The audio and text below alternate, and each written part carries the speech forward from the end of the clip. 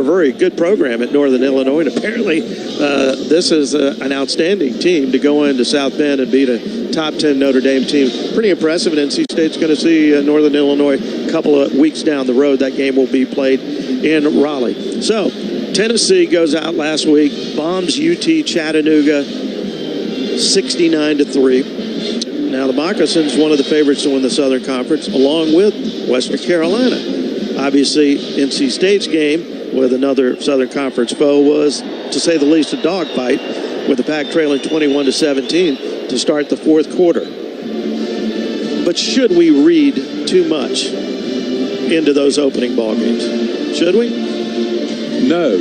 What you do is you look at the tape and you see players making plays, and you analyze. All that's been done by both of these respective coaches. The Tennessee coaches watching last week's tape of Western and NC State, and vice versa. The NC State coaches watching tape of Tennessee and UT Chattanooga, and you game plan, and you don't compare scores, you don't compare last year's schedules, you don't compare anything. The fact that two of the Southern Conference predicted front runners, played against these two teams respectively.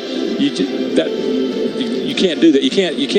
It's too fickle. You just can't do that in football. But those games counted for something. And what they counted for is now you see players on tape, and you see what their strengths are, and you see what maybe some weaknesses are, and then you coach to that respectively. Dave Dorn said after the game, he said, well, I'm never going to apologize for winning. Right. But he also said we got a lot of things to work on. But might that work to NC State's advantage? Because those guys came out of that game last Friday, and they watched a lot of tape and probably absorbed quite a bit of criticism from their coaches. Yeah, no, I don't think there's any question that they were coached hard this week. And I'm sure the players heard, and the team leaders would say, and rightfully so, the senior leaders, the junior leaders, the guys that are the looked to as the models for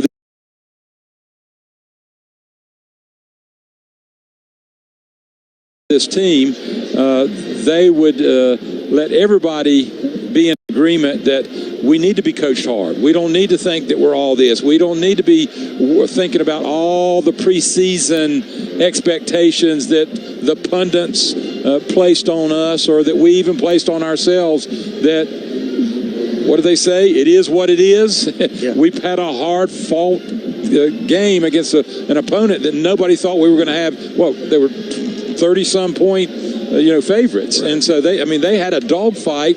Probably the best thing in the world would be to be in a dogfight against somebody you're supposed to run away with, but you still win. That's the main thing. And that's what I think Coach meant by saying, I'm not going to apologize for winning, but now let's roll up our sleeves and go to work. And he knows how to work. Yeah, he does. And one of the other things Coach Dorn pointed out on Wednesday night when we did his radio show from Sports and Social in Cary, he said, we're in the era of the transfer portal now. Many programs are going to have new players, more new players than ever before that are playing, because you get guys in the portal you expect to come in and play. They're usually more experienced, but they're new to your culture. They're new. They've not been a part of the chemistry building process, and that is a process, and you can't achieve it overnight. He says for that reason, here in the age of the portal, with all of these new players signing up with teams, that first games now have become even more unpredictable than they ever were. I think that's right, Tony. And think about it. Let's just take two examples. Let's take running back Waters. At the end of three quarters, I think he had something like 50 yards rushing. He was averaging like 2 yards per rush. He'd had the big fumble turnover, and he hadn't made that amazing short touchdown run where he broke 6 or 7 tackles, and he hadn't made the big long breakaway touchdown run. And so you learn something. All those other players, they remember Waters from last year at Duke and his career at Duke and read about his stats. But until you get into the huddle and you're behind and you're not supposed to be behind, and the pressure's on, and you look at each other's eyes, and you see somebody like Waters respond in the fourth quarter. And I can say the same thing about McCall. Same way. Big, highly touted expectation, number one recruit that Coach Doran's staff went after this offseason in the portal. The most important, transfer probably that NC State had the entire year, with Waters being a close second, and he came through. And you don't know that until you get in that situation. You can't try to assimilate that. You can't talk about that. You can't predict that. You got to be in that situation. So that's why I say probably the best thing in the world for this NC State team was for them to be in that situation, and for these players to watch some of these what should be their stars for the rest of the season, their quarterback and their running back, watch them come through, and they'll trust them if they're in a similar situation here tonight. We're in Charlotte to watch Tennessee and NC State right now. Let's pause 10 seconds for station identification. You're listening to Wolfpack Football from Learfield.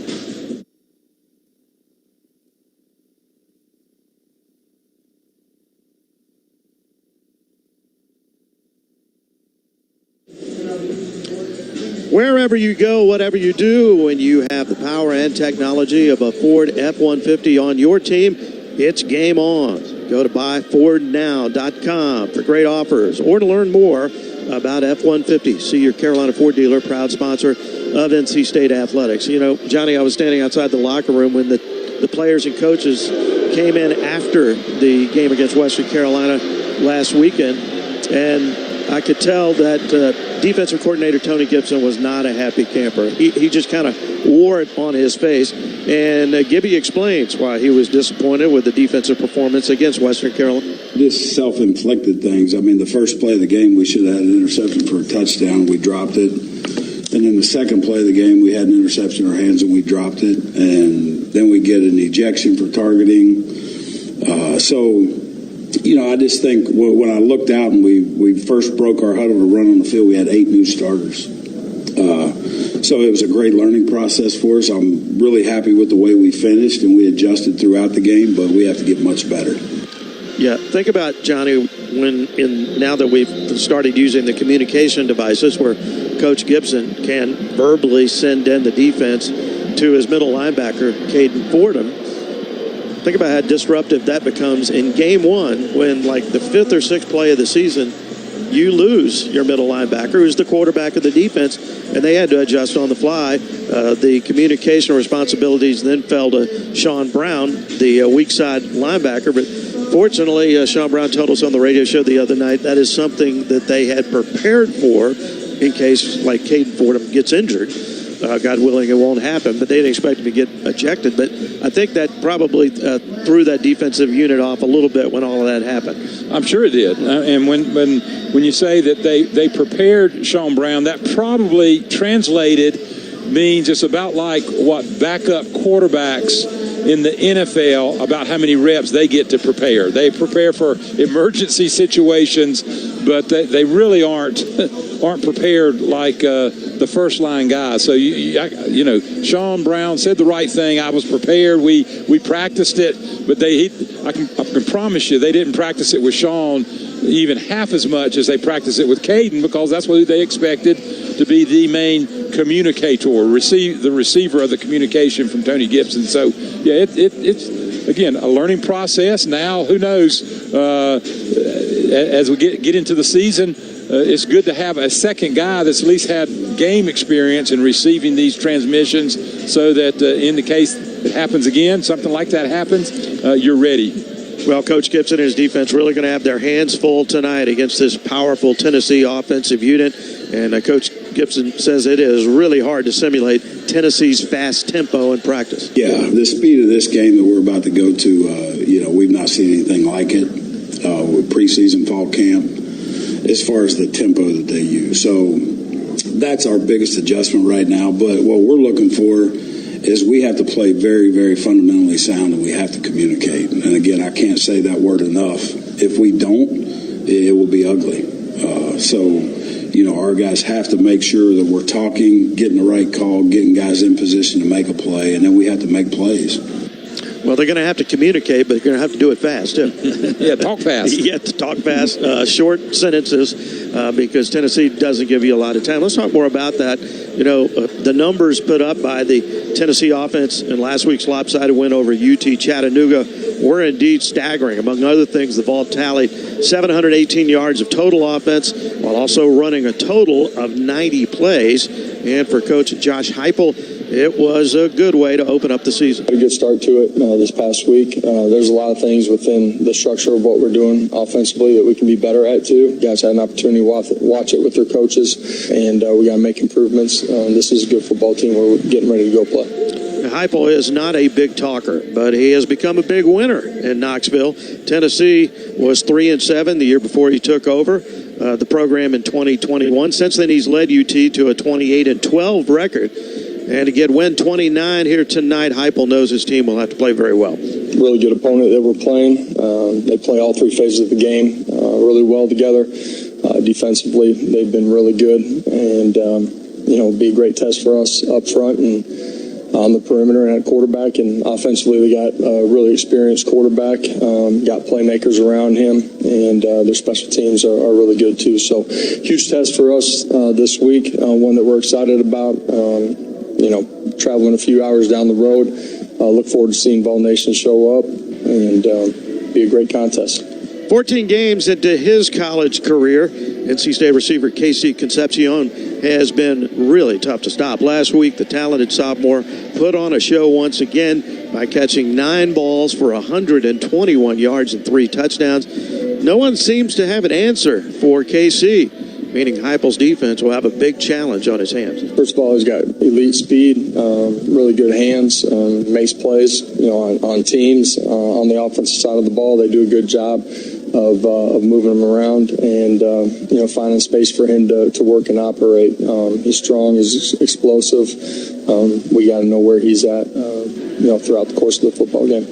Yeah, every coach says that, Johnny, but nobody's been able to handle him. And how unusual is that when you see this guy, a sophomore, he's got to be the number one target of the defense. We got to limit his touches and plays, but he still finds a way to make those plays and get open. It is pretty amazing, Tony. We watch him week after week all through his freshman year and watch him just get better and better.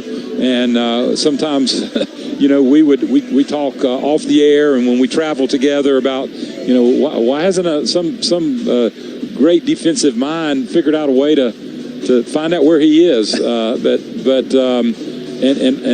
Heupel said it. That we need to know where he is. I think just knowing where he is the key in knowing how to get to where he's going to be. And I think NC State's done a great job of mixing things up. He's in motion. He's in the out wide. He's inside lined up. He's moving around, and he's getting the ball in his hands in all different kinds of angles with the one single and final intent, him catching the ball and having a little bit of space between him and a defender. If he's got a little bit of space, he's got an advantage, and that means NC State has an advantage offensively. Hey, he lines up in the backfield. He was NC State's second leading rusher last year behind the quarterback, Brennan Armstrong. But you hear coaches talk about Concepcion. It's the same verbiage we heard coaches use when they were trying to develop a game plan for Jalen Samuels when he was here. Mm-hmm. Now, their body types are different. Yeah. But I think offensively, the goal is somewhat the same in that you never knew where Jalen Samuels was going to line up. And that made it a little bit more difficult to kind of gear your defense towards what they were trying to do with him because he wasn't at the same position. I remember he was doing an interview one day at a press conference, and one of the reporters asked him, exactly what is your position? And he said, I'm a football player. And that's what he was. And we got another one right here. We're watching KC Concepcion do some magical things. NC State football is brought to you in part by Duke Energy, working to build a smarter energy future. The Share the Light Fund helps those who are struggling to pay their energy bills and gives those who can the chance to share the power. Learn more at duke-energy.com/community fund. Tennessee, NC State tonight from Bank of America Stadium. Crowd gathering. Yeah, you can tell it's going to be a huge crowd. Fun atmosphere for this matchup. And our pregame coverage will continue in a moment. This is Wolfpack football from Learfield. Together, that's how we stay in the game, ready to play. As one great team, UNC Health is keeping you well by bringing renewed focus, approach, and dedicated services close to you. Exceptional care is what you and your family deserve. Together, let's put points on the board for life well played. Team up with UNC Health, official healthcare provider of NC State Athletics. The top-rated public golf course in Raleigh is none other than the Lonnie Pool Golf Course at NC State. No wonder this championship course was designed by Arnold Palmer and is challenging and fun to play for all skill levels. Join a league or take lessons. Check out the latest equipment in the golf shop. You can even have your swing analyzed or get a custom club fitting from one of the nation's premier master fitters. It's all here at your #1 golf course. Learn more at LonniePoolGolfCourse.com. I'm Brandon Cleveland, NC State defensive lineman. When it's game day, you want your best players on the field. Here at Doggett Concrete, they feel the same way when it comes to taking care of all your commercial and residential concrete foundation needs. Building on a solid foundation, that's something Doggett Concrete and the Wolfpack know all about. To be the best, you must have a strong base to build off of. Pouring solid foundations since 1963. For all of your commercial and residential concrete needs, Doggett Concrete. Go Pack. Football season is here, and the fall months are approaching, but it's still warm. That means pests like ants, roaches, and mosquitoes are out in full force. Luckily, you can trust the pros at Arrow Exterminators to keep your home, business, and tailgate pest-free. Arrow is trusted to keep Carter Finley Stadium a pest-free zone and is a supporter of the NC State Wolfpack. So, rest assured that with Arrow Pest and Termite Control, you're getting the best from the best. Schedule a free pest inspection today. Call 888-GO-ARROW or visit arrowexterminators.com. When everyone has a different craving, Wegmans Meals to Go has it all. All right now, all in one delivery. Pizza with the kids' favorite toppings. A delicious sub made the way you love. Fresh sushi for the whole group, and so much more. It's how busy people get busy eating the meals they love. Order on the Meals to Go app or at mealstogo.com to make everyone happy. Wegmans Meals to Go. All your favorite meals, all in one delivery. Gotta move. That's usually the reaction. It's the mountain of stuff that's got to be packed, organized, and transferred, which is where Miracle Movers of Raleigh steps in. They're in the business of moving mountains. It's like a miracle because you don't have to stress. You just hand it over to the pros at Miracle Movers. Their top-notch team takes care of all the details. Whether it's a big move or small, local or long distance, Miracle Movers does it all. Moving, packing, even storage. Reach out for a miracle today and get a free estimate at miraclemoversusa.com.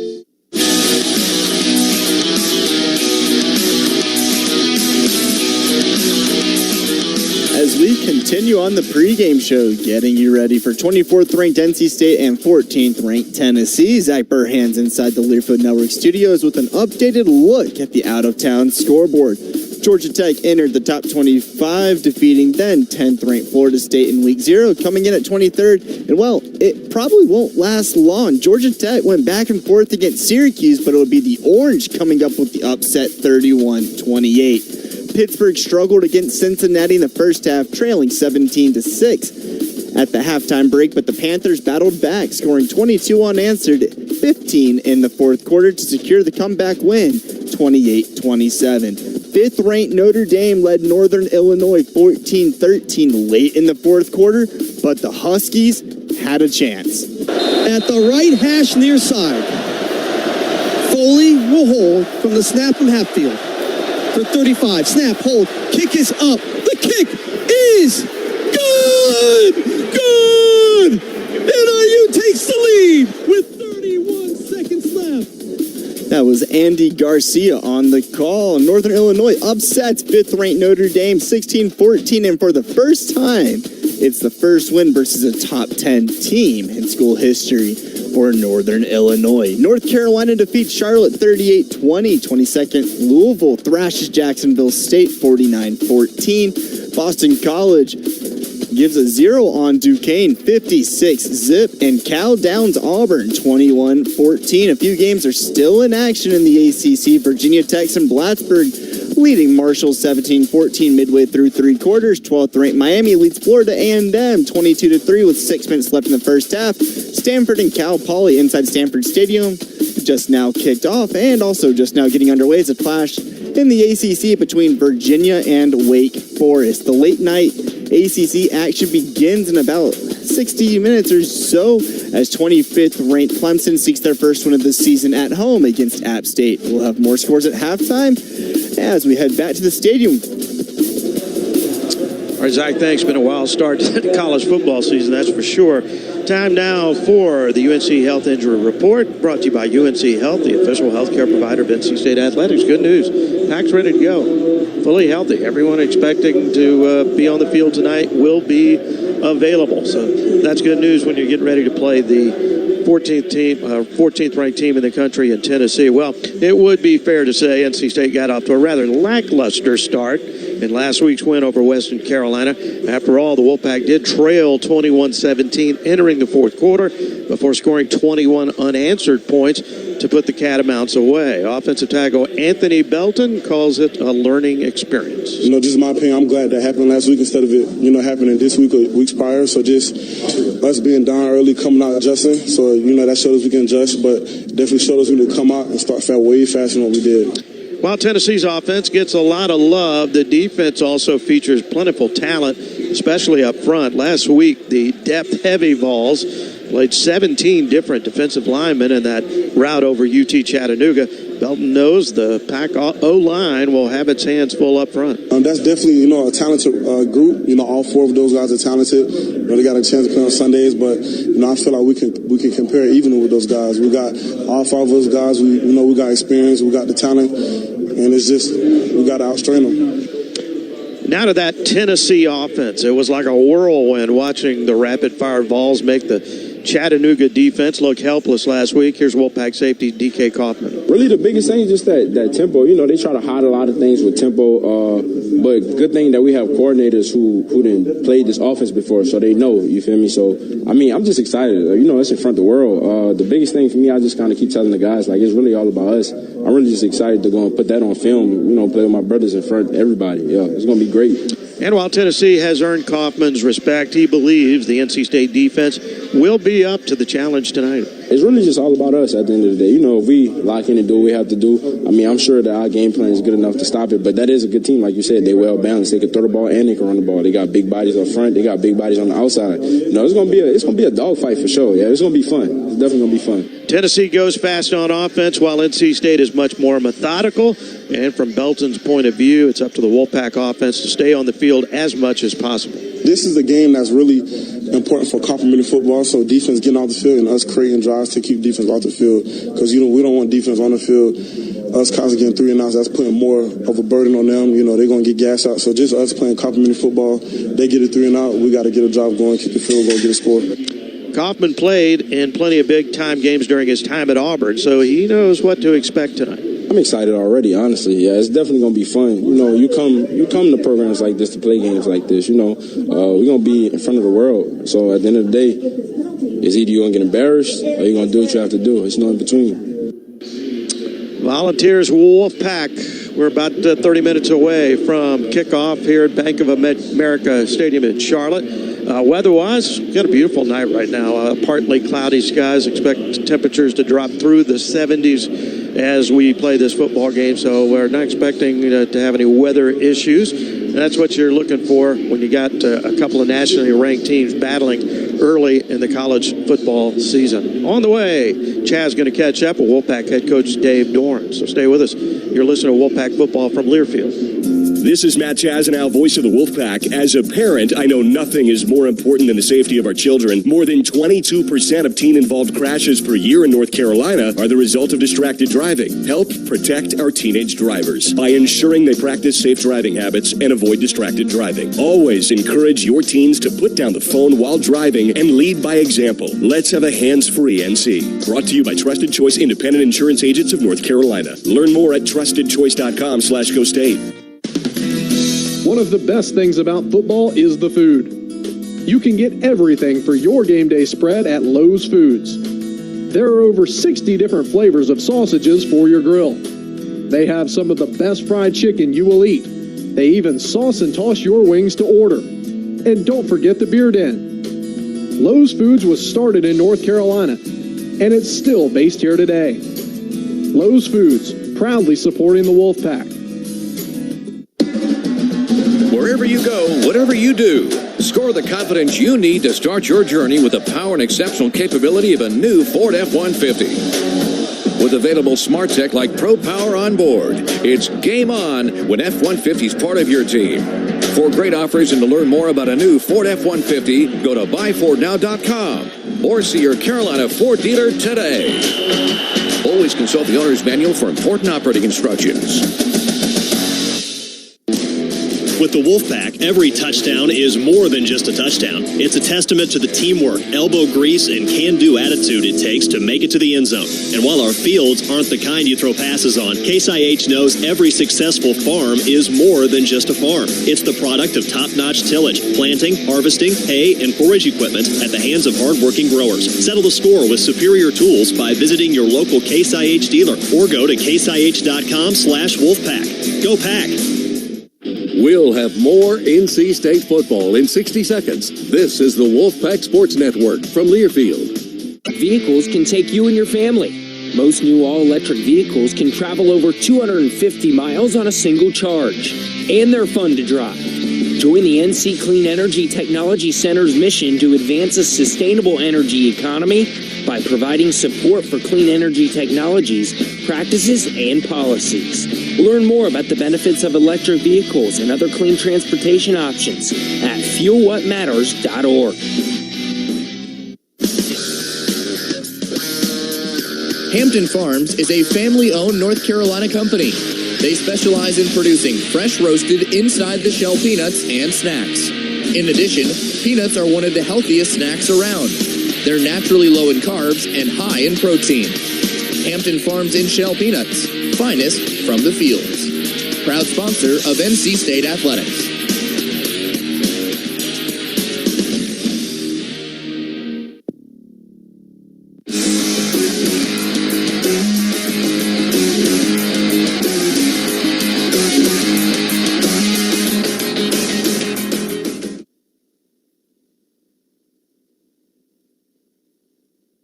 Coach, here we go. It's two teams that are 1-0, two teams that are ranked, two great fan bases, geographically central to Knoxville and to Raleigh. This is a fantastic opportunity, isn't it?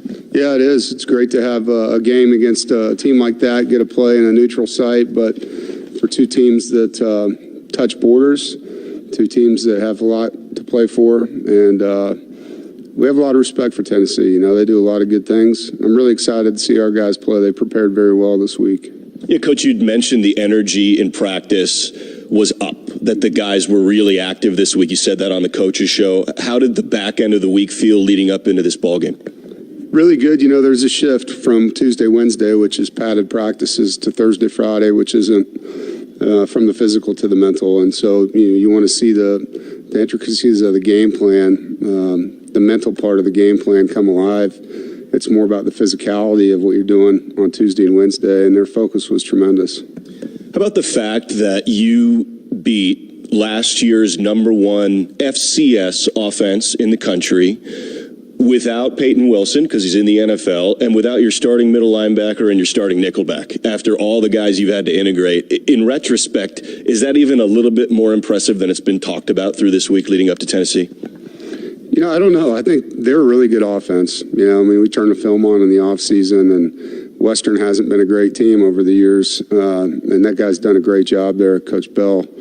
And so we had a lot of respect for him. We knew that they would, have up-tempo like we're going to see this week. There's unknowns for us and them because we had 8 new starters, and then you lose your Mike linebacker on the 5th play. Don't want to make excuses for it either. You know, there's things that we got to do better, but that's a good football team offensively that we beat. And it's good to be in a game where you're tested, it is. And I think, nationally, when you see teams playing the FCS level, a lot of times you'll see guys not play to the level they're capable of. And that's disappointing as a coach. It gives me a chance with a win to get after the guys and to get them to play better. You're with Coach Doran before this kick in Charlotte against Tennessee. Grayson McCall is a veteran kid, and he didn't maybe have the start that he wanted, but he did have the finish that he wanted, helping the Pack get to a 21-0 fourth quarter. Tennessee's a first quarter scoring team, at least the data reflects that's how they like to do it. You'd think that if Grayson has a chance to get this thing tight late, that's what he wants to do, and he kind of showed his ability to stay in the thick of things against Western, didn't he? Yeah, he's a winner. He's been in a lot of tight games, a lot of one-possession games. He understands how important the fourth quarter is. And this game isn't going to be won in the very first quarter. You know, you got to hang in there and get used to their tempo and their speed and all those things, and you keep it as close as you can or get a lead. But it's going to take every second to win this game. They are number one in the country in plays per minute, like 3 plays a minute. They're basically run a play, sprint to the line, essentially, right? Oh, yeah. And, you know, some of that's the success they had in the first game, too, right? I mean, he was throwing completion after completion, and so you got to limit that. You got to make them off schedule. You can't let them have the rhythm that they had in game one. And when you see them struggle, you know, if you study their film over the years, that's what happens. You get them in second and tens. You don't let them throw completions. You tackle them on first down if it's a run play before they get, for us, efficiency on defense is less than 3 yards on first down. So you want to see 2nd and 7+ on that side of the ball. And that doesn't slow down how fast they get to the ball, but a lot of times now they'll start just clapping and changing plays at the line, and it does change the tempo. Is it a little misleading when, as fans are trying to process what this game, what the goals are of Coach Heupel, Coach Doran here in this ball game and the chess match of it? They're spread and they're fast, but they were at the top of the SEC in rushing last year. It wasn't just a spread it wide pass offense. No, it's an offense that rushes the football well. I mean, they were 9th in college football in rushing a year ago. They're trying to get to 200 yards a game on the ground. They've done it a lot. And so you have to tackle well in the box. You have to win one-on-ones, and I call it changing the math. You know, they got somebody to block every player. You got to get off of blocks and really tackle well. There's going to be a lot of now screens and hitches and bubbles that are thrown too, where we got to be out on the perimeter making plays. Thank you very much for your time, Coach. This is a big ball game. It's a great opportunity here against Tennessee. We really appreciate you here before kickoff. Thank you. Yeah, thanks for having me. Look forward to seeing a lot of red in that stadium, and need your noise. Need you guys to be loud and help us in this game. Go Pack. Those were the Coca-Cola coach's comments from the head coach of the Wolfpack, Dave Doran. Johnny Evans returns in a moment with the Pizza Hut key ingredients of the game. This is the Wolfpack Sports Network from Learfield. Together, that's how we stay in the game, ready to play.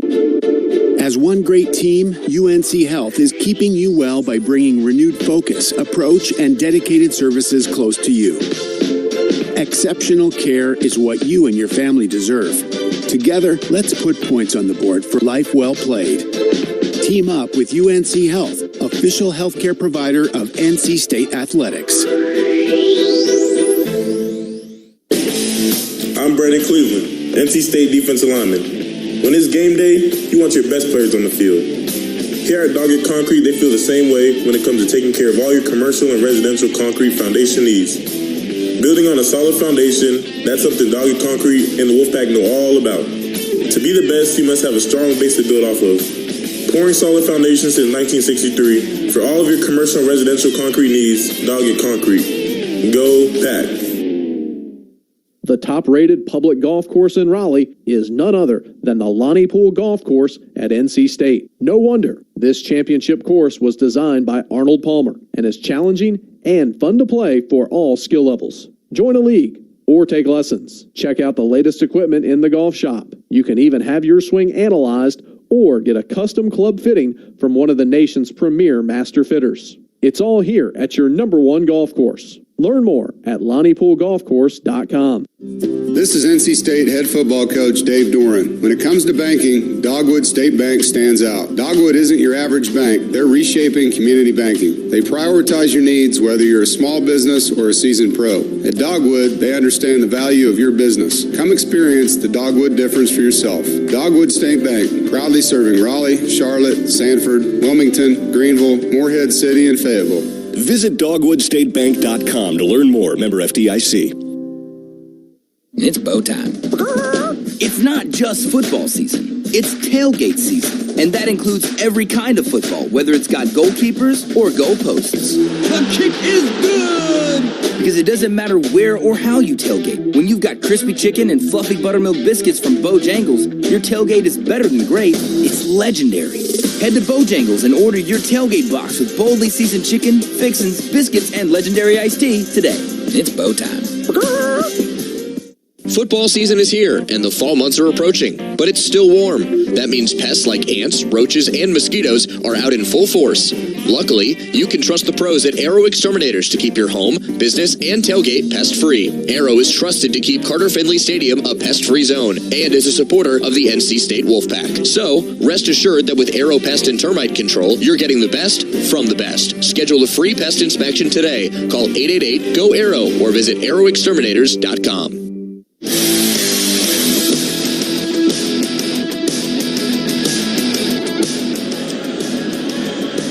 We return to Bank of America Stadium in Charlotte. I'm Tony Ames on the sidelines. Johnny Evans, Matt Chasnow upstairs in the booth as we're getting closer to kickoff, NC State and Tennessee here on this Saturday night. Key ingredients of the game brought to you by Pizza Hut. Go to struttothehut.com to find exclusive Wolfpack fan deals. Offers are updated throughout the year, so the pack always gets the best price. Go to struttothehut.com and order Pizza Hut today. You can hear the crowd, sellout crowd here tonight from Bank of America Stadium in Charlotte. And first off, Johnny, you're going to be hearing Rocky Top in your sleep tonight, I guarantee you. Well, I've already started to hear it in my subconscious in the pregame. But, give the fan base a lot of credit for Tennessee. They come ready to participate, and that's one way they do it, singing that awful song, Rocky Top. Yeah, well, now the NC State band's on the field and getting ready to put on a show. So this is very much a bowl-like atmosphere in an early season game, which is really kind of cool and one of the reasons everybody's been looking forward to this game. All right, there's so many things to break down. Let's start with the most basic, fundamental of football, tackling, particularly tackling in space, because Tennessee, with that up-tempo offense, they really challenge your tacklers in an effort to bring down some very quick, speedy athletes on the perimeter. Well, tackling is always important in every game, but especially in this game. Another reason that it's important because of the style of offense, Tony, is that they wear the defense down. So if you miss a tackle, you're going to give up a big play, obviously, but then they're going to be right up on the line of scrimmage. You cannot replace somebody after a long run. You got to be ready to play when they get on the ball, because they're getting ready to snap it. And that's a challenge. And the backup players, the reserve players, to give the frontline players a blow, they got to be ready to get in the game. If they wait a few seconds, it's too late. So how limiting is that tempo for your defense? Preferably you like a little time for Coach Gibson to send in the play verbally to the middle linebacker, and then they can, from there, signal to the rest of the defenders what the call is. Just how difficult is it going to be for NC State to communicate with the speed of that Tennessee tempo? Well, you can do it, and the coaches have already practiced it, but they just have to be on their game. I'm talking about the coaches first and foremost. They got to think fast, make quick decisions, communicate quickly to the players. Then the players give them a few seconds to process what's just been called, what kind of defense, for instance. And so everything's just sped up. And we know when you speed things up in any area of life, so that's when mistakes can happen. And so they've got to be on their game defensively right from the get-go, right from the processing from the coaching staff all the way through the execution of the play. I like what Anthony Belton said earlier on the pregame show. NC State offense tonight has really got to do its part, stay on the field, pick up first downs, and with Tennessee's ability to score points in a hurry. This is one of those nights where you like getting points on the board, but I don't know if field goals are going to do much for you in a game like this. And that changes strategy when you get down to, around the 30-yard line, going in, not quite to the red zone, maybe even the 40 going in. Normally, you might try a longer field goal to or even a short field goal when you're in the red zone, Tony, but it changes the strategy. That thinking is that, 3 points, you're losing ground if you're scoring 3 points on a possession against a team like Tennessee. All right, we're just about ready to go from Charlotte. Stay right where you are. Coming up, it's number 24 NC State against 14th ranked Tennessee. You're listening to Wolfpack Football from Learfield. This is Coke Zero Sugar. Could I be the best Coke ever? Try and taste with your ears. Hear those bubbles? Imagine them tingling on your tongue. Fizzy deliciousness. Listen to that cascading liquid. A mouth-watering waterfall. Irresistibly tasty. Zero sugar. Crisp, refreshing, and ice cold. Is Coke Zero Sugar the best Coke ever? Try and decide. From the mountains to the coast, 2.5 million North Carolinians are members of an electric cooperative. As a co-op member, you're part of exciting efforts to power a brighter future in Wolfpack Nation and across our state. Beyond providing electricity that powers our lives, electric co-ops are strengthening local communities with education grants, economic development, innovative energy projects, and tools to help you better manage your home energy use. Learn more at ncelectriccooperatives.com. Looking for a subcompact tractor? Right now, you can take home the compact do-it-all value leader from LS Tractor for as low as $139 per month. That's right. Now, for a limited time, get more done around the acreage, farm, and ranch, and save big on the MT122 from LS Tractor. Packed with standard features for a better operator experience and ready to accept the implement you need. Certain conditions may apply. Visit a participating LS Tractor dealer for complete details. For as low as $139 a month, the MT122 LS Tractor. Start blue, stay blue. For the 5th year in a row, North Carolina Farm Bureau Insurance was ranked the best insurance company in the nation by Auto Body Pros. With quick payments on top quality parts, our experienced claims team is in your corner every step of the way to put your repairs in the rear view. North Carolina Farm Bureau Insurance. Helping you is what we do best. Brought to you by Nugenix Total T, the #1 selling testosterone booster at GNC. Text TIP to 321321 right now for your complimentary bottle of Nugenix Total T. Message and data rates may apply. Gotta move. That's usually the reaction. It's the mountain of stuff that's got to be packed, organized, and transferred, which is where Miracle Movers of Raleigh steps in. They're in the business of moving mountains. It's like a miracle because you don't have to stress. You just hand it over to the pros at Miracle Movers. Their top-notch team takes care of all the details. Whether it's a big move or small, local or long distance, Miracle Movers does it all. Moving, packing, even storage. Reach out for a miracle today and get a free estimate at miraclemoversusa.com. When everyone has a different craving, Wegmans Meals to Go has it all. All right now, all in one delivery. Pizza with the kids' favorite toppings. A delicious sub made the way you love. Fresh sushi for the whole group, and so much more. It's how busy people get busy eating the meals they love. Order on the Meals to Go app or at mealstogo.com to make everyone happy. Wegmans Meals to Go. All your favorite meals, all in one delivery.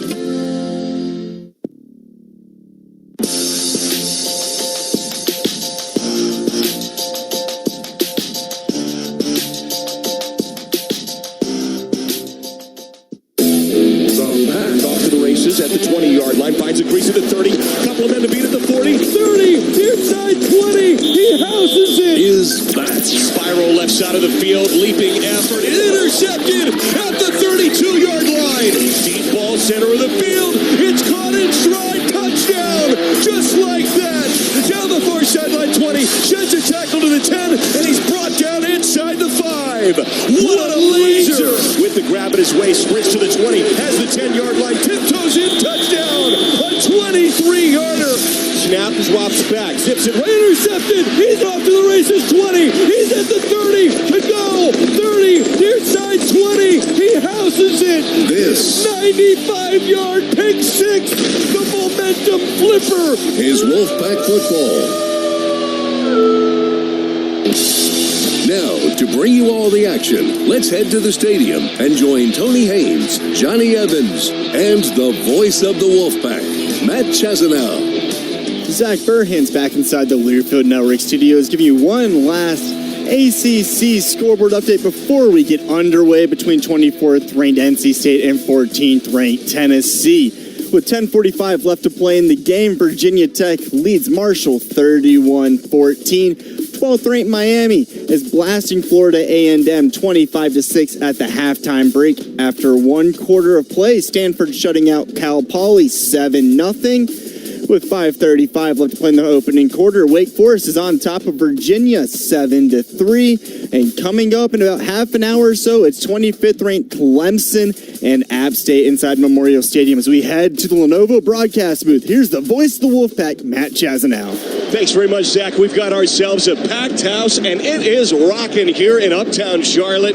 Bank of America Stadium capacity, 75,037. Johnny, what an atmosphere for this one. Showcase game between two ranked teams, the Pack and Volunteers. It just doesn't get any better when it comes to college football, Matt. The fans are excited. There's an environment, an atmosphere. It almost feels like playoff kind of environment and atmosphere, and you know the players are chomping at the bit to get out on this field and prove who's the better team, the Tennessee Vols versus the NC State Wolfpack. It just doesn't get any better. It is an absolutely perfect setting here for college football between these two ranked teams. The Wolfpack with their 1-0 start over Western Carolina and a 21-0 fourth quarter that was hotter than it is here today. It's time now for the weather report brought to you by Swift Brothers Plumbing, Heating and Air, and Electrical. For Swift, same-day service you can trust. Call Swift Brothers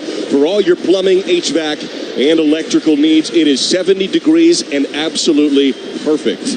This is the ideal weather for any football, anything, anytime. It's room temperature outside. You can see a few puffy white clouds in the sky. There will likely be no precipitation. It's perfect here. Yeah, you're not going to see a lot of the cramping that you saw last week. You're not going to see a lot of the sweat-related issues that trying to handle the football because there's so much sweat and moisture on the bodies. There's not a whole lot of moisture in the air.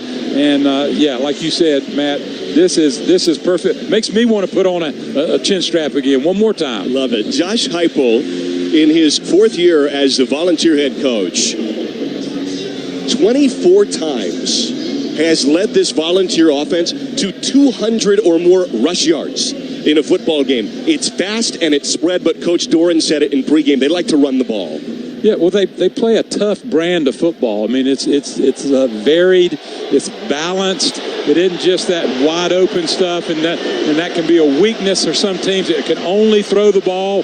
You put them in a situation where they have to run it, and you've got them. Well, with Tennessee, that is not a weakness. They can run, they can throw. They've got the athletes to prove it, and maybe the strongest part of their offense is their offensive line. 4 out of the 5 offensive linemen were starters last year. 4 out of 5 were also seniors this year. So they're a very veteran team and a very good football team. Down to the sidelines for our sideline analyst, Tony Haynes. What's the atmosphere feel like down there, Tony? Tennessee just took the field. We're hearing a familiar tune from those in orange and white right now. How loud is it down there? It's a neutral site game. The far side of the stadium's all red. The near side is all orange and white. What's it feel like down there, Tony, on the sidelines? Matt, it is phenomenal. I can barely hear you. That shows you how loud it is in this stadium.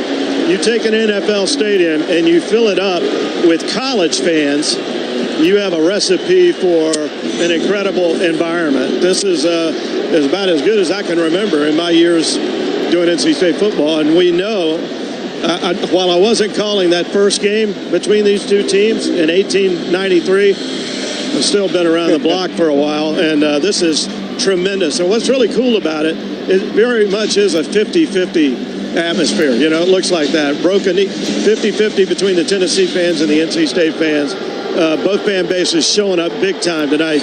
Hopefully the teams can match up with the fan enthusiasm we have in the stadium. We're about a 2-hour drive from back home. Tennessee fans are about 3.5 hours west in Knoxville and the surrounding area from here in Charlotte. Johnny, we had a sense way long ago, before this thing was fully locked in, when this was just on the horizon seasons away, that this might be the atmosphere. Maybe you get 2 ranked teams, ACC, SEC, both 1-0, and here we are. It's culminated to everything they hoped it would be. Yeah, and sometimes it can be disappointing. You get all this build-up, and then the dud comes out on the field. I don't predict that. I don't think that's going to be the case. I know what kind of week the NC State team had as they practiced, and I'm assuming that Tennessee also are just as prepared mentally for this football game. NC State has just taken the field here in uptown Charlotte, and they're sprinting to the far sideline.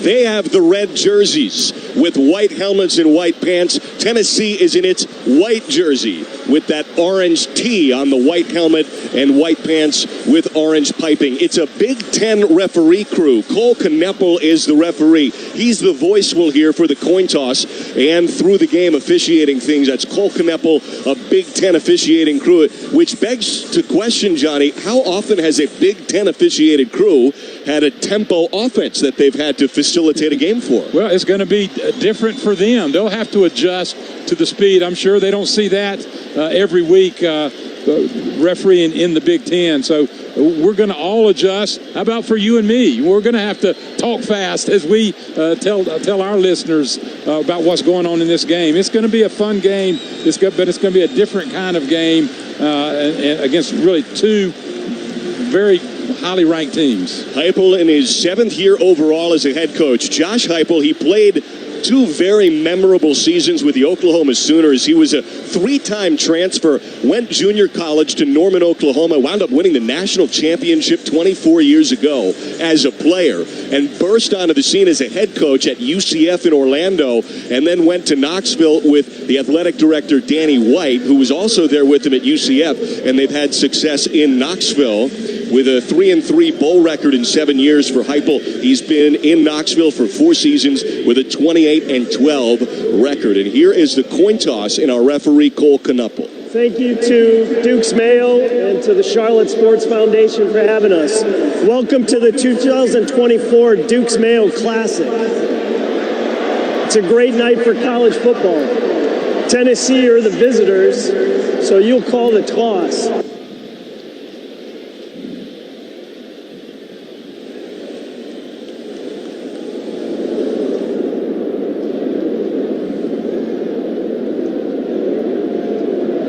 Tennessee has won the toss, and they've chosen to defer their option in the second half.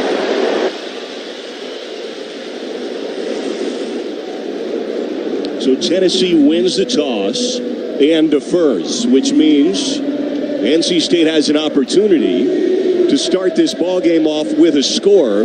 And, Johnny, maybe take some time off the clock right away. It's interesting, as fast as Tennessee likes to start, it's the #1 first quarter scoring team in the country, averaging 11 points per game first quarter over the last few years under Josh Heupel. They defer, and NC State will receive the kickoff to start this game. Yeah, well, most of our audience probably knows, if they've listened for any length of time, Matt, that most colleges script their first, say, 15 to 20 offensive plays. If you wanted to look on the script of NC State, and if they knew they were going to receive the opening kickoff, it would be just what you suggested, to run the football, mix in the passing game, and to take the ball out of the hands of that high-powered offense of Tennessee and take 8 to 10 minutes off the clock and end with 6 points on the scoreboard with a touchdown. That would be the scripted ideal. Let's see if they can do it. Tennessee's special teams unit comes out with the ball on the tee at the right 35-yard line. And Josh Turbyville is the right-footed kickoff specialist for the Vols. Hollywood Smothers is back left goal line to return this. He took a couple back in effort last week. The run-up and the boot, and we're underway. Tennessee and NC State, and Turbyville blasts a line drive out of the left end zone. He is 9 for 9 kickoffs and touchbacks this year for Tennessee. And Grayson, McCall, and company trot out onto this Charlotte surface. with Jordan Waters, Grayson McCall, and that big red offensive front. And interesting that to start this game, Matt McCabe is out there as an extra blocker, Johnny. Well, that tells you that probably they're going to try to establish some kind of run game. Not necessarily, could be using it as a decoy, but they've got the beef in there when McCabe is in for an extra blocker. Let's see if they don't try to get the ball to Waters early and establish some sort of run game. Ball is at the 25-yard line, right hashes, first snap of the night. Collins and Jolie and Concepcion to the left. McCabe on the line to the right of Peak at right tackle. Snap back to McCall. Screen pass left, caught by Concepcion. Quality blocking. He jitterbugs through a tackle at the 30, and he's chopped down at the 32. A 7-yard gain for Concepcion to the near numbers. Yeah, 7-yard gain when it should have been like a 2-yard gain. He broke a tackle. He's not the biggest guy out there. In fact, he's one of the smaller players out there, but he has powerful lower body. Matt, that's Concepcion, the perfect game. He catches the ball behind the line of scrimmage, breaks a tackle at the 2-yard mark, and ends up with a 7-net game. Rogers now comes in for Concepcion. He's to the left. Jolie is slot left. McCabe remains in the game as a blocker on the right side. Collins, the receiver, short side right. 2nd and 3. Snap at the 32. McCall snap, handoff. Waters. He's gobbled up by the Tennessee front and driven backwards. Take your pick for the credit for the tackle. Maybe give it to James Pierce Jr., the Charlotte native. Well, we're going to hear a lot of Pierce. That's going to be the key to the offense of NC State. Got to know where he is. He's a great run player. He's a great pass rusher, and he's going to be peeling his ears back right now, talking about Pierce and that defensive line of Tennessee in this passing game. He projects as a top 10 NFL draft pick after this year. That's a loss of 3. It's 3rd and 6 now. The Pack at its own 29. 3 receivers left, Jolie, Concepcion, and Rogers, with Collins by himself right. McCall walks up to the back of Corral to change the formation. Change the protection. Snap back McCall. Good pocket. Lofts it left. There's a first down. Grab Concepcion. Forward progress. Stop to the 45-yard line. It's a first horizon first down on 3rd and 6 for the Pack. Nice job that time. McCall just hanging in there, Matt. Just hanging in the pocket. Taking an extra second. Great job of protecting him. Nice pocket around him. Good line of vision. He looked right first, then went back to the left.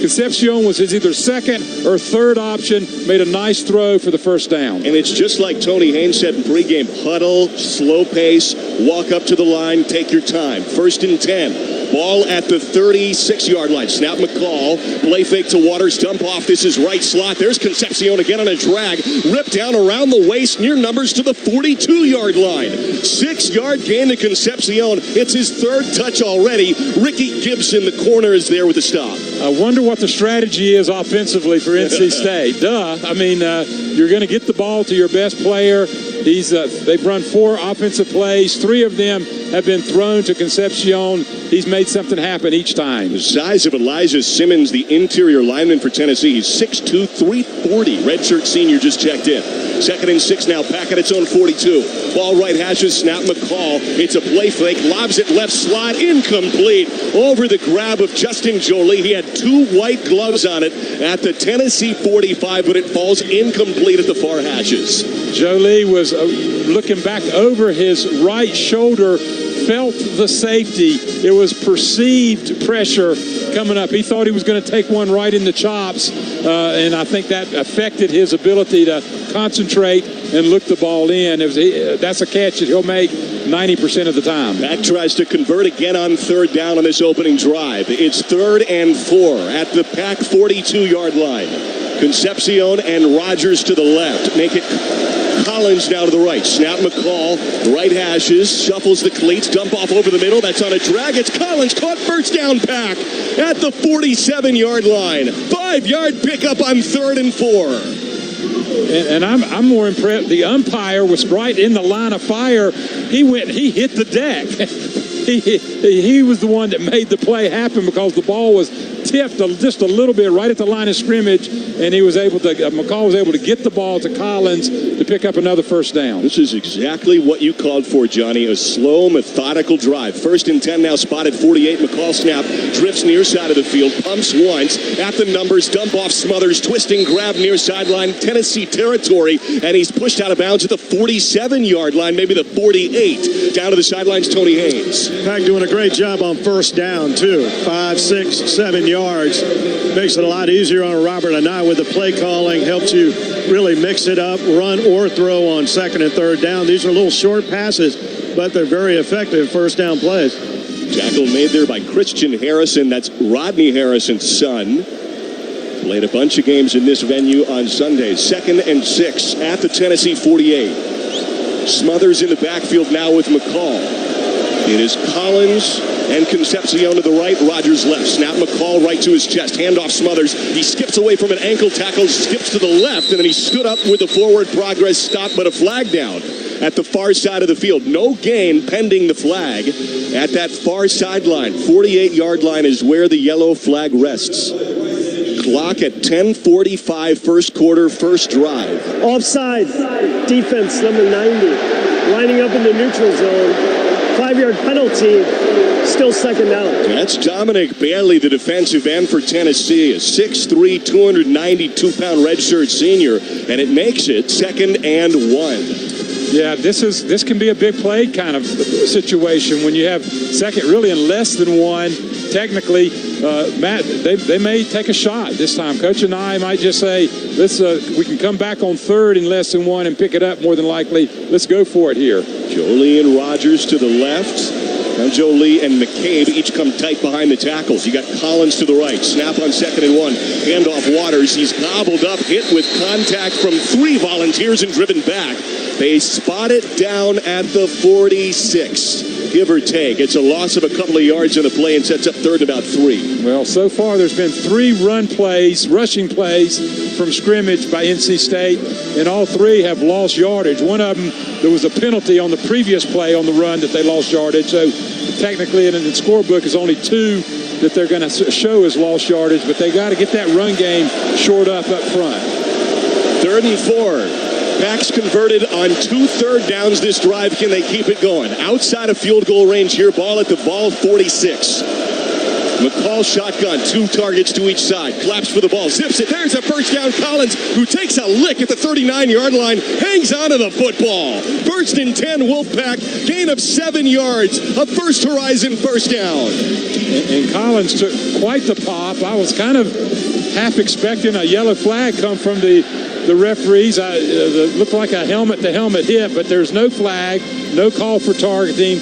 Collins doing a nice job of securing the ball in the short pass play, picking up the first down, and then jumping up and not injured, obviously, on the play. That was Keenan Peely there with the big hit. He was hurt 12 games last year, former BYU Cougar. 1st and 10 Pack at the ball 39. McCall takes a snap, knee high, play fake, throws it tipped at the line, and it hits the turf, incomplete. He threw it right over Zeke Correll's helmet, and one of the Volunteer defensive linemen got a fingertip on the ball, and it flutters on the turf to make it 2nd and 10. Well, McCall, he'll drop it down a little bit. He isn't really a sidearm thrower, but he isn't a big overhand thrower either. And that time, the defensive lineman right in front of him did a nice job of getting his hands up. Offensive linemen, when they know that those D-line are going to get their hands up, they got to go get their hands down by going low on them. Umpires holding the snap of the football for a moment, and they're holding play to allow Tennessee to sub, and Elijah Simmons at 340 pounds is taking a very long stroll to the nose tackle spot. Well, now Amari Thomas is coming out of timeouts called. Timeout. Immediate timeout. First time out of the half for NC State. In football, you need a great game plan. Same with your health care benefits. That's why more people trust Blue Cross and Blue Shield of North Carolina, the state's most preferred health insurers. So, put Blue Cross North Carolina on your team, official health insurance partner of NC State Athletics. We step aside 9:02 first quarter. It's been a long, sustained Wolfpack march. It continues next, 2nd and 10 at the Tennessee 39. NC State Athletics and LS Tractor are making a commitment to honoring our community's first responders this season. If you know of a local first responder who goes above and beyond and deserves to be recognized at an NC State game, submit their story at gopack.com/LS Tractor to nominate them today. One local hero will be honored at each home game, courtesy of LS Tractor. See the LS difference at lstractorusa.com. Wherever you go, whatever you do, score the confidence you need to start your journey with the power and exceptional capability of a new Ford F-150. With available smart tech like Pro Power on board, it's game on when F-150 is part of your team. For great offers and to learn more about a new Ford F-150, go to buyfordnow.com or see your Carolina Ford dealer today. Always consult the owner's manual for important operating instructions.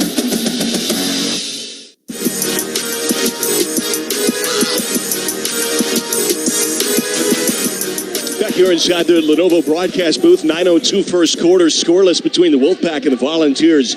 It's 2nd and 10 at the Tennessee 39 here in Uptown Charlotte. Let's pause 10 seconds for stations to ID themselves as affiliates. This is Wolfpack football.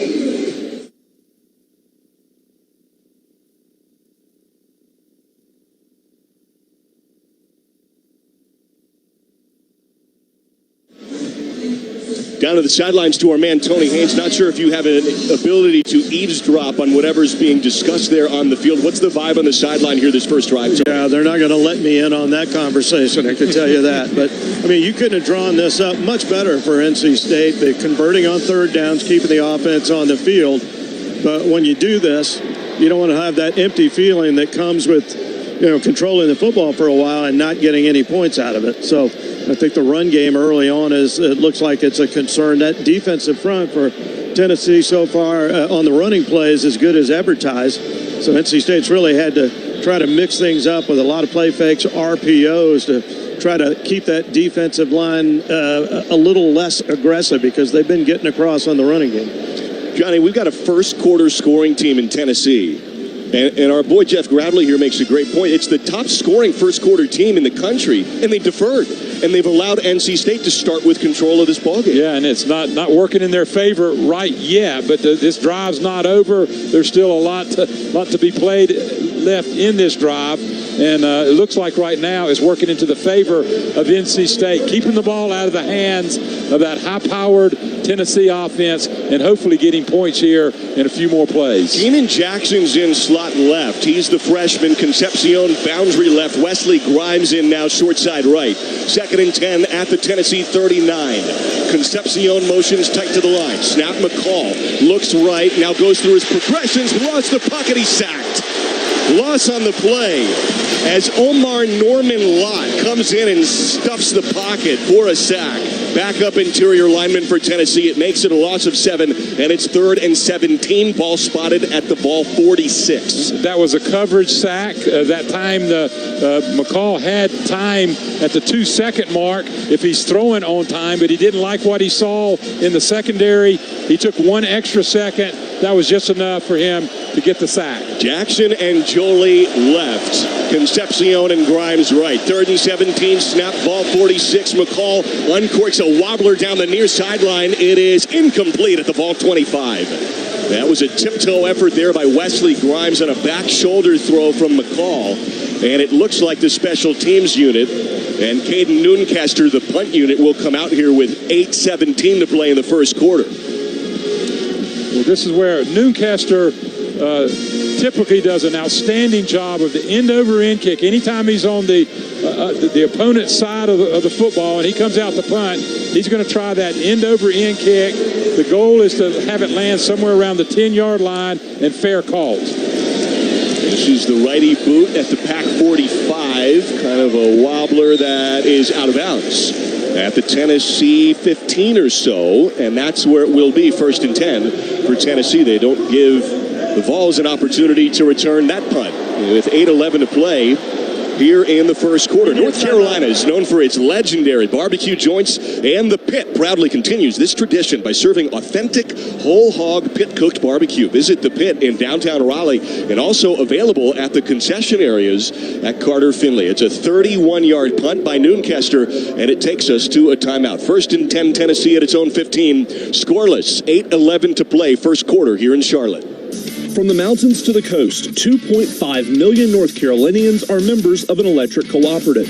As a co-op member, you're part of exciting efforts to power a brighter future in Wolfpack Nation and across our state. Beyond providing electricity that powers our lives, electric co-ops are strengthening local communities with education grants, economic development, innovative energy projects, and tools to help you better manage your home energy use. Learn more at ncelectriccooperatives.com. More Wolfpack football after these local messages. You're locked into the Wolfpack Sports Network from Learfield.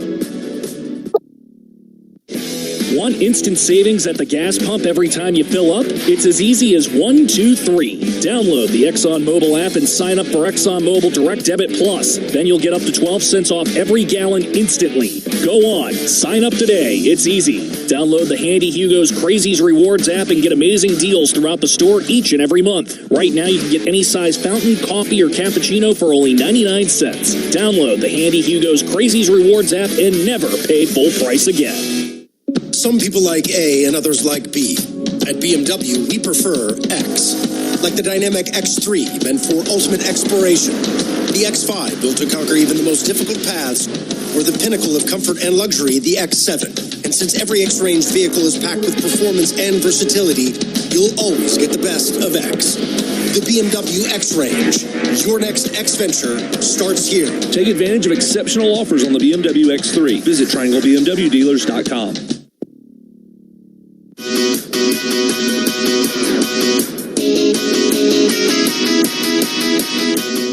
8:11 to play, first quarter here in Charlotte. It's Tennessee's first offensive possession coming up, scoreless between the Pack and Volunteers. After NC State threatens with field goal position, winds up punting to the Tennessee 15. You know, Johnny, over the years, as football has evolved and as coaches find new ways to play this chess match, try to innovate, the spread pass offense burst onto the scene. Right, Josh Heupel was one of those guys at Oklahoma. Before him, it was kind of Tim Couch at Kentucky, lighting up the SEC. And then tempo, about 10 years later, after that became the new in vogue trend. And here it is. This is this tempo spectacle we're about to see with Josh Heupel. Well, the good news is that they lost one half of the first quarter, talking about they being the offense of Tennessee. So that's a good thing for NC State. The negative is that NC State didn't come away with any points like we were suggesting that they should and could. But you're right, Matt. Now, we're going to see an entirely different style of offense with this Tennessee offense than we did with the more methodical, slower NC State offense. So Brazel and McCoy are the wide receivers right. Nico Iamaleava is the quarterback. Takes the snap at the 15, turns and gives now, and he gets crushed by Sean Brown at the 17-yard line. Dylan Sampson takes a sternum lick from Brown, a high tackle and a clean one. As the clock starts churning with 8 minutes to play, you're in the first gain of 3 yards. Wow, you're right. That was as good a stick and a good wrap-up as you can imagine. Iamaleava snap play, fake 2nd and 7. He airs one. It's incomplete. Receiver fell down. Chris Brazel at the far 35-yard line. He just trips the Tulane transfer who last year was third-team All-AAC. His brother's on the roster on the defensive side, and he flat out trips, and it makes it 3rd and 7. Looks like, the feet of Brazel got entangled with the defender, and he went down, and he looked up for kind of begging for the flag, and there was not going to be any flag. Iamaleava, 3rd and 7, shotgun to his left shoulder is Sampson, 2 receivers right and 1 left. Tennessee snap at its own 18-yard line. Pocket breaks down. He tucks and runs. Sprints beyond Fitzgerald and has a first down at the far side of the field where he's shepherded out by Jihad Carter at the 30-yard line. It's a 12-yard run for Iamaleava to the far sideline.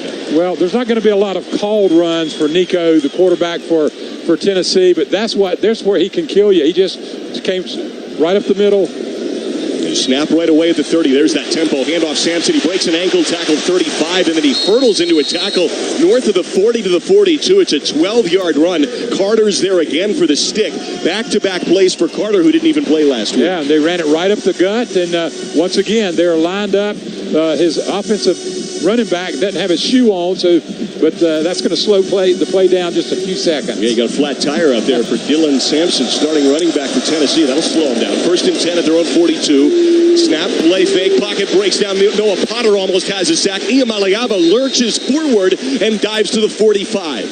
There's a 3-yard gain on the run by Iamaleava. Noah Potter almost just had a sack. It really should have been a sack. Just give Nico a lot of credit. He's a tall, slender guy. You wouldn't think of him as being all that breaking tackles, but he broke the tackle there as a sack and picked up 4 good yards. G.K. Kaufman was the man credited with the stop. 2nd and 7, balls at their own 45. Iamaleava walks up to Cooper Mays, preseason All-American center, with 4 receivers, 2 to each side.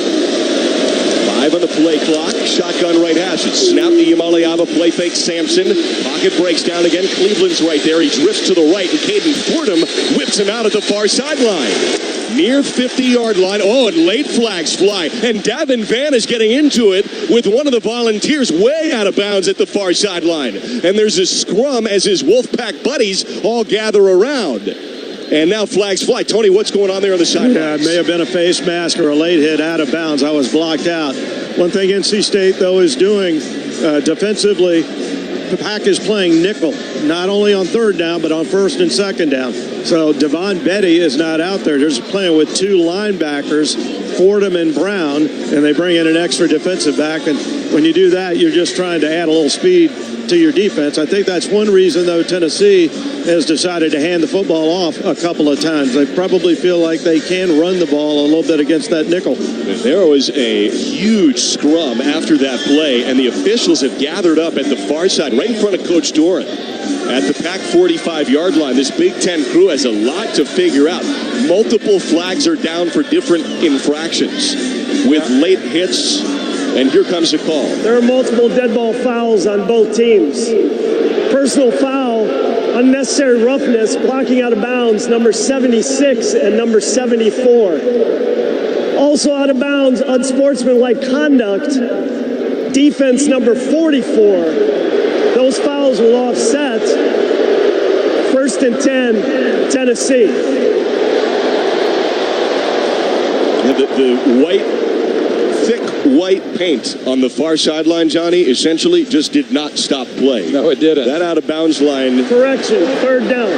Oh, that's a big switch there on the correction. Yeah. It's a dead ball penalty. Tony Haynes on the sideline. Yeah, no reason to get him a 1st down. It was 2nd and 7 previously after the game. So he did not get the 1st down. So the Pack's going to force another 3rd down play here. Looks like about 3rd and 4. It's going to be about 3rd and 4, just like Tony said. Ball is at the Tennessee 48 with 6:06 to play and ticking here in the first quarter. Scoreless between the Pack and Volunteers. Well, neither team's going to be intimidated by the other. That was already been established. It's going to be a hard-fought football game, and we saw that after that play. 3rd and 4 for Tennessee at its own 48. Tight end Holden stays. The Notre Dame transfer is into the left. Had a big game against the Pack last year. Snap, Iamaleava hit as he throws. Airs it left side. Overthrows his target. Incomplete. Wanted Brew McCoy, and he is shut down and locked up by Corey Coley. With him step for step, near numbers, and the punt unit comes out for Tennessee. Boy, Coley was step for step, right? I mean, he's just right on the defender. It was almost a perfect throw, maybe 6 inches. Maybe it touched the fingertips of receiver for Tennessee, but give Coley a lot of credit. There was no room for any kind of error, and a lot of great coverage there on that play. Jackson Ross is the sophomore punter, last year all-SEC freshman team, a 42.5-yard average. Takes the snap, hesitates. Now he boots it off at the ball 37. This is end over end and pinwheels into the gut of Coit. At the 7-8-yard line, they call it. It's a 45-yard punt for Tennessee. 1st and 10 coming up for NC State. At its own 8-yard line, 5:32 first quarter. in this scoreless ball game. Texting while driving takes your eyes off the road for about 5 seconds. At highway speeds, that's like driving the length of a football field with your eyes closed. The Trusted Choice Independent Insurance Agents of North Carolina want you to stay safe behind the wheel. Let's have a hands-free NC. To learn more, visit trustedchoice.com/GoState to find an agent near you. We'll take a break. The Pack has the ball at its own 8. 5:32 first quarter. Scoreless second offensive chance here for the Pack. Next. This is Coke Zero Sugar. Could I be the best Coke ever? Try and taste with your ears. Hear those bubbles? Imagine them tingling on your tongue. Fizzy deliciousness. Listen to that cascading liquid. A mouth-watering waterfall. Irresistibly tasty. Zero sugar. Crisp, refreshing, and ice cold. Is Coke Zero Sugar the best Coke ever? Try and decide. Texting while driving takes your eyes off the road for an average of 5 seconds. That's like driving the length of an entire football field with your eyes closed. I'm joining Trusted Choice Independent Insurance Agents to urge you and your families to put down your phone. Every day in the U.S., more than 9 people are killed and 1,000 injured in crashes involving a distracted driver. Let's have a hands-free NC. Brought to you by Trusted Choice Independent Insurance Agents of North Carolina. Learn more at trustedchoice.com/GoState.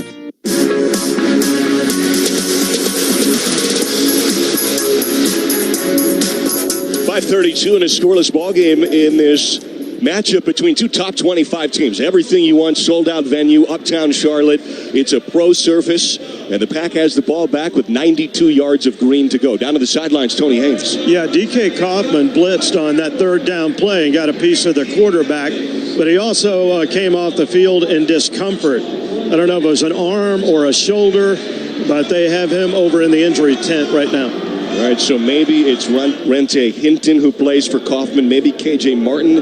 Could be Tamarcus Cooley in that safety spot. They played Cooley a good bit at nickel, but he can play both, so we'll have to figure out who's going to be there in that nickel spot. But boy, for a tempo offense and this explosive offense, Johnny, Tony Gibson's got things dialed up right now and bottled up. Iamaleava has been hit and jostled around in the pocket. Yeah, we're really both defenses, both State's and Tennessee's have done a nice job, but time of possession is going to play such a big part in this game is key.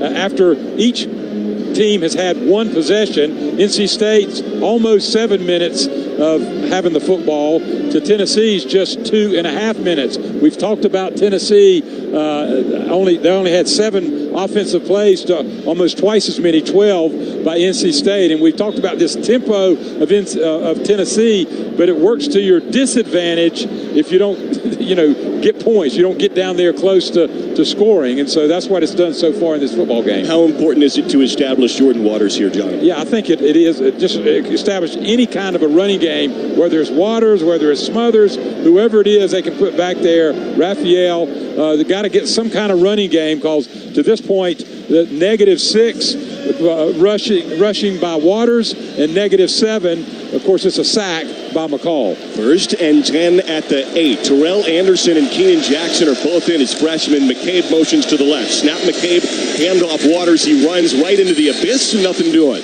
Tries to move the pocket forward maybe, or the pile, I should say, maybe to the 9. Gets about a yard. Yeah, we're going to talk. This is a big key to this game. And so far, Waters has been bottled up.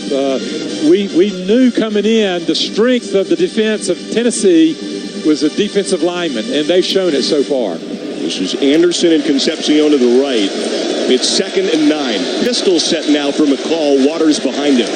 Ball left hatches. Waters motions to the left shoulder of Grayson.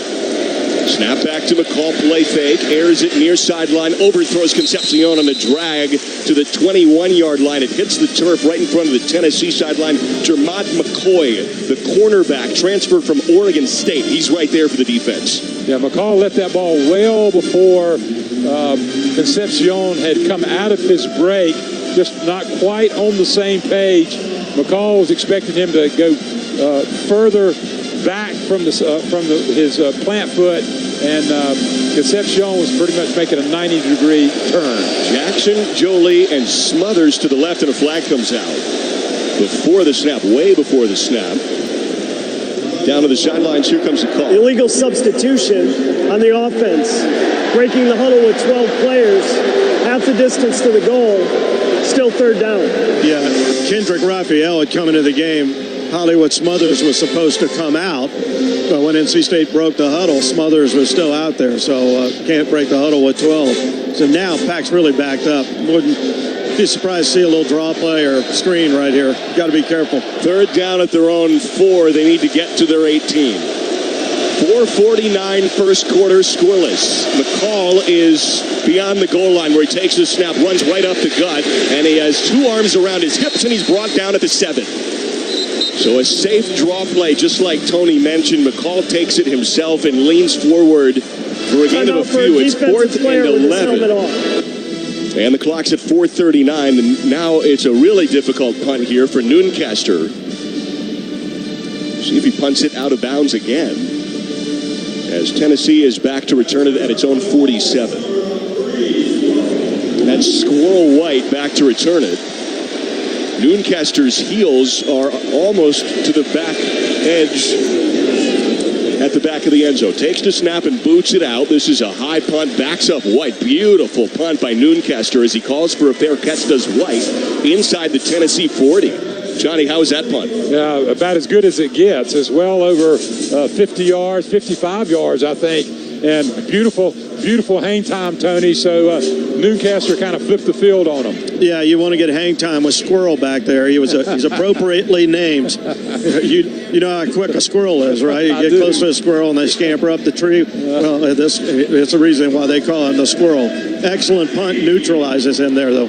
It's a 73-second possession for the Packers. Squirrel White, leading returning receiver for Tennessee. Last year led them in catches and yards. 67 hauls last year. Ian Maliato's out there. 0 for 2 passing, is yet to complete a ball. And he claps for it now. Comes in about knee high, pulls it up, zips it left. There's the first completion, caught by McCoy, angling to the near side of the field. It's a gain of about 9.5 yards, 10 yards. They give him a first down. DK Kaufman back in there at safety. That's good to see. Carter tackled McCoy to shut that play down. It's 1st and 10 Tennessee at its own 48. Snap, Imaliata, play fake to Sampson, zips it right. Completion to Brazel there as he is pushed down to the turf at the Pack 46. A gain of 2 yards there. Aiden White with the stick. He had 7 of those against the Catamounts. Well, again, what a quick release Nico has.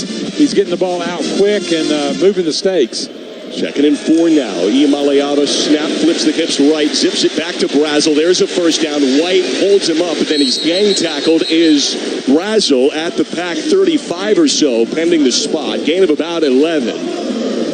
With the clock at 3:20 first quarter here. And Tennessee now in quality field position. Well, 3 short passes. No way of getting any kind of pressure on him, getting rid of the ball quick. Back to Imaliata, 2nd and 4. Little dump off there. That's caught by Ethan Davis, the tight end. Rumbles down over the 25-yard line. Shoulders to the 23.5, we'll call it, for a gain of about 11 yards on 1st and 10. It's a first down for Tennessee. Beautiful little tight end screen over the middle. Perfectly executed. Pickup of 10 yards, and once again, the stick smooth. This is Squirrel White in to the right, where Brazel is, McCoy to the left. Snap 1st and 10 at the ball 24, tosses it right. There's a screen pass blown up right away by Cisse. Brazel catches that ball, and Cisse smacks him on contact. Loss of 3 yards at the far side of the field. And Cisse is not one of the larger defenders, but boy, did he bring every ounce that he had with him. Perfect tackle, wrapped up well, and brought it down for a tackle for loss. It's a tough spot there for the Pack. They say forward progress, loss of just 1. Looked like Cisse cracked him a couple of yards beyond that. 2nd and 11, ball at the 25.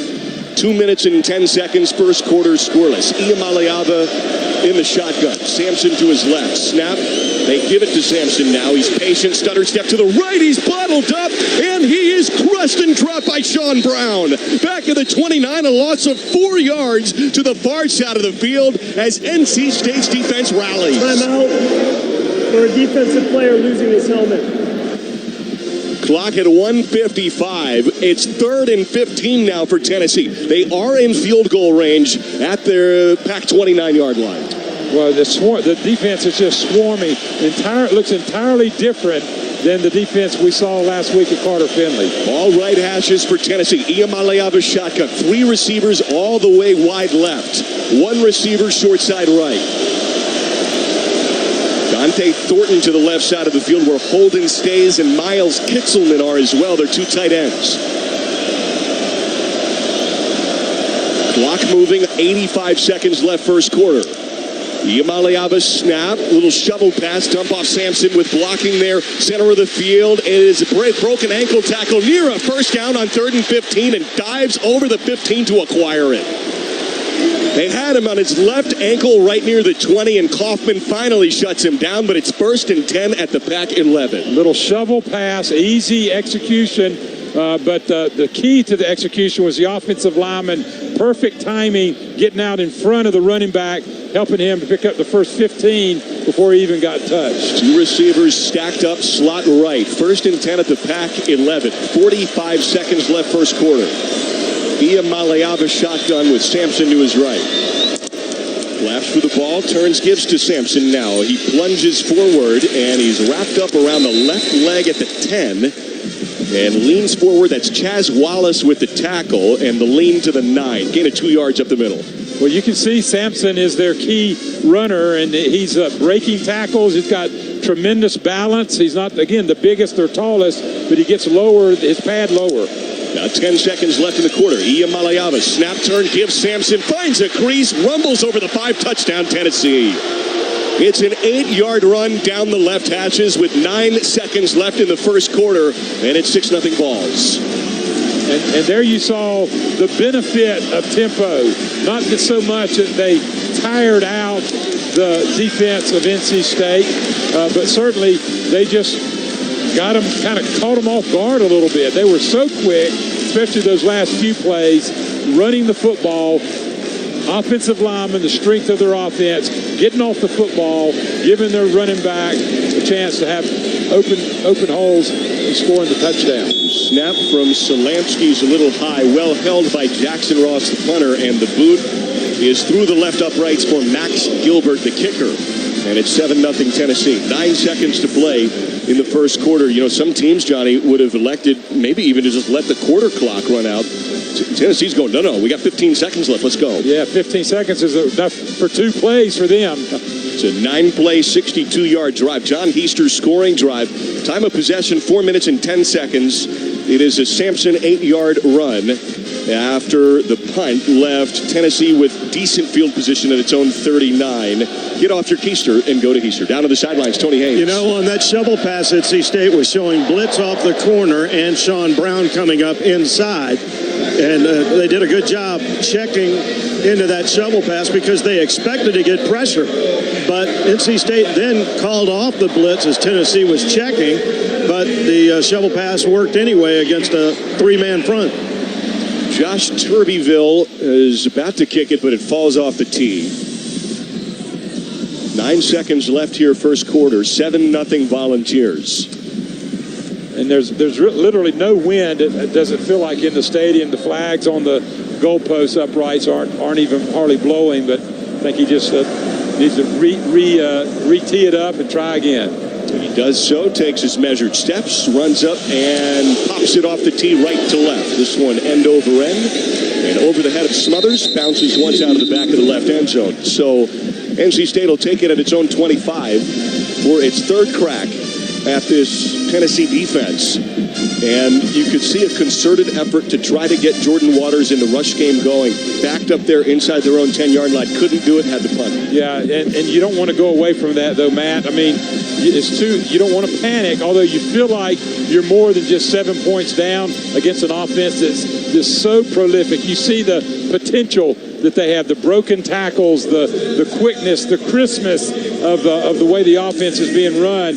But you don't want to panic. You still keep the methodical, mix in your runs, and protect the quarterback on the passes. Last year, they were number 7 in the SEC and scoring 31 points a game. Snap McCall, handoff, Waters swung out to the left, pulled down with a drag of his jersey at the 21. Loss on that rush play to the far side of the field, and that ends the quarter. This is the end of the first quarter. It will quarter. be 2nd and a long 14, 2nd and really 15 to start off the second quarter as Bryson Easton, the defensive tackle, at 310 pounds, was able to track him down the far numbers. Lenovo, a global technology solutions company that has called NC home since 2005, is proud to support the community and the NC State Wolfpack. Lenovo, smarter technology for all. Visit us at Lenovo.com. We take a break. Second quarter next as the field flips at 7-0 Tennessee here from Charlotte.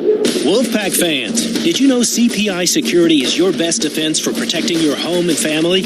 Enjoy the peace of mind that only comes with bringing your security and smart home needs under one roof, easily controlling everything from the InTouch app. Plus, rest easy knowing their 24/7 monitoring has your back, getting you the help you need fast during emergencies. When every second counts, count on CPI. Make CPI Security a part of your game plan. Visit mycpi.com/wolfpack for your special team offer. We'll have more NC State football in 60 seconds. This is the Wolfpack Sports Network from Learfield. Together, that's how we stay in the game, ready to play. As one great team, UNC Health is keeping you well by bringing renewed focus, approach, and dedicated services close to you. Exceptional care is what you and your family deserve. Together, let's put points on the board for life well played. Team up with UNC Health, official healthcare provider of NC State Athletics. At Fiesel, when it comes to your roof, we don't mess around. We always start with an elite leak barrier, purpose-built cap nails, and the highest quality American-made shingles. It's the extra effort that allows us to provide homeowners with a lifetime warranty. The details matter. That's why you hire Fiesel. Fiesel, a proud supporter of NC State Athletics. Learn more and schedule your free roof inspection at FieselInc.com.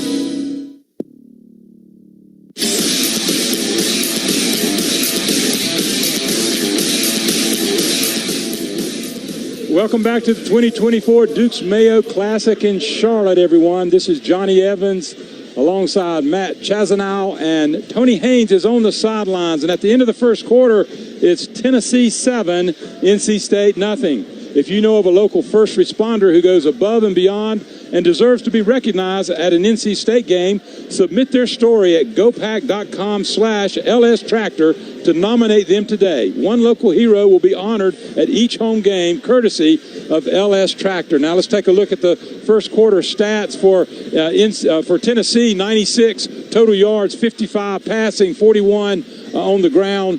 7 first downs, 2 out of 3 on third down conversions for the Pack.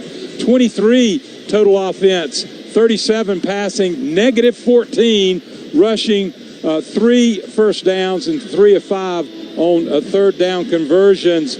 Tennessee also has had 5 tackle for losses on run plays against the Pack. Individually, quarterback Nico for Tennessee, 6 of 8 for 55 yards in passing. Sampson has 5 carries for 22 yards in the touchdown. And Chris Brazil has 3 catches for 18 yards. Grayson McCall is 6 for 10 for NC State for 37 yards. We already said Waters has negative 9 on 4 rushes. And Kevin Concepcion, as usual, 3 receptions for 20 yards, the leading receiver for the Pack. Matt? Johnny, the issue there, the negative rush yards, right? Of all the stats you could look at there, it's Jordan Waters in this NC State rush offense. You said negative 14, right? Yeah, that's First right. quarter? Yep. That's not going to cut it, right? No. You're trying to control the clock. You're trying to have sustained drives. As McCall comes out now, Kendrick Raphael to his left. You got Collins, the receiver, short side left with 3 targets to the right for McCall to work with. Like Johnny said, 6 of 10, 37 yards passing in the first quarter. Takes the shotgun snap, 2nd and 15 with a flag flying, dishes it to the right slot. Concepcion 2 paws on it and spins to the turf down to the 27. But it might get called back. Illegal formation. Offense, number 74 is lined up in the backfield. 5-yard penalty, 2nd down. So Anthony Belton's helmet was behind the waist of Zeke Correll. That's what that means. And the audience, Tony may think, how can that happen? Well, because Belton's trying to get back in a pass drop, and that's why he was just cheating a little bit. And just remember, on that running play, that first down running play, last play of the first quarter. He got whipped to the outside, and Jordan Waters was tackled for the loss. So he's trying to get him cheat just a little bit to create a better angle. 2nd and a long 19 at the Pack 15-yard line. Start of the second quarter here. Snap back to McCall, claps for the ball, lofts it right. There's a diving grab by Rodgers coming back to the line of scrimmage with right knee down. He makes the haul. At about the 23-yard line, McCoy right there on his back. Here's a gain of a few yards, 7 or so, makes it 3rd and 12. Well, give Rodgers a lot of credit. He had to make a diving catch for a very short amount of yardage, but you got to pick up something every single play. It's still 3rd and long. Pack's 3 for 5 on 3rd downs here in the first half. It's 3rd and 12 at its own 23. Down 7-0 to Tennessee, 60 seconds into the second quarter. 2 receivers left and 1 to the right. Snap, McCall blitzes on. He can't get away from it on an ankle tackle diving effort from the far side of the field there on a blitz. And Tennessee sacks McCall, and they'll pull the offense for NC State off the field on a loss. That looked like a corner or a safety blitz from the left side. Now, it was coming right into the face of Grayson McCall. I thought he was going to pick it up and see it and try to climb the pocket a little bit quicker, but he didn't. He got his foot or ankle grabbed and was taken down for the sack. Jacoby Thomas, they credit with that tackle with a dive of his hand. He just kind of clips the shoelaces. Noonkester punts it off just north of the Pack 5. This is a boomer that spins back to the ball 25. Squirrel White eludes a couple of tackles. He has a crease, and now it's gobbled up and stuffed right there at the 36 with a quality play for NC State. Jordan Waters has a special teams tackle, but there is a flag down at the 50, right next to Coach Doran. His left foot is just about stepping on the flag. It's a 58-yard punt by Noonkester with a 12-yard return and a tackle by running back Jordan Waters. 13:06 here in the first half, pending this flag. Well, usually this is a holding, but let's see what the referee says. It's taking some time, isn't it? Personal foul, illegal blindside block, return team number 97. 15-yard penalty from the end of the run. 1st and 10, Tennessee.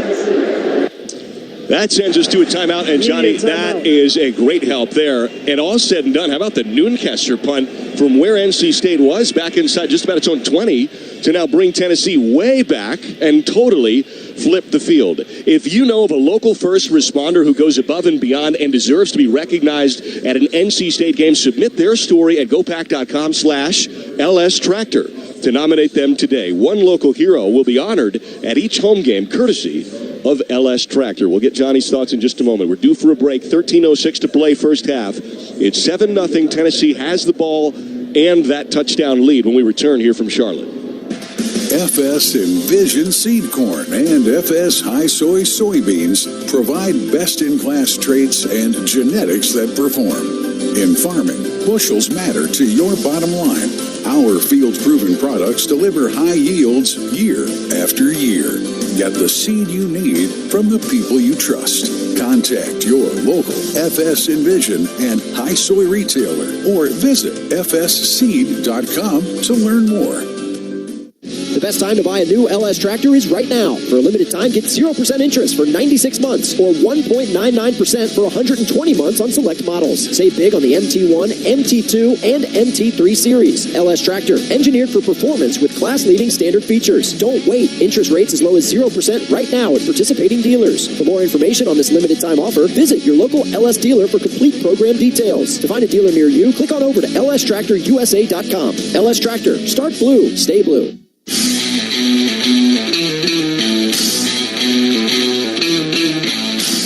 7-0. Tennessee has the ball and the lead. After we went to break, the referee, Cole Knuppel, came out and revised the call. The spot is at the 20 from where that infraction occurred. It was an illegal block on the punt return. So Tennessee has the ball at its own 20-yard line. 13:06 to play here first half. When life gets real, start at Kohl's, where we've lowered prices on thousands of items your family needs for whatever life brings. Kohl's, where families come first. Noonkester just totally flipped the field, John. He did, and you really need that when you're struggling just a little bit. 2 3-and-outs in a row. throw, by the way, by the NC State offense. Only 2 minutes to turn the ball over back over to Tennessee.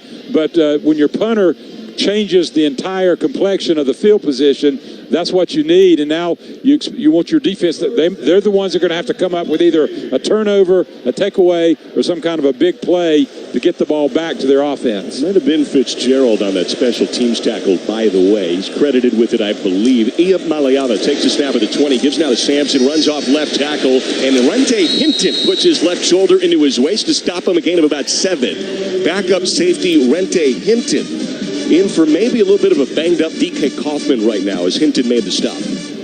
And there's this tempo, sprinting to the line. 2nd and about 3. Iamaleava snap at the Tennessee 28. He has a ton of time now. Pocket breaks down. Dump off, bobbled grab is made at the 40-yard line. And Miles Kitzelman sprints to the near side of the field, tackled at the 43 by Aiden White. There's a big gain of about 15 yards to the 6'5", 250-pound target. And that's Nico just extending the play, and they're ready to snap the ball again, Matt. 1st and 10, Tennessee at its own 43. Sprints to the line. Iamaleava, snap turn, gives Sampson as a crease now. White dives at his ankles. He pirouettes out of the tackle, and he lurches over the 45 to the 43-yard line. Impact territory, a 14-yard run. White finally stops Sampson.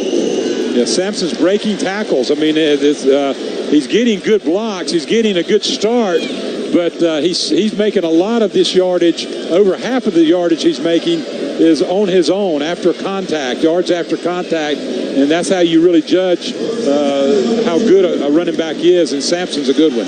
Carter in there on that stop as well. He's been active tonight. 1st and 10 of the Pack 43. Iamaleava snap, throws it, intercepted. Fitzgerald, far side of the field, 30, blocking there, 40. At the 50-yard line, Pack picks him off. 1st and 10, NC State coming in Tennessee territory. 11:34 to play. It's the first momentum flipper of the night. This is what we call complementary football, when the offense is struggling a little bit. Last 2 series, really not doing much of anything, having negative yardage, turning the ball over quickly to this prolific offense. The defense had to come through with the biggest play so far in this football game for NC State and giving them great field position. He returned the interception, Tony, probably 20, 25 yards to over midfield. Yeah, Brew McCoy was the intended receiver, but he was surrounded by a couple of defensive backs, but that was just an overthrow right there. A poor throw, really sailed on him, and waiting back there playing in deep center field. You had an interception for NC State, and maybe it's a turnover that can get the momentum of this game turned around. And congratulations to Nico Iamaleava. You have your first career interception thrown as a college quarterback. And NC State picks him off, have the ball at the Tennessee 47. McCall snap, play fake, airs it out, flag flies, late hit, very late hit on Noah Rogers. That ball was not catchable, and Rogers gets smacked at the Tennessee 20. Tony Haynes. Yeah, that should be 2 fouls right there, assuming the first penalty is pass interference, which it is. But then that was a totally unnecessary hit after that ball sailed over the head of Noah Rogers. To me, that's pass interference. Defense. Number 1. Ball is placed at the spot of the foul. Automatic first down. And just a no-doubter as Rogers got clocked. Interfered with and then popped, and so NC State is in advantageous territory here. Ricky Gibson called there for the flag. Gibson did not play in their opener against Chattanooga. He's their starting left corner, and he just committed an infraction to bring the ball to the Tennessee 32. So it's Rogers, Concepcion, and Grimes to the left. Now Rogers motions right. Pistol set, McCall. 1st and 10 Pack at the Tennessee 32. 11:29 first half clock. Tennessee leads 7-0.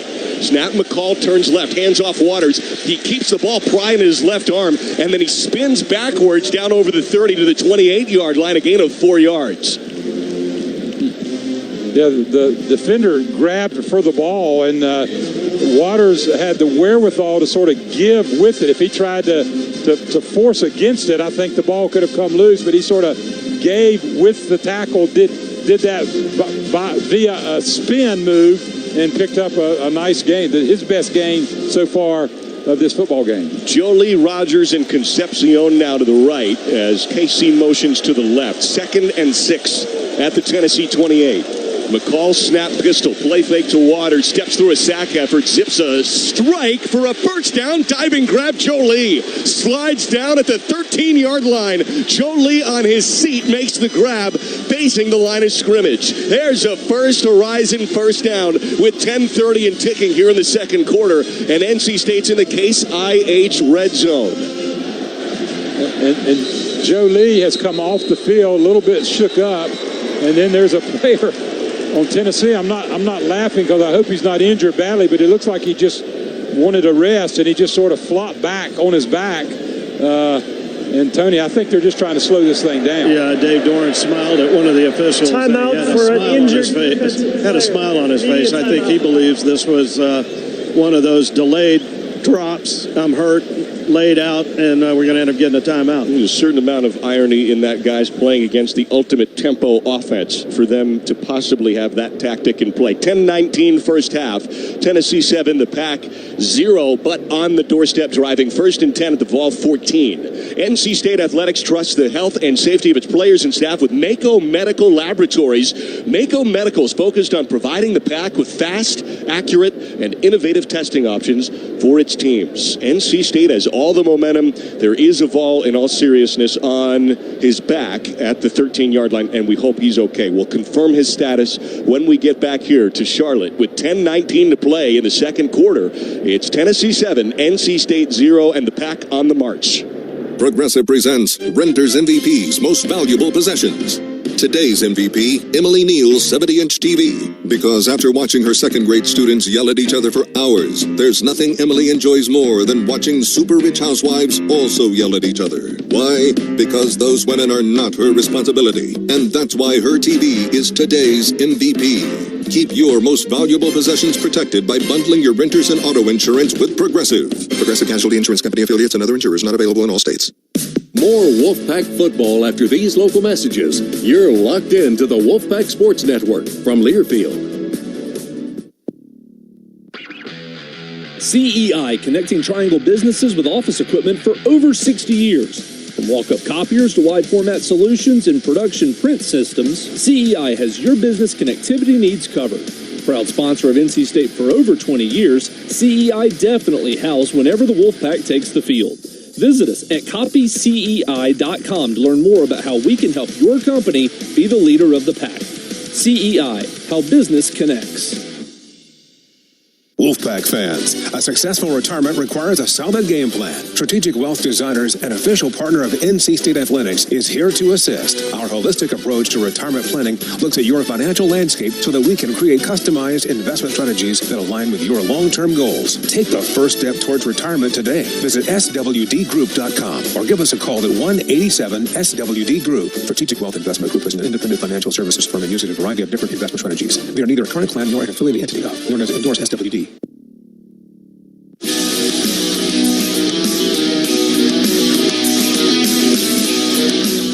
Defensive lineman Omar Norman Lott was down on his back. He got up on his own power and walks off the field. So 10-19 to play first half. And it is Tennessee 7, NC State 0. But the Pack is on the march here at the Tennessee 14. You finish this drive, Johnny, you feel fantastic about things. Yeah, and it all stems from a big defensive play, the interception, and then the good drive that's happening right now with the help of some penalties. The Pack is in great position, even though they haven't been able to run the football all that much. They're still in perfect position in this football game. They also did have their first positive run yards on this drive after the pick, a 4-yarder by Waters. McCall's 8 of 12 passing for 58 yards. 1st and 10 here at the Tennessee 14. Concepcion and Jolie to the right as Waters breaks out of the backfield. He's slot left with Rogers and Collins. McCall, empty backfield. Snap. This is a screen pass. Flips it right to Concepcion. Uses his blocking. Drifts over the 10-yard line, and he's crunched to the turf at the 9. A 5-yard gain to Concepcion down the far sideline. And Concepcion, boy, does he turn upfield right when he touches the football. For some receivers, you'd say, well, he's not looking the ball in hardly. He's moving almost as the ball's hitting his hands, but he's able to catch the ball, and accelerate as well as any receiver in college football. It's the fourth haul of the night for Concepcion. 2nd and 5 at the Tennessee 9. 9:37 in ticking first half. McCall walks up to Corral's back, calls out the protection. Waters motions out of the backfield. Snap McCall, blitzes on, dump off, ball batted down, flag comes out. Incomplete passes, the ball hits the turf. But a flag is out at the near 10-yard line, right on the numbers. Tony Haynes. Yeah, Jolie was running a little curl. He was wide open, but the ball was tipped. I think initially the call was going to be pass interference, but because the ball was tipped. There's no foul for ineligible man downfield as the ball was touched behind the line of scrimmage. Well, that was a problem last week. Pack was called for that twice, and that's something that shouldn't happen. But Jolie was wide open. He had run a curl in the middle of the field. There was a big bubble in the middle, and he was uncovered, but Tennessee defensive lineman got his hands up. Tim Banks, the fourth-year DC for Tennessee, took a big chance there. He's up in the booth here in Charlotte. He's calling the plays for Tennessee's defense, and he had a blitz there up the middle. It's 3rd and 5 now at the Tennessee 9. McCall shotgun, Waters to his right. Huge play in the game. Pats down 7-0 early. 9:25 second quarter. 2 receivers to each side. Flag comes out. McCall drifts to the near side of the field. Tucks and runs. Takes a hit and a lick to the left shoulder by Peely. It's a few yards short of the first down, pending the flag. It's like the offense was moving.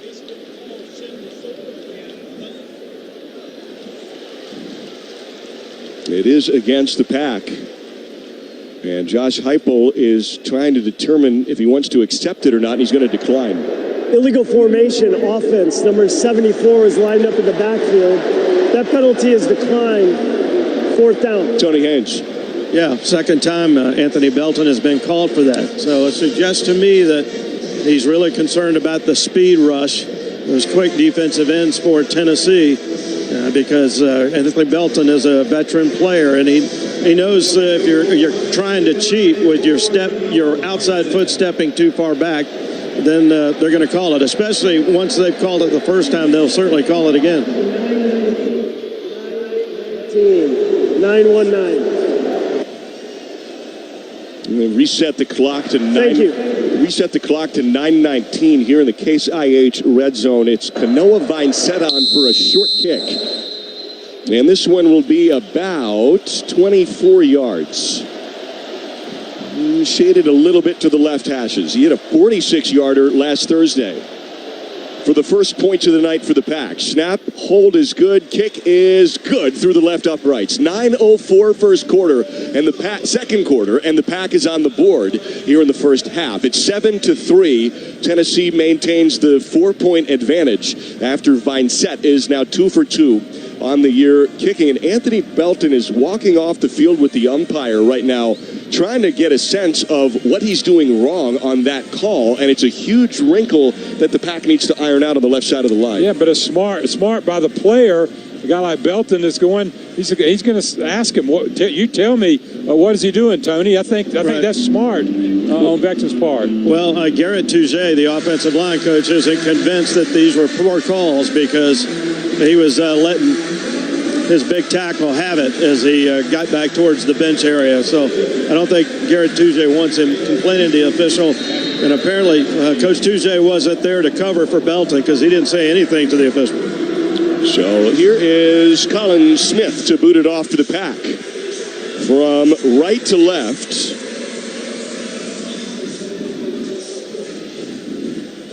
And it is a black cleat on the right foot, white one on the left, and he blasted off the tee out of the back of the left end zone. So, 1st and 10 for Tennessee at its own 25 with 9:04 to play in the half. John Heister scoring drive. It's a 6-play, 40-yard drive for the Pack.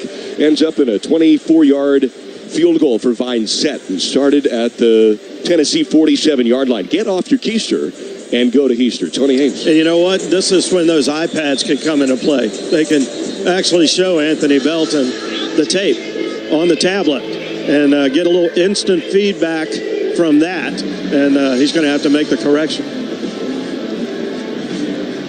You can see the way they line up. It's helmet to the waistline of the center corral. You can't be behind that if you're Belton. You get a little bit of wiggle room there, if you will, on that bend of the offensive line, but that is the limit with 9:04 here. Delay of game on the offense. 5-yard penalty. Still first down. And so they backs him up. Josh Heupel's actually palms to the sky. Tony Haynes. The fastest tempo team in the United States just got to delay a game before a first down play. Amazing. Yeah, they came off the sideline, dare I say, unprepared. They're huddling right now. It's 1st and 15 at the 20, and now they break out. 4th penalty against the Volunteers in this game. Ian Maliava shotgun with a running back to his left, and now in motion is Squirrel White, right to left. Collapse for the ball near hashes, turns and gives it now to the running back who's chopped down. That's Bishop at the 22-yard line. Deshaun Bishop for a gain of 2 yards. Under 9 minutes to play here in the half. Tennessee 7, NC State 3. It's really been a pace of a ball game favoring the pack.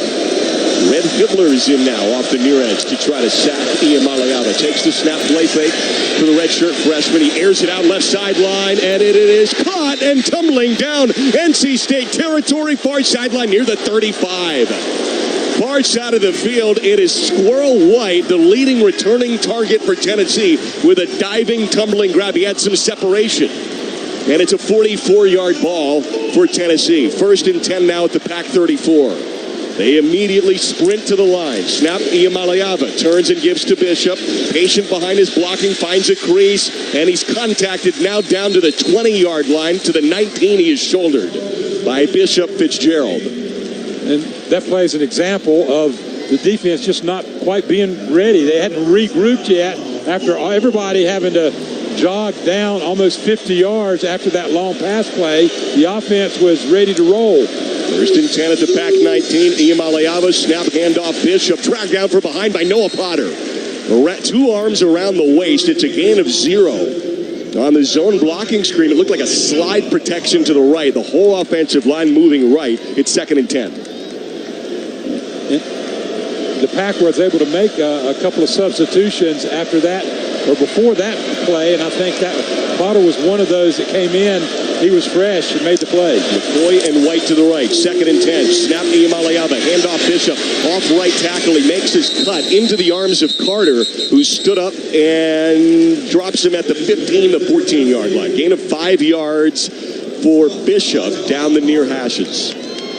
And Tennessee continues to show not only are they a wide open, throw the ball down the field kind of a team, they can do that offensively, but they can run the football with the best of them. And that was shown on that tough 5-yard run by Bishop. A big spot here for the Pack defense. Can you force Tennessee to kick after that big ball out pattern, incomplete? Diving attempt by Squirrel White. He was open, but the pass was just off target. Fitzgerald was out there in the coverage. There's a penalty flag down. Had 2 guys coming sideline warning, Tennessee coaching staff. Their first warning of the game, there's no yardage penalty associated with the warning. Josh Heupel was down outside the coach's box asking for a call. Something down there he felt deserved a flag against NC State. He didn't get it. So Tennessee on a 4th down and 5 at the 14 is going to send Max Gilbert out to try a field goal attempt. Yeah, that's a pass we got to hit. Yeah, move 5-yard out. He was 2 for 2 last week on field goal attempts. Redshirt freshman, this from 32 yards on the right hash, kicking it left to right. Matthew Solansky snaps it. The kick's on the way, and the kick is up and just inside the left upright. And that's good. And so NC State gets a field goal, and Tennessee answers with a field goal. And so with 6:33 to go, second quarter, our score is Tennessee 10 and NC State 3. Back in a moment. This is Tennessee football on the Vol Network. 107.7 WIVK. Always playing today's best country. You can't buy that kind of dirt cheap. Ain't no love in Oklahoma. 107.7 WIVK, the Frog Station. 107.7 W. make it to the end zone. And while our fields aren't the kind you throw passes on, Case IH knows every successful farm is more than just a farm. It's the product of top-notch tillage, planting, harvesting, hay, and forage equipment at the hands of hard-working growers. Settle the score with superior tools by visiting your local Case IH dealer or go to caseih.com/wolfpack. Go Pack! At North Carolina Farm Bureau Insurance, we believe that getting to know you is the best way to protect what you love most. We have friendly agents in every county to help you prepare for the unexpected. And when life doesn't go as planned, our award-winning claims team will be with you every step of the way. Find a local agent today at ncfbins.com. North Carolina Farm Bureau Insurance. Helping you is what we do best.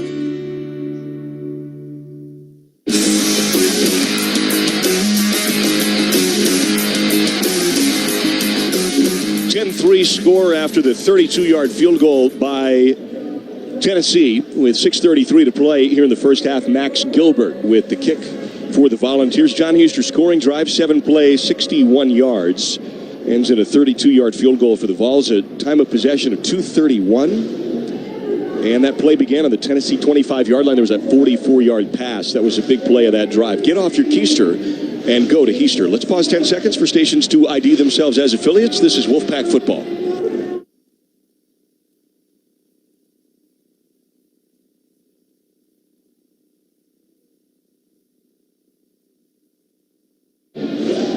Back here in a rockin' Bank of America Stadium, 6:33 to play first half. Tennessee 10, NC State 3. Johnny Grayson McCall, 9 of 14 passing, 63 yards. He sort of found a little rhythm at times, really when he fed Casey Concepcion early, but he's yet to get a ton of time and get going. There's been some pre-snap issues on the left side of the line. There have been some flags that have kind of stalled the rhythm and momentum of the offense. Yeah, that I think hopefully Belton has the left tackle for NC State has got that straightened out in his mind exactly where he needs to line up, and he won't have that happen again. He's had 2 procedure penalties for lining up in the backfield as an offensive tackle.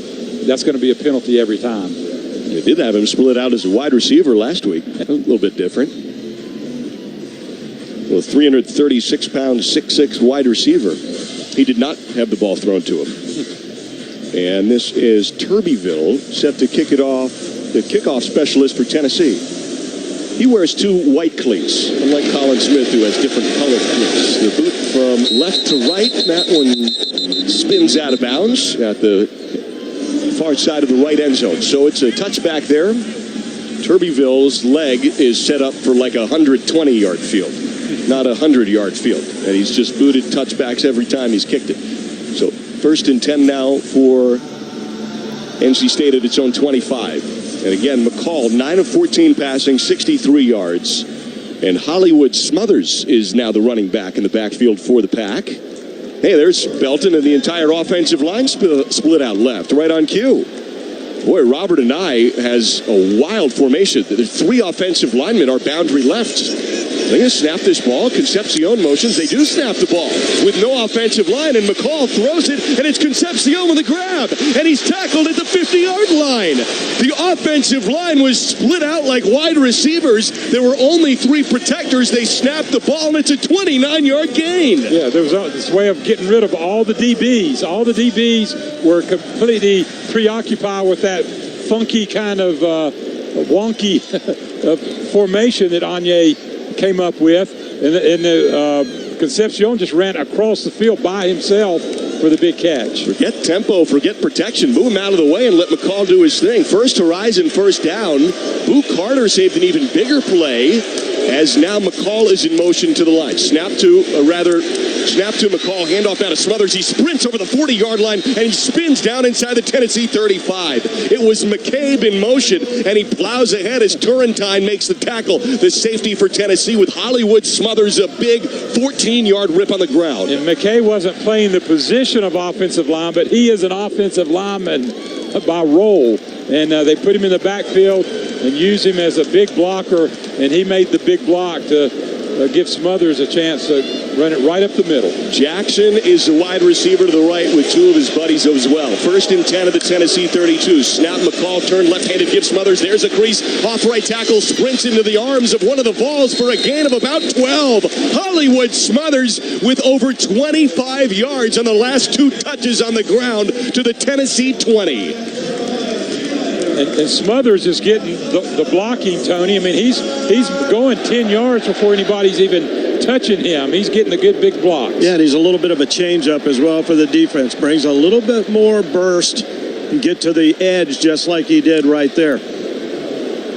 Mass substitutions on the Tennessee defensive line like a hockey change. They have 4 new defensive linemen in. McCall shotgun, Smothers to his left. 1st and 10 of the Tennessee 20.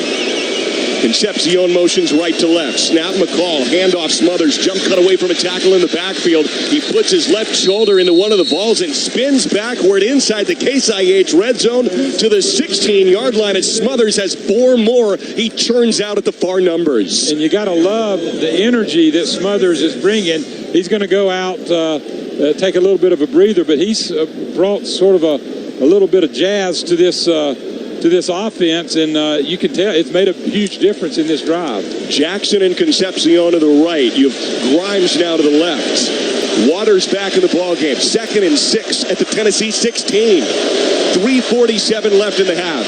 A touchdown could tie the game with the PAT. McCall snap, play fake, lobs it, intercepted by Tennessee at the far side of the field. McCall dives for the tackle, no. Off to the races down the far sideline, and he pulls away, and that will be a touchdown for Tennessee.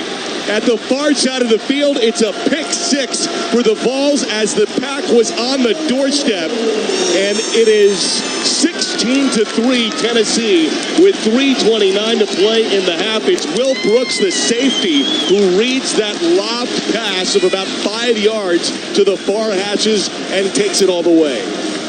Well, Joe Lee, the tight end, just kind of leaked out into the flat, and it was going to be just a little flare pass. McCall was getting pressure in his face. I think that's what caused him to overthrow Joe Lee, and Brooks for Tennessee picked it off, and then there was no one left. Joe Lee had a shot at him, but he got blocked down, out of bounds, actually, and Brooks was able to return all the way down the sideline for the touchdown. Extra point is through the right uprights, and it's 17-3 Tennessee, and that is a gut punch with 3:29 to play in the half. Will Brooks, the walk-on safety. And after that special teams play, Tennessee has an injured lineman down at the 3-yard line. Johnny Grayson McCall had what he wanted, right? Just a little, he's called it a flare pass, just about a 5-yard little dump off to Jolie. And did he sail it just a little bit? He sailed it because he had pressure in his face.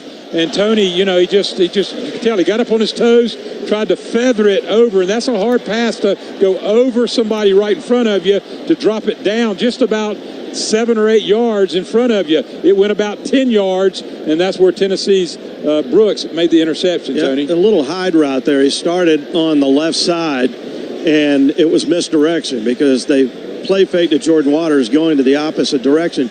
So a hide route, I mean, he'll start in the backfield, kind of a wing to the left, and then he's just going to come across the field behind the line of scrimmage. It's almost like a little screen pass. They ran that play earlier for KC Concepcion. I think it was on the first drive of the game, and they had positive yardage. But on this occasion, as you guys described, it was just a throw that was off the mark, and the sideline was wide open for Tennessee to get a pick 6. Boy, what a big turnaround in this game. Right when NC State seemed to be getting something really with Smothers coming in at running back, the blocking seemed to pick up. Everything was going NC State's way offensively finally, and just as they got inside the red zone, they came up with the worst play of the game so far for the Pack.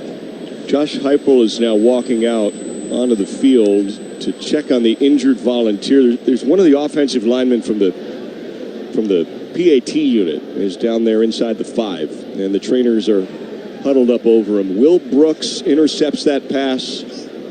The 16th career Grayson McCall interception.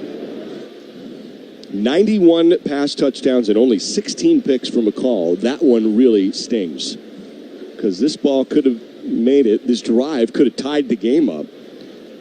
And now it's 17-3.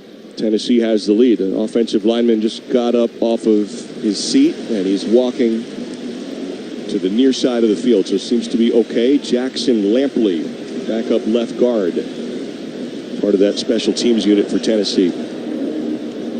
So there was a defender in McCall's face as he made that throw, and he just had Jolie off target by a yard or so to the right on the pass. Jolie had his left hand out. The ball went just over his fingertips, and Brooks, the safety, reads it well and takes it all the way. Well, that's, the two interceptions that McCall has thrown this year, both of them have just sailed on him a bit. The one last week, I don't remember anybody really being in his face like this time. After watching the replay too, McCall actually tried to almost jump. He left his feet. He didn't plant it because he was trying to get as much height on the ball as he possibly could. It's just a little awkward throw. It's a pressure. Chalk it up to pressure in a quarterback's face. It's an 85-yard pick six for Will Brooks. The run-up and the kick by Turbyville, end over end, and Smothers. Oh, it's a live ball that bounces at the goal line, and Smothers misjudges it. He now scoops it up at the 5, and he gets crunched by Tennessee's kickoff coverage. Smothers thought that ball would drop over his head, and it actually lands in play live at the 1 yard line, and he did well just to field it after he misjudges it. Misjudge is the perfect word, Matt. Tony, he thought it was going to go well into the end zone. It landed on about the 1.5 yard line. He misjudged it, and I think he kind of assumed the ball was going to sail in the end zone again. All the previous kickoffs had done that.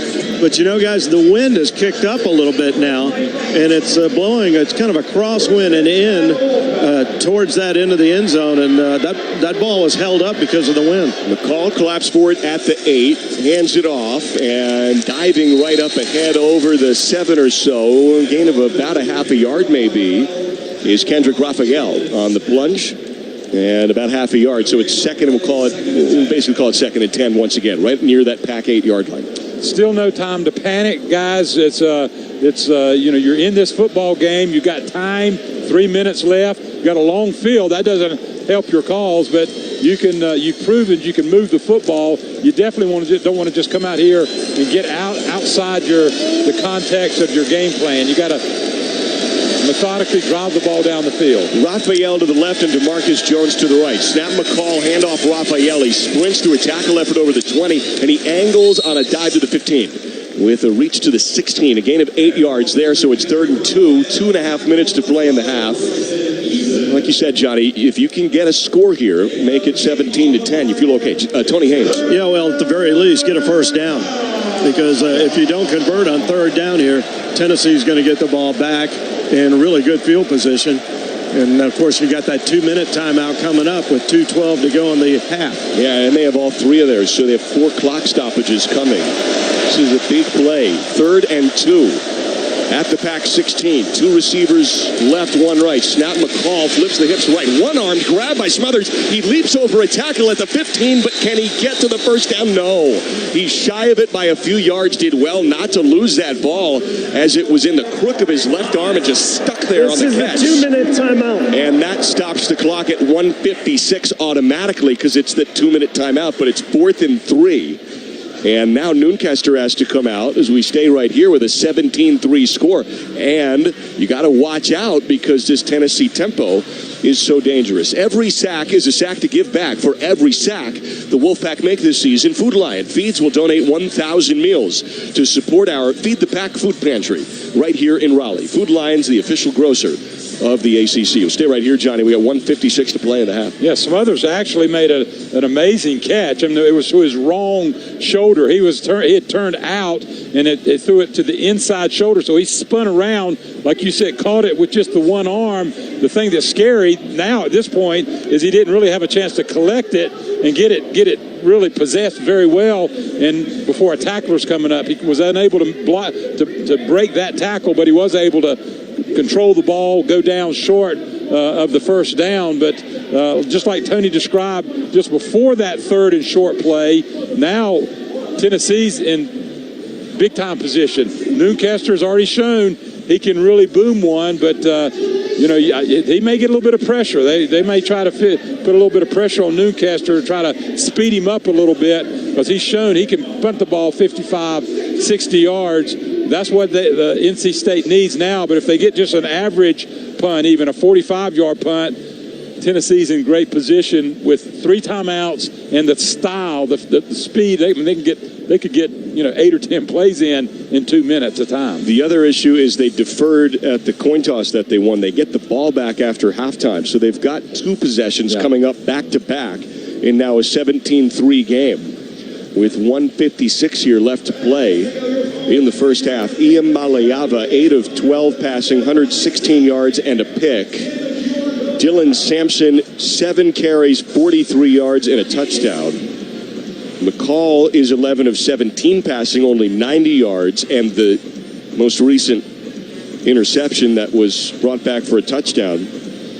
Hollywood Smothers is the lead rusher for the Pack. He has 3 carries for 31 yards. And in a lot of ways, what's a head-scratcher about this, Johnny, is the pace and the rhythm of it feels like it's NC State's game. It feels like it's in their favor. And they've been on the doorstep of scoring, and then, boom, you get an 85-yard pick six the other way. This game could very well be tied if they finish that drive. Well, that's right. It's hard to recover from, I don't mean recover ultimately from the end of the football game. It's hard to regroup after an 85-yarder. NC State would be very fortunate if they could just keep Tennessee from scoring any points, go in at halftime, and then get themselves regrouped emotionally, get themselves regrouped scheme-wise, and come back out, because we've already said Tennessee's going to get their first crack after the end of the first half. So Nooncaster's out. It's 4th and 3. The ball will be snapped from the Pack 15. And Squirrel White is back to return it at the Tennessee 40. 1:56. Tennessee has all 3 of its timeouts. Again, this is the first year of the 2-minute timeout at the end of each half, so that really helped Tennessee here in this instance. Nooncaster's heels are at the Pack goal line. Jordan Poole motions left to right for protection. Snap to Nooncaster. He boots it from right to left. This is not a great punt as White takes it at the 40, and he angles to the left, makes a cut at the 50, and spins down to the Pack 45. Punt was probably a little bit lower than he would have liked, right, Johnny? Not quite the hang time with a tackle there at the 45 by Jordan Waters once again. Yeah, Squirrel White, who caught the ball and ran 10 yards before he even came in contact with a defender for NC State. So not Nooncaster's best, not his worst, certainly, but right when you need one of those 60-yarders, that was the time. White's back in now to the left side with Dante Thornton Jr., big 6'5" target at the left boundary for Tennessee. 1:44 to play in the first half, and Tennessee has momentum with the ball, up 17-3. Danger time here for the Pack early.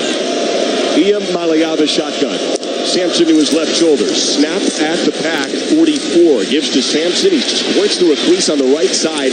Backs his way inside the 40 to the 37-yard line. Gain of 7. Davin Van there with a stop.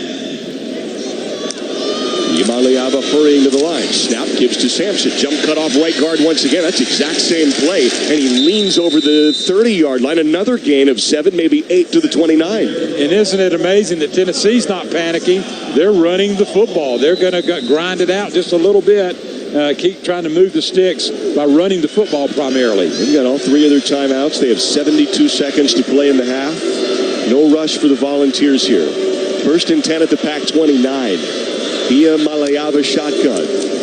Gives once again to Sampson. Now he pumps the brakes, speeds off to the left side. Flag flies as he swerves into a tackle at the far 25-yard line, right near the numbers, but there may be a hold. 57 seconds left here in the second quarter. Here's Cole Kneppel, the referee for this Big Ten crew.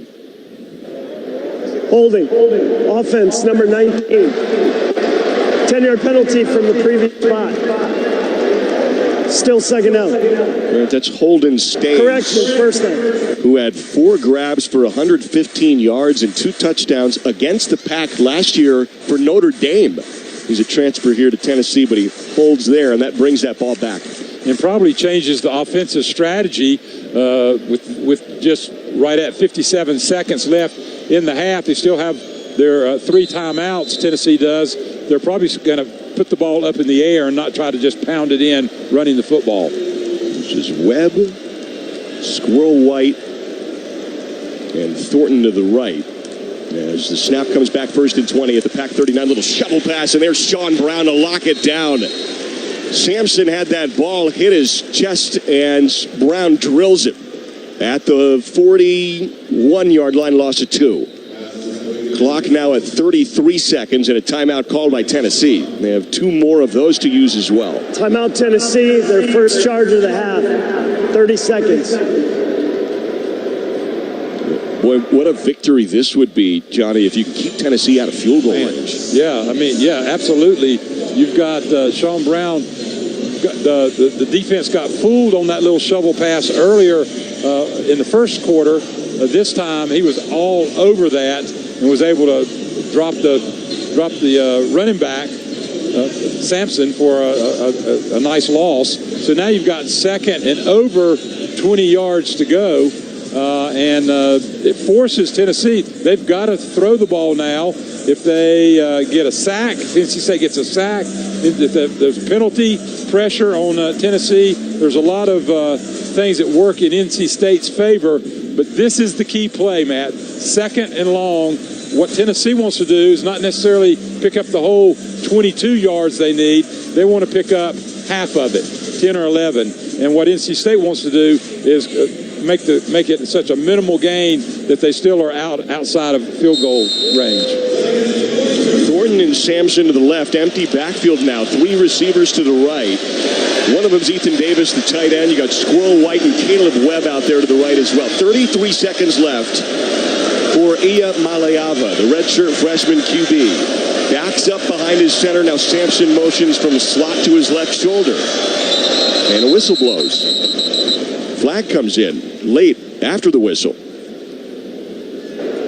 Timeout NC State. Their 2nd timeout of the half. 30-second timeout. So why the flag, Johnny? I think you maybe saw no flag. An orange shoe. Yeah. It looks kind of yellow. I've sure seen does. that. I've been fooled a few times too. Yeah. So all right. So it's another stoppage of play. Tony Haynes. Yeah, you can see Caden Ford trying to make sure everybody's lined up properly. Last thing you need is a mistake of alignment there on a 2nd and 22. And it looked like NC State there was going to play coverage because they had backed out and they were going to only rush 3. So, but there must have been a mix-up, and I think the defensive coaches decided let's regroup right here. You certainly don't want to have a coverage bust here on 2nd and 22. So Van Cleveland and Potter come out on the Pac defensive line. Brown and Fordham at linebacker. Coley the far corner. White the near corner. You got Carter at nickel. Fitzgerald and Kaufman are the safeties. 33 seconds left in the half. 2nd and 22 for Tennessee at the Pac 41. Dia Malayava shotgun. Sampson to his left. 2 targets to the left, now 2 to the right. Flaps for the ball, knee high, zips it right, caught by Webb, and he breaks a Carter tackle now, and he sprints into Fitzgerald's arms to the near 31-yard line. Gain of about 10 on 2nd and 22. Clock stops at 22 seconds. Timeout Tennessee. 2nd charge to the half, 30 seconds in length. Sets up 3rd and 13 at the Pac 32. Now you're in a long field goal. Max Gilbert's just a redshirt freshman kicker. And he didn't play last year, so it's really a small sample size for what his range is. He did have a 42-yarder last week against Chattanooga. I can't imagine Josh Heupel's team playing for the field goal, being conservative, handing the ball off, running. They may run the ball just because they feel like they can pop one, thinking that NC State's going to be thinking they got to throw the ball, spread them out, and then pop a little run in there. But I think more than likely you're going to see another pass play. And the Pac, if they can create an incompletion or even a sack of some sort, there's a real good chance they can get out of this half without any more points going up on the board. That's the goal. That's the mission for the Pack's defense here on this play. They give up anything, any kind of yardage, then it's going to make that field goal much easier. Thornton, White, and Davis to the left. Webb and McCoy, the receivers right. That's an empty backfield for Ian Malayava. And now Sampson motions into the backfield. Sampson from the right slot. 22 seconds left, 3rd and 13 at the Pack 32. Snap, Ian Malayava. They do give to Sampson. He shuffles the cleats right up the middle, and then Cleveland puts his right bear paw on him and rips him to the turf at 26. Gain of about 6 yards, clock at 10 seconds left. They're going to let it go down to probably about 3 seconds, call timeout, and try the long field goal. 4, 3, 2, there's a whistle. And final charge timeout, Tennessee. Ball was spotted at the 27. 30-second timeout. It'll likely be about a 44-yard field goal. And that would be the long for Max Gilbert, who's only in his second game as the Tennessee kicker. It's 17-3. Tennessee has the lead over the Pack after a heartbreaking 85-yard pick six by Tennessee after the Pack had the ball at about Tennessee's 15-yard line or so on the drive. Yeah. Well, I'm sure there's not been a whole lot of times where Josh Heupel's been accused of being conservative in his play calling, but I would say that would be one of those times. He just handed it off. Maybe he saw something where he could pop it for the big gainer, but I think he's satisfied that he picked up 4 or 5 yards to make the field goal a little bit more achievable by his kicker. This is a 45-yard attempt, all shaded toward the right hashes. This would be Gilbert's long. Whistle blows. Timeout, NC State. The final timeout of the half. We'll let him think about 30 it. 30 seconds in length. Redshirt freshman kicker from Memphis has been perfect in his PATs through a game and a half. And this would be his 3rd ever field goal try. He was 2 for 2 last week against Chattanooga, and he hit one tonight as well. So he's 3 for 3 now on the year. This would be his 4th effort. And his longest. He's trying to kick it through the right uprights. Pack would love it if they were down just by 2 touchdowns going into the halftime locker room here. Remember, Tennessee does get the ball out of halftime. Well, Gilbert did like most kickers you see do. If there's a timeout to get frozen there on the field, they go back to the sidelines, do a practice kick it to the net, and then come out and try to make it seem like as normal as possible. That's what Gilbert did. He's ready to go now. Takes his measured steps. Here comes the snap. It is there. The hold is down. The kick and over end is drilled good through the right uprights. And that puts zeros on the clock. And Tennessee goes into halftime up 20-3 on the Pack. We'll get Coach Doran's words from Tony Haynes momentarily. At a tough finish there to the second quarter, where the Pack feels like it did a lot of things right. Tony Haynes with Coach. All right, Dave, what's your take on this first half? Well, Captain Obvious, we got to score some points. We've moved the ball successfully, and we haven't finished drives for a variety of reasons. Obviously, the pick six was a tough play because we're going to get points on that drive. There's a lot of time left. Our defense is keeping us in it. We got to score. All right, there you go. Dave Doran. All right, there's Tony with Coach. Yeah, he mentioned that pick six. That's the play of the first half that flipped the game. And feeling pretty good about his defense, saying it's the defense that's keeping his team in the game, because one of the scores, 7 points of the 20 that Tennessee has, really you got to attribute to the offense. And so the defense has given up 2 scores and kept NC State in this ball game. All right, halftime's coming up. It's 20-3. Tennessee has the lead here at intermission as NC State has 17 and a half minutes time of possession to Tennessee's 12 and a half minutes of time of possession. The Heister scoring drive for Tennessee, it's a 6-play, 18-yard drive. Ends up in a 45-yard field goal capper. Takes 1:44 off the clock. And it is a 20-3 result after that kick. Get off your keister and go to Heister. We'll take a timeout. Halftime's coming your way next. 20-3. Tennessee has the lead over the Pack. This is Coke Zero Sugar. Could I be the best Coke ever? Try and taste with your ears. Hear those bubbles? Imagine them tingling on your tongue. Fizzy deliciousness. Listen to that cascading liquid. A mouth-watering waterfall. Irresistibly tasty. Zero sugar. Crisp. Refreshing. And ice cold. Is Coke Zero Sugar the best Coke ever? Try and decide.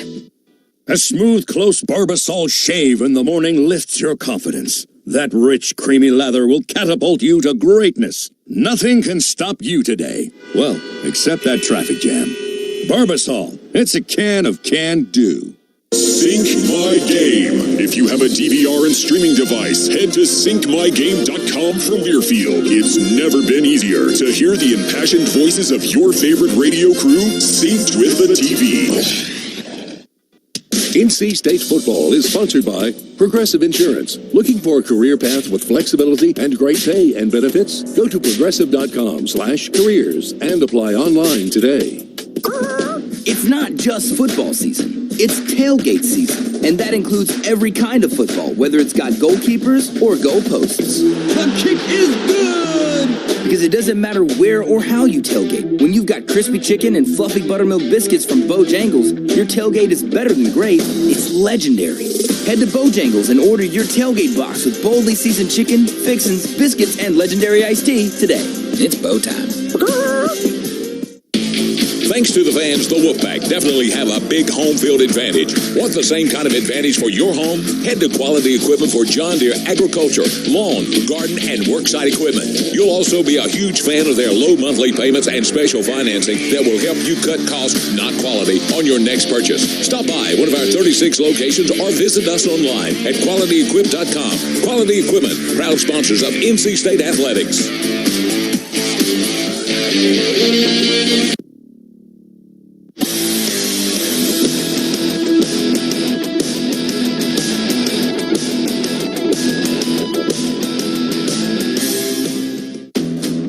Welcome to the Wolfpack Halftime Report on the Wolfpack Sports Network from Learfield.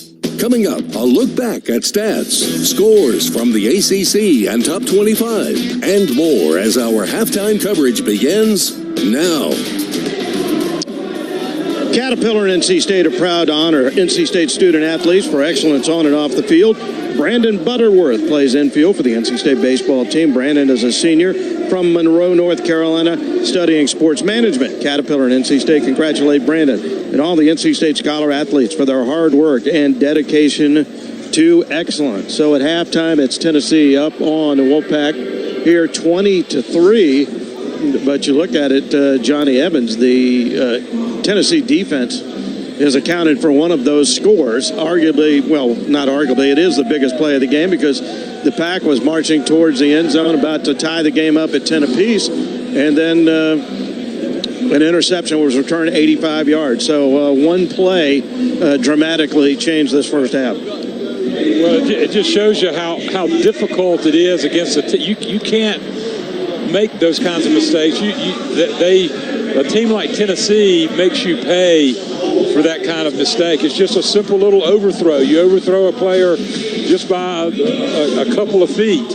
But because of the athleticism, because of the way the game was going, NC State was getting themselves some momentum. Smothers had carried 3 times for over 10-yard average per carry on that one drive.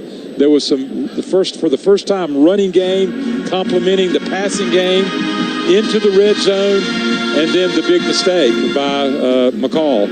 And so, and then because of being such a good athlete, Brooks took it all the way. There's probably not just any defensive back makes that interception and makes it all the way back for a score. So, yeah, just one play changes the whole complexion. It makes it feel like that Tennessee has this huge lead, which 17 points is pretty huge, but it really is a much closer game than what the score shows. Yeah, and Dave Dorn said it going off the field. He said the defense is keeping the Pack in the game, and you look at it, the Tennessee offense accounted for just 1 touchdown and 2 field goals. I think coming in, if you'd have said that to Dave Dorn and Tony Gibson, then they'd have probably taken it. Yeah, no question, Tony. I think it's not a time to panic. It is unfortunate that Tennessee's going to get the ball offensively again. But when I go over the stats here in a little while, you're going to see some amazing figures like time of possession. NC State is really dominating the game, time of possession. And they just make the one big mistake. And then other than Smothers' 3 carries for 31 yards in rushing, there's been no rushing, in fact, negative rushing beyond that. So Tennessee up on NC State 20-3. We're in Charlotte, Bank of America Stadium. Atmosphere has been fabulous. Packed house watching. We'll see if NC State can put together a comeback in the second half. And we'll continue our coverage in a moment. This Wolfpack football from Learfield.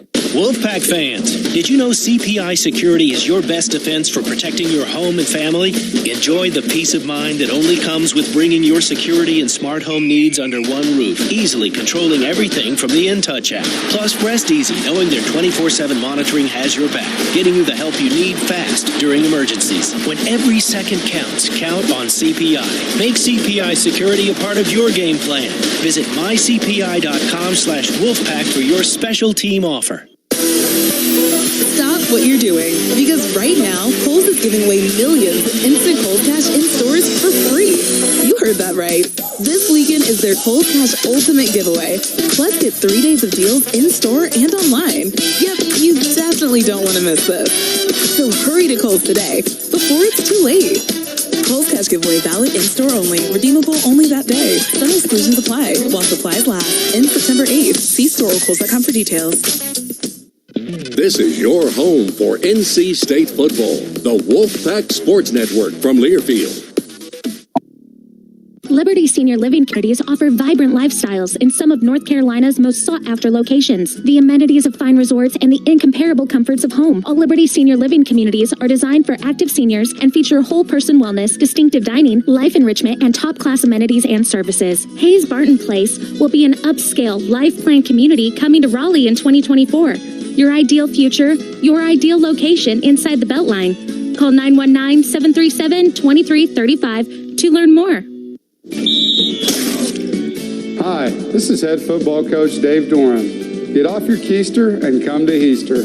Thanks, Dave. I'm John Heaster for the Heaster Automotive Group, and we're excited to back the pack this year. Dave drives one of our vehicles, and you can too. Just visit one of our 4 locations around the Triangle, Sanford, Lillington, Peakwave Arena, or go online to HeasterAutomotive.com, and we'll bring the vehicle to you. So it's just one more reason to get off your keister and come to Heaster.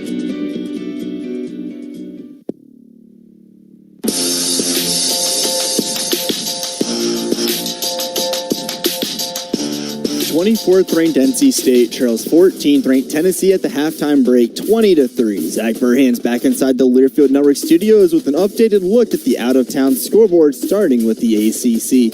Georgia Tech entered the top 25 after defeating then 10th ranked Florida State. That won't last long as 23rd ranked Georgia Tech went back and forth against Syracuse, but it'll be the Orange coming up with the upset 31-28. Pittsburgh struggled against Cincinnati in the first half, trailing 17-6. But after 22 unanswered second half points, the comeback was secured, winning 28-27. Fifth-ranked Notre Dame led Northern Illinois 14-13 late in the fourth quarter. The Huskies, though, had a chance to do something they have never done. At the right hash near side, Foley will hold from the snap from half field for 35. Snap, hold, kick is up. The kick is good! Good! NIU takes the lead with Andy Garcia on the call on the Husky Radio Network. Northern Illinois upsets fifth-ranked Notre Dame 16-14, and for the first time in school history, Northern Illinois defeats a top 10 team. North Carolina defeats Charlotte 38-20. 22nd-ranked Louisville thrashes Jacksonville State 49-14. Boston College smashes Duquesne 56-zip. Cal downs Auburn 21-14. Virginia Tech is victorious against Marshall 31-14, and 12th-ranked Miami dominates Florida A&M 56-9. A few games in the ACC are still in action. Stanford leads Cal Poly 37-7 early in the fourth quarter. Virginia and Wake Forest are battling in Winston-Salem. Deacons are up 27-17 with 7 minutes left to go in the third quarter. 25th-ranked Clemson seeks their first win of the season at home against App State. The Tigers put up 35 points in the first quarter, which is a program record for most points scored in a quarter for Clemson. Tigers are up 49-7 with 6 minutes left to play in the opening half. Transitioning to the rest of the top 25, third-ranked Texas blasts the defending national champions, 10th-ranked Michigan, and Ann Arbor 31-12. 8th-ranked Penn State trailed Bowling Green at halftime 24-20, but the Nittany Lions slipped by with the win 34-27. And once again, NC State is down against 14th-ranked Tennessee at the halftime break 20-3. When we come back, Matt Chazanow and Johnny Evans run down the first half stats. You're listening to NC State football on the Wolfpack Sports Network from Learfield. R&D Brewing is bringing the official beer of Saturday to Carter Finley Stadium this football season. 7 Saturdays IPA is the perfect beer for watching the big game, whether you're tailgating with friends or watching the game at home. Pick up your 7 Saturdays IPA at any major retail outlet across North Carolina. Make every day Saturday. R&D Brewing reminds you to please drink responsibly. With the Wolfpack, every touchdown is more than just a touchdown. It's a testament to the teamwork, elbow grease, and can-do attitude it takes to make it to the end zone. And while our fields aren't the kind you throw passes on, Case IH knows every successful farm is more than just a farm. It's the product of top-notch tillage, planting, harvesting, hay, and forage equipment at the hands of hard-working growers. Settle the score with superior tools by visiting your local Case IH dealer or go to caseih.com/wolfpack. Go Pack! Brought to you by Nugenix Total T, the #1 selling testosterone booster at GNC. Text TIP to 321321 right now for your complimentary bottle of Nugenix Total T. Message and data rates may apply. Hey Wolfpack, did you know you can fly non-stop on Avelo Airlines from Raleigh-Durham? With Avelo, you can say goodbye to layovers and hello to hassle-free travel with everyday low fares, reliable service, and no change or cancel fees. And now, for a limited time, you can take $20 off round-trip base fares when you book by the end of the season with promo code NCState. Book your trip today at AveloAir.com. That's AVELOAIR.com. And say hello to Avelo. Give yourself a lawn that is always ready for game day. Eastern Turf Maintenance delivers year-round, reliable lawn care with outstanding customer service designed to keep your lawn and landscape lush and beautiful. Take back your extra time and trust your lawn to the trained professionals of Eastern Turf Maintenance. From the stadium to your backyard, they're helping happy grow. Visit etmlawncare.com to get your own game day beautiful lawn.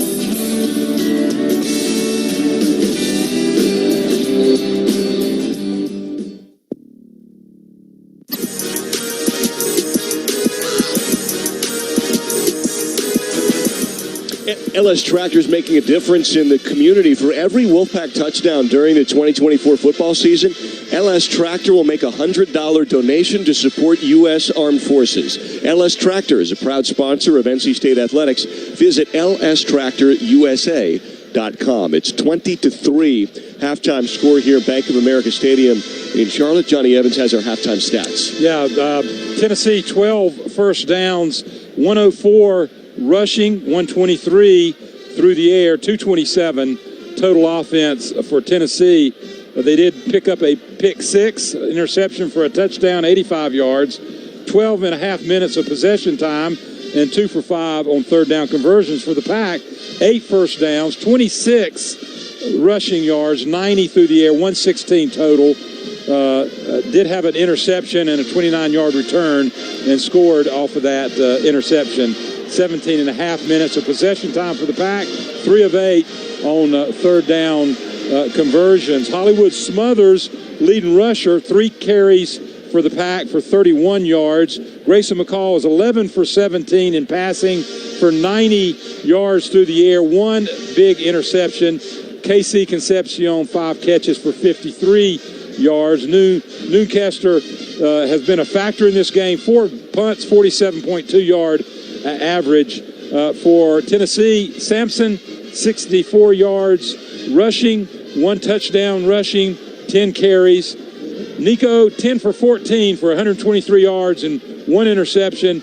And Brazil has 4 catches for 18 yards. Aiden White is the leading tackler, along with Jahad Carter. And remember, in the pregame, I said if defensive back, this is not the game you want your defensive backs to be the leading tacklers, and sure enough, White and Carter, 2 DBs, are the leading tacklers for the Pack. And you mentioned that one big stat of all the numbers, that pick six, that 85-yard flip. This game, I don't know if it's necessarily tied at 10, but if the Pack gets points on that drive and they get in the end zone, it's a very different ballgame. Oh, it's close.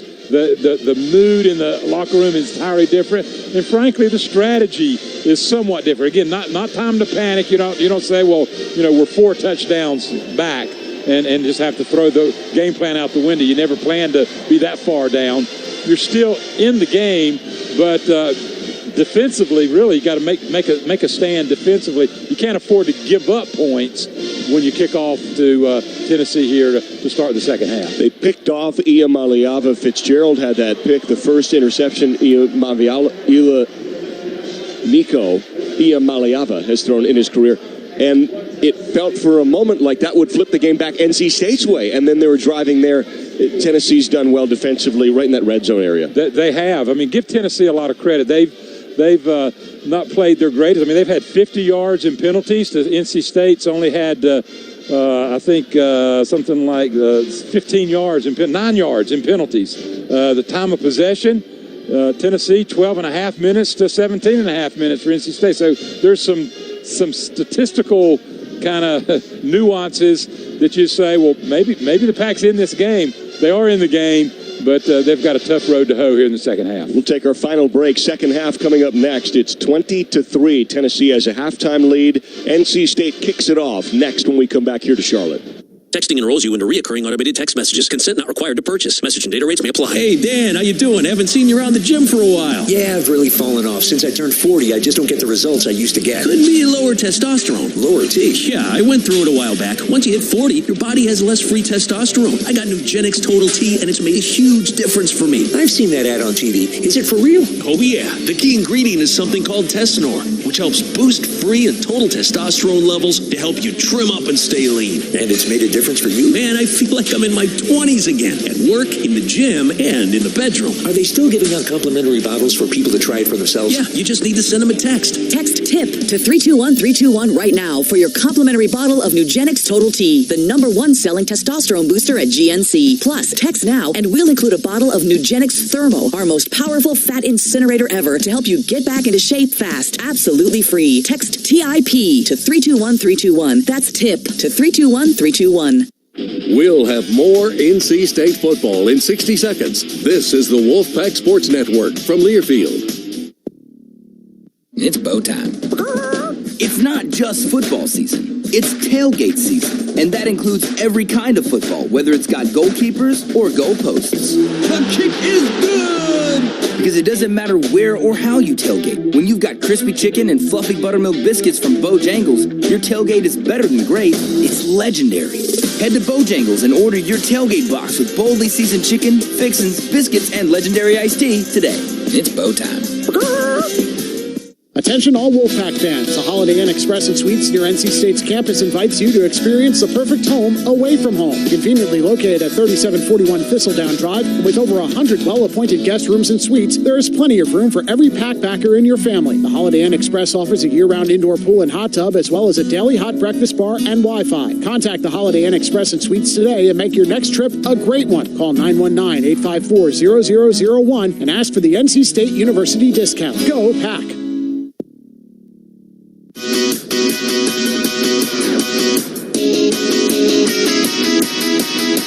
Less than a minute till the kickoff here in the second half. It's Tennessee 20, NC State 3. The Pack's trotting out from the near left corner of the stadium.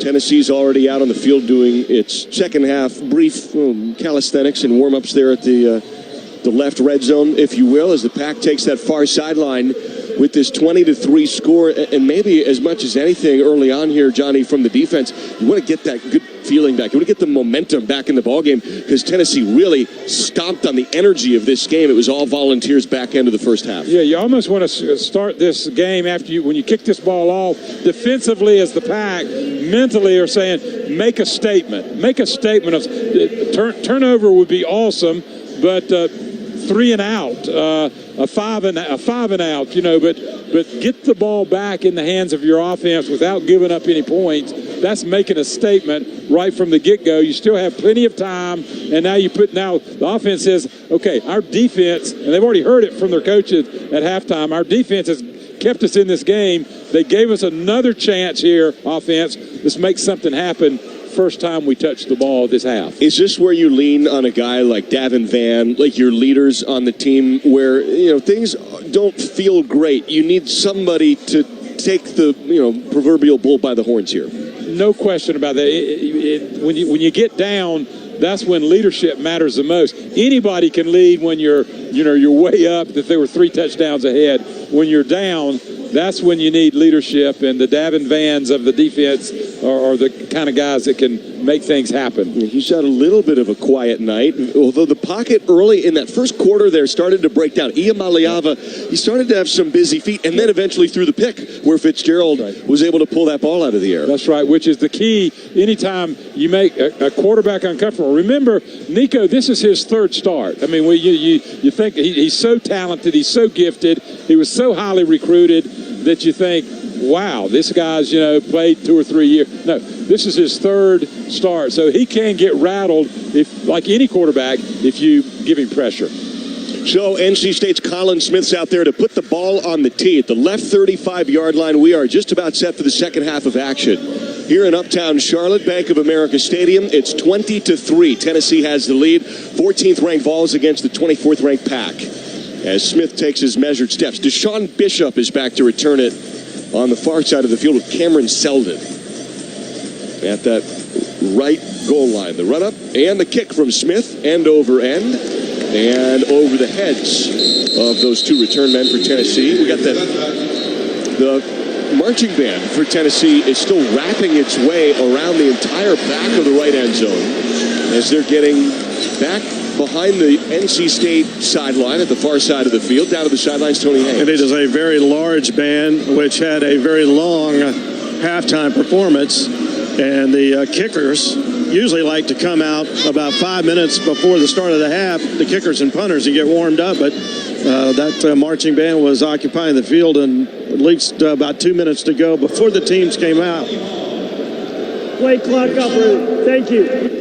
It's like a whole parade of the marching band is now surrounding the field for Tennessee as they make their way back. All right, first play of the second half of the 25. Iamaleava claps for the ball. Play fake, rolls out right, dumps it off to the tight end, Ethan Davis, who's chopped down to the far numbers to the 29 by Jihad Carter, who now leads the Pack in tackles tonight. That's his 6th. Yeah, and Carter doesn't make that tackle. It's a long gain for Tennessee. Good job. 2nd and 6 now. Iamaleava snap, handoff, Sampson whipped down to the turf at the 32-yard line by Brown. 2 hands on Sampson, and like a rag doll, he just whips him down to the turf. Here's a big 3rd and 3. First chance for the Pack to get Tennessee off on a 3 and out. Time to make that statement here defensively for the Pack. At the Tennessee 32-yard line, snap Iamaleava.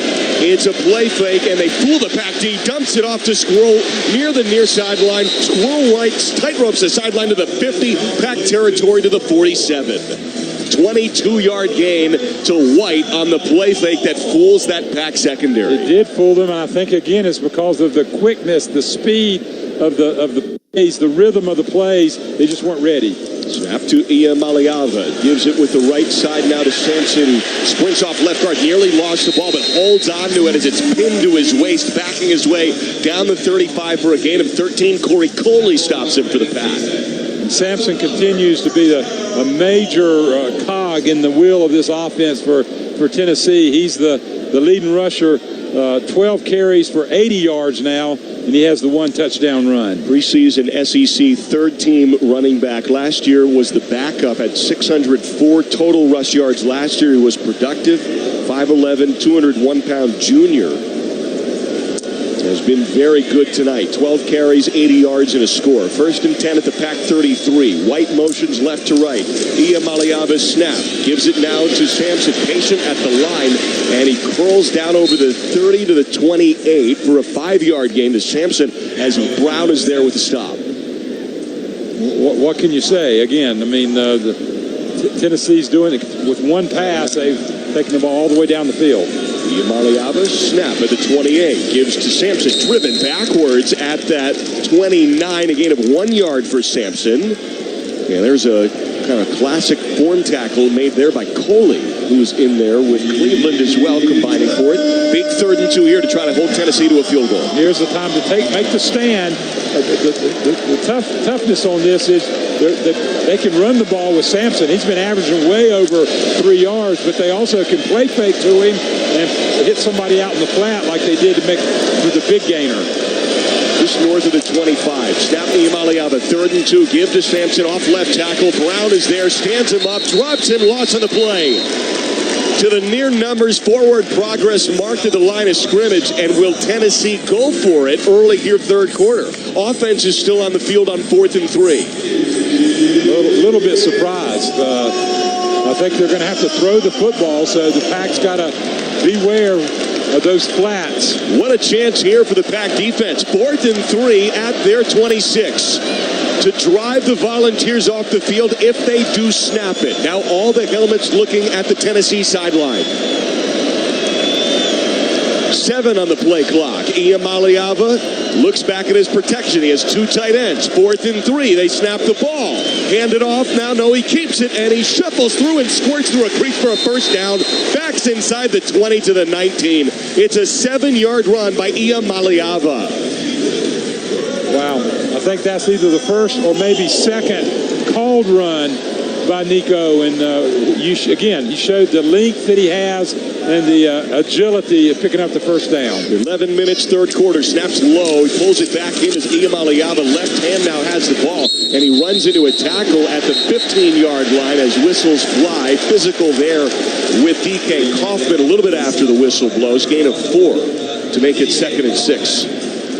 Well, Nico was very fortunate to garner that or grab that snap. It was hard. It was outside, and he put his left hand down, his weak hand, and was able to make the catch and pick up a few yards. Shotgun here for Iamaleava. To his right is Sampson. Snap at the 15 on 2nd and 6. Play fake wide open. Busted coverage. Kitzelman's there. Touchdown.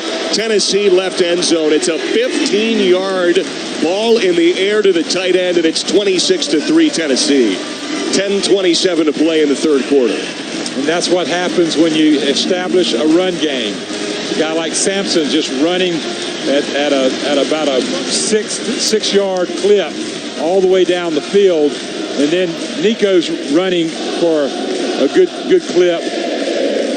Play fake is going to fool the defense. They got to sell out somewhere, all because of an established running game by Tennessee's offense. PAT snap is there, hold is down, kick is good through the left uprights, and it sends us to a timeout. 10:27 to play.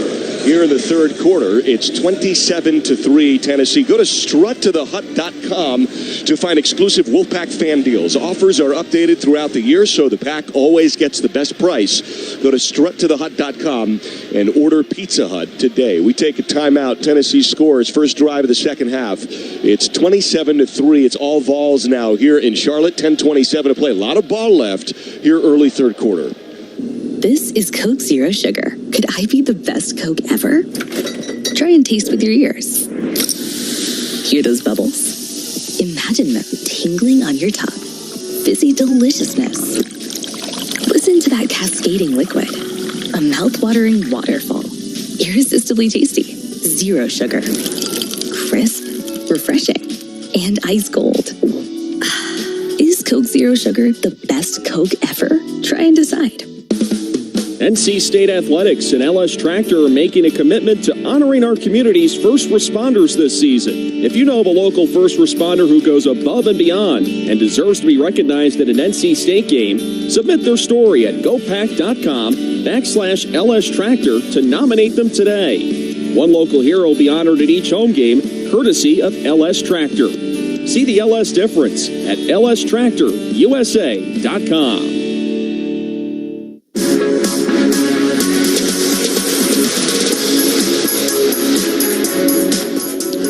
10:27 to play, 3rd quarter in Charlotte, 27-3. Tennessee has the lead. John Heister scoring drive. That's a 10-play, 75-yard Tennessee march. 15-yard pass to Kitzelman is the capper. It takes 4:33 off the clock.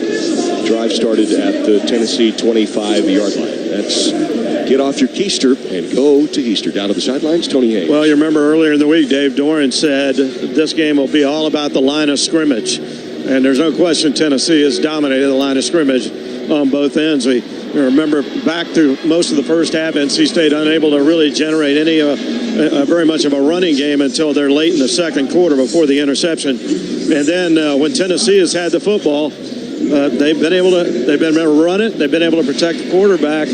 And I think with this passing attack that they feature with such a talented quarterback, if they can run the ball like they have tonight, I mean, it's going to be a very difficult ask of any defense. They have now rushed for 138 yards. Josh Heupel last year averaged 204 rush yards a game. Top 10 in the country at the top of the SEC. And under Heupel, Tennessee is 22-2 when they do rush for 200 yards or more, as that's really the goal for this spread offense, is to run the ball for Tennessee with tempo. Clearly, it's really hard to stop it. It is, and it isn't just the 138 total rushing yards, but it's the 5.8 per carry as well. I mean, it's just the math. It just doesn't. It's hard to compete against it offensively. So now NC State's close to the place where they're going to have to sort of abandon their original game plan and start chunking it around.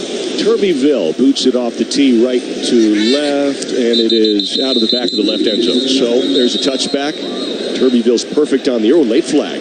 Very late flag comes out after that ball was being brought toward the 25-yard line. It's going to be a personal foul on somebody. Juice Vereen is talking to the referee. After the play was over, personal foul, receiving team number 11. Half the distance to the goal, 1st and 10. That's the linebacker, Keenan Peely, on special teams.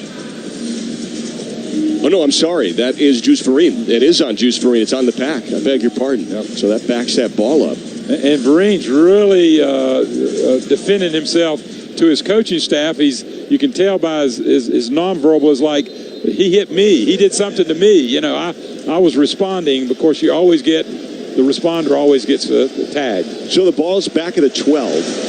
McCall left hashes with Waters now to his left shoulder. And Concepcion motions left to right. Snap, McCall, toss sweep left. Waters is drilled. Nowhere to go off the left side. Waters to the short side of the field gets popped. There's a loss on the play of about 5 yards. Joshua Josephs, the defensive edge, 6'3", 245. That is, let's see, 8.5 career tackles for loss now for Josephs with that stop. And that goes back, I think, Tony, the very first play of the game was a 5-yard loss like that. And he just ran right over Justin Jolie, just flattened him to get to the ball carrier. Actually pushed Jolie back into Waters. 2nd and 15 now at the 7. This is McCall. Snap, dump off Jolie to the right. Oh, late hit. It's got to be a flag. Absolutely. Oh, like 3 more flags come in. Jolie made the grab at the 9, and then Keenan Peely, after Jolie gets up, hits him again after he's down.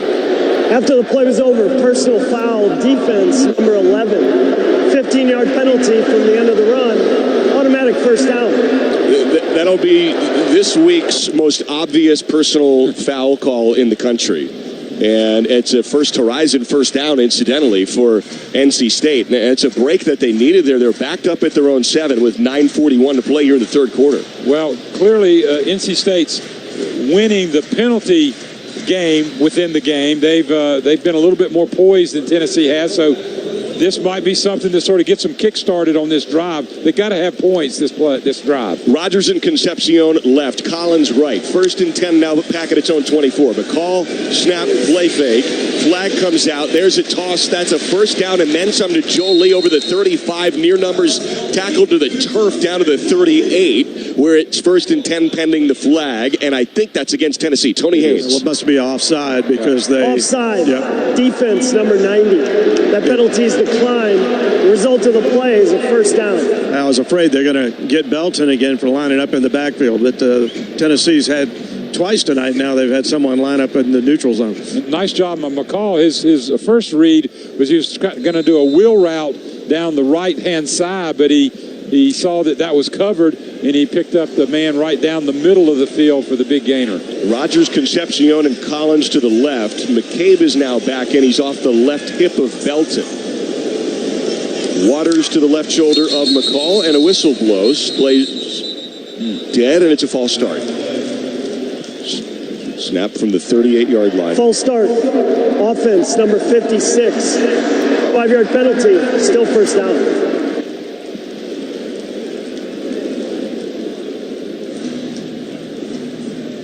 It's on the center, Zeke Correll. Usually it means they do like a little hitch. You do a little hitch in the giddy up there with the snap. Yep. You can't fake snap it. So 1st and 15 after that from Corral. And the Pack's back at its own 33. Down 27-3 to Tennessee with 8:44 and ticking in the third. Snap McCall near hashes.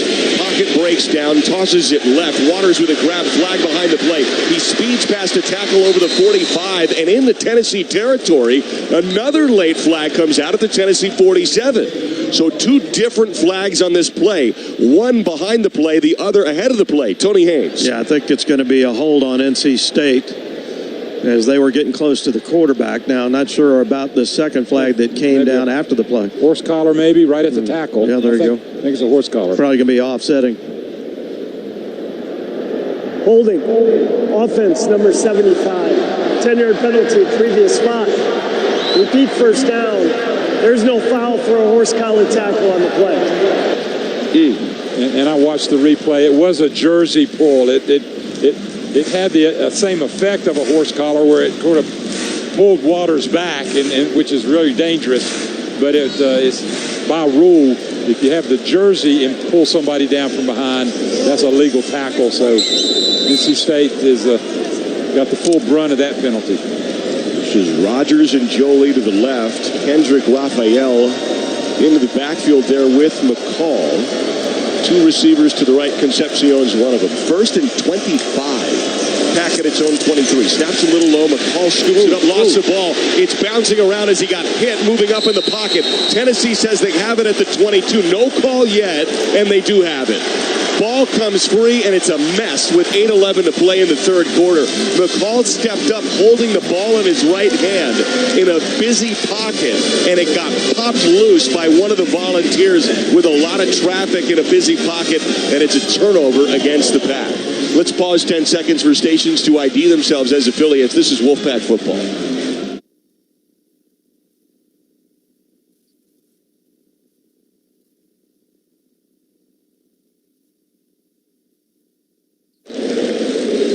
.8:11 to play here, third quarter. NC State is on its heels in a big way. Tennessee has the ball up 27-3 after a McCall fumble at the 22-yard line. And Ian Maliava is out now with Miles Kitzelman, the tight end to the left side of the formation. He just caught the 15-yard touchdown earlier this quarter. Shotgun set for Ian Maliava. 2 wide receivers right for Tennessee. Collapse for the ball, waist high. Snap. Gives it off the right hip to Sampson. Picks his way through the center of the line. Brown is there to stuff him at the 17. Gain of about 5. Right up the middle. So there's that 5 to 6 yards every single first down. Every time Sampson touches the ball, it opens up everything, your whole playbook offensively, and that's why you're seeing so much success offensively for Tennessee. Clock's moving at 7:40 here in the third quarter. 4th red zone trip for Tennessee. Ian Maliava snap at his 17, give to Sampson off right tackle this time. And he pinballs his way inside the 15 to the 14 where Cleveland is there for the stop.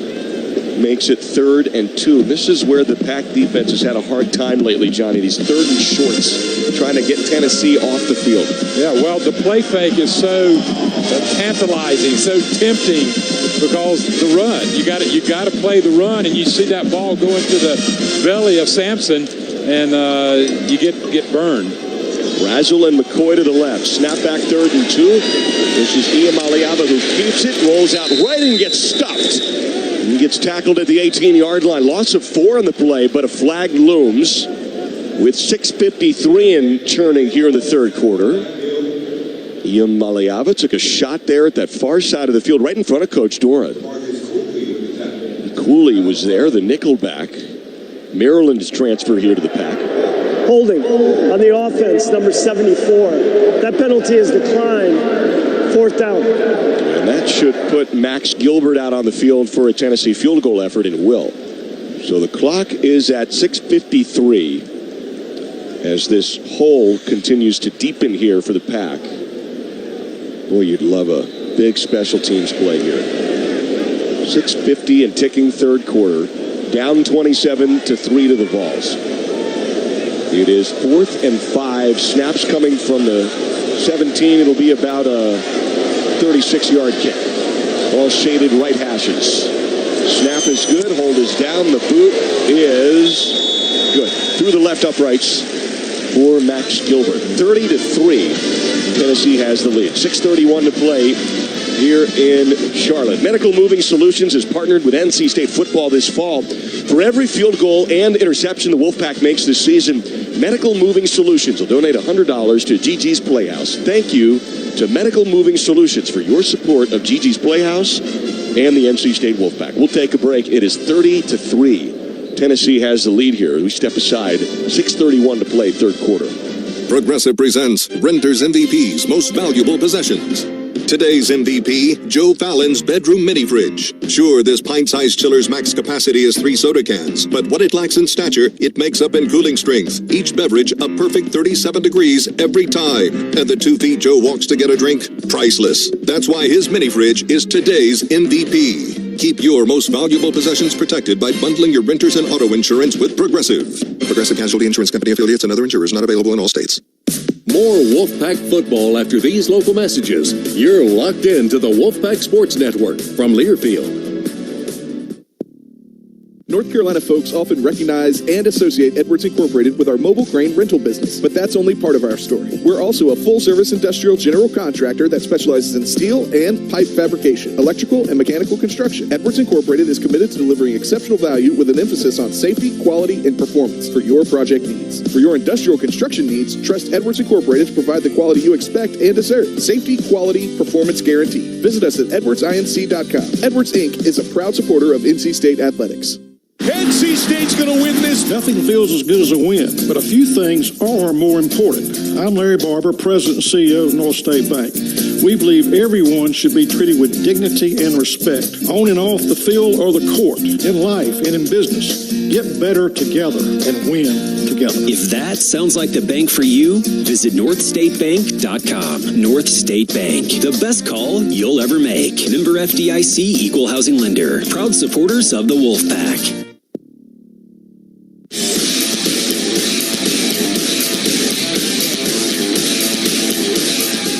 6:31 to play, 3rd quarter here in Charlotte. Tennessee up 30-3. John Heister scoring drive, 5 plays, 4 yards. Ends in a 36-yard field goal. Takes 100 seconds off the game clock. Get off your keister and go to Heister. 30-3. It's time for the Pack to do something here, Johnny. 6:31 to play. There's a lot of time in the game, but you're running out of it now, down 27 points. Yeah, and give the defense a lot of credit because, I mean, that would be the time to quit. If you're going to quit this game, that's it. You're working your tail off, and the offense gives the ball over to Tennessee, but they make the stop, force the field goal, and only give up the 3 points, and that's really not on the defense. So now it's back in the offense's hands. We're going to see a little bit about McCall. We're going to find out a little bit about, things have been tough. It's been the pick six, the big play of the first half. Now the fumble. He's got to see what kind of grit he has, and I think you're going to see what kind of leadership he has. See if the guys can rally around McCall here and help them finish strong. Attendance here tonight, 72,730 between Tennessee and NC State. 2 relatively close schools here in the South only playing for the 5th time ever as this ball is booted through the left end zone. Sidelines, Tony Haynes. You know, I found it interesting, guys, looking at Tennessee's game notes, and you mentioned how close Knoxville is. Tennessee generally has had a lot of success recruiting the state of North Carolina. The Pac coaches over the years trying to build a fence around the state, build a wall around the state, as they like to say.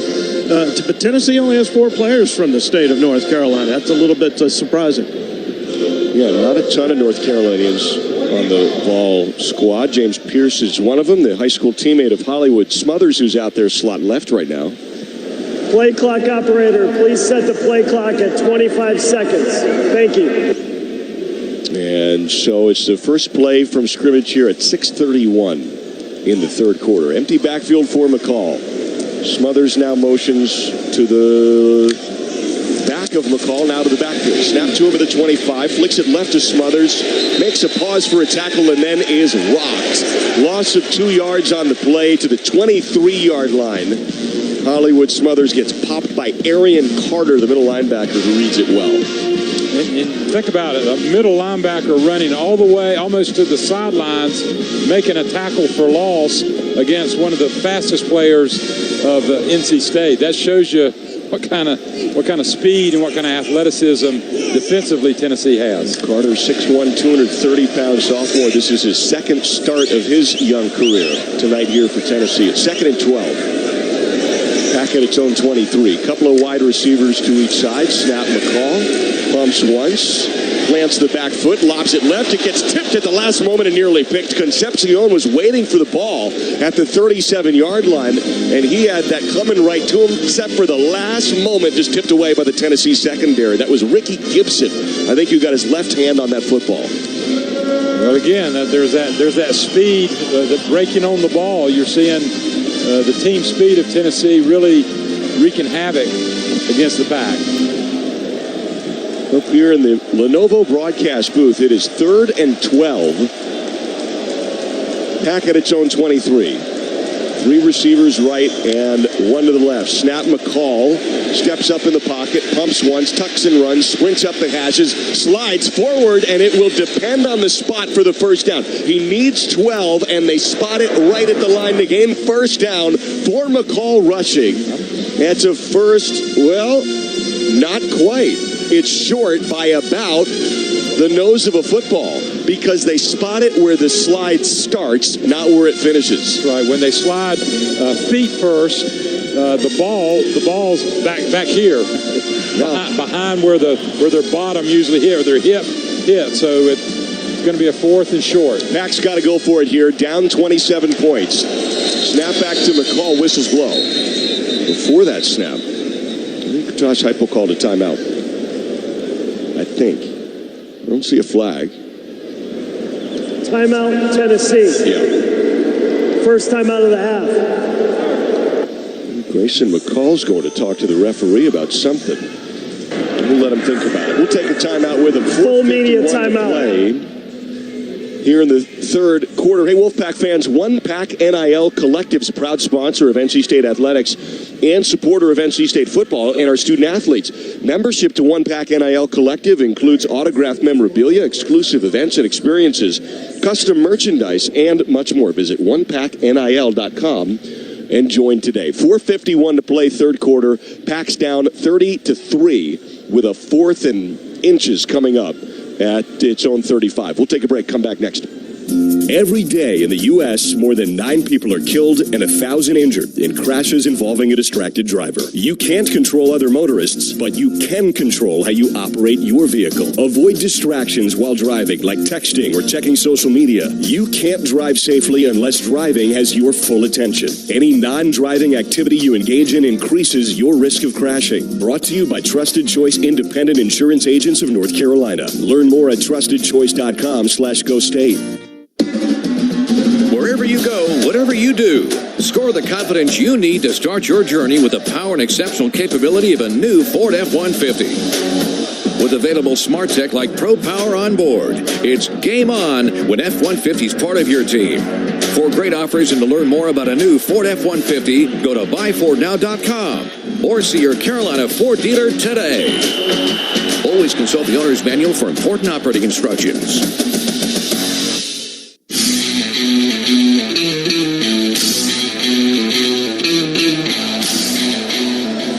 Ball remains spotted back by about, 4 inches, 5 inches right down there is what this Pack offense needs. 4th and 1 coming up, 4th and inches at the 35-yard line. It was so close and so persuasive, they've changed all the scoreboards here to 1st and 10 in Bank of America Stadium. And the chain gang even thought it was a first down. They started to move. And listen, our stats guy, Howard Baum, he's done this 59 years. He thought it was a first down. Francis Combs, our spotter, 58 years. He thought it was a first down. We were inches, the other way around. 59 for Francis, 58 for Howard. I apologize. Got the full network crew on here. David Modlin, our great engineer and producer. Of course, Tony Haynes on the sidelines with our guy Johnny Evans up here in the booth. Yours truly. We've got Andrew Sanders, Jeff Gravely coming your way for postgame. With a tough one here tonight, a ball game that if you're just tuning in, it was 10-3 Tennessee. NC State's driving. McCall has it at the 15-yard line of Tennessee and throws an 85-yard pick six, and that flipped the game, and it hasn't been right since. And Tennessee comes out and scores on the opening drive of the third quarter. And now here we are at a 30-3 point. The NC State offense is yet to get in the end zone with 4:51 to play, and they come out now on 4th and inches at the Pack 35. So the personnel package they bring out on 4th and very short includes Matt McCabe, the additional blocker.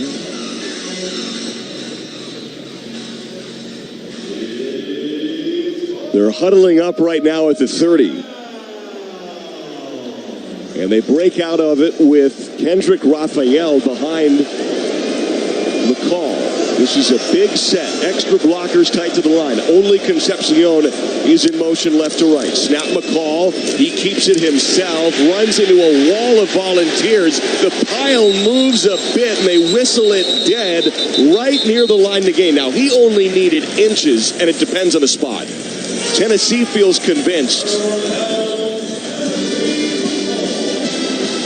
And it is a turnover on downs. He did not get the inches required on the run up the gut on the QB keeper. It's Tennessee football. McCall put it right in the gut of Waters. Waters tried to lead up in there. McCall actually picked up a yard from contact. He got contacted a yard further back in his own backfield. Gained a yard back to the basically line of scrimmage, but he didn't pick up the extra few inches that he needed for the first down.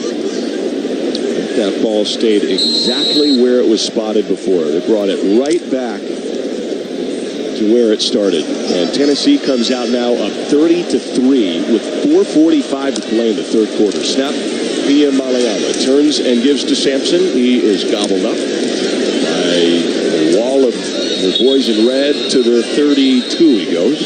Gain of 3 yards. Take your pick. Caden Forden might have been in there the first. And so the clock starts to churn. Sampson is 3 yards short of the century mark. That's the mark that every running back at every level likes to get in a football game. 2nd and 7 from the 32. Iamaleava snap. Takes it left. There's a twisting grab out of bounds. Drew McCoy, the intended target. Caught that ball to the near side of the field. Brandon Cisse was right there, right at the pylon.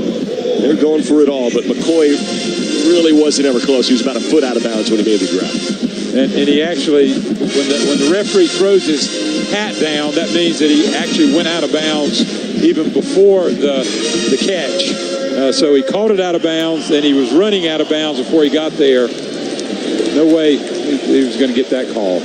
So 3rd and a long 6, right at the 32 of the Pack. 4:08 to play third quarter. It's 30-3 Tennessee. Snap.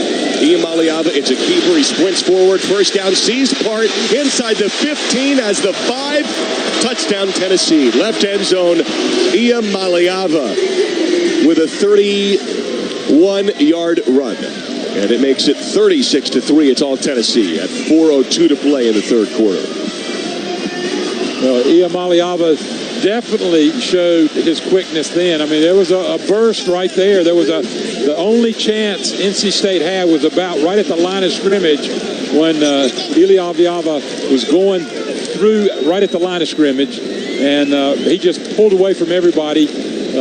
All the safeties were wide, covering wide receivers. Pretty nice play call by Josh Heupel and his Tennessee staff. Extra point is good through the left uprights. And it is starting, or it has gotten away from the pack. It's 37-3. All Tennessee. 4:02 to play in the third quarter. We'll stay right here. You'd love to see the offense get some rhythm going here. Get in the end zone. You'll see Grayson McCall have some confidence here at the back end of this half against the Volunteers. Well, that's what you do. When you get in a game like this, you know, Tony, you're not really looking to necessarily win the game right now. You're trying to just get back in the game. You have to get back in it before you can win it. And that's all. You just want to have one good series, Tony. Yeah, but this is a tough situation on a quarterback. When you fall behind like this, 37-3, you're facing an elite defensive line with depth. You know those guys are really going to be teeing off. So tough for a quarterback, tough for an offensive line right now. Here's the Turbyville kickoff. And this boot right to left is over Smothers' head. This is trickling out under the left goalpost. And so 4:02 on the clock. Another touchback.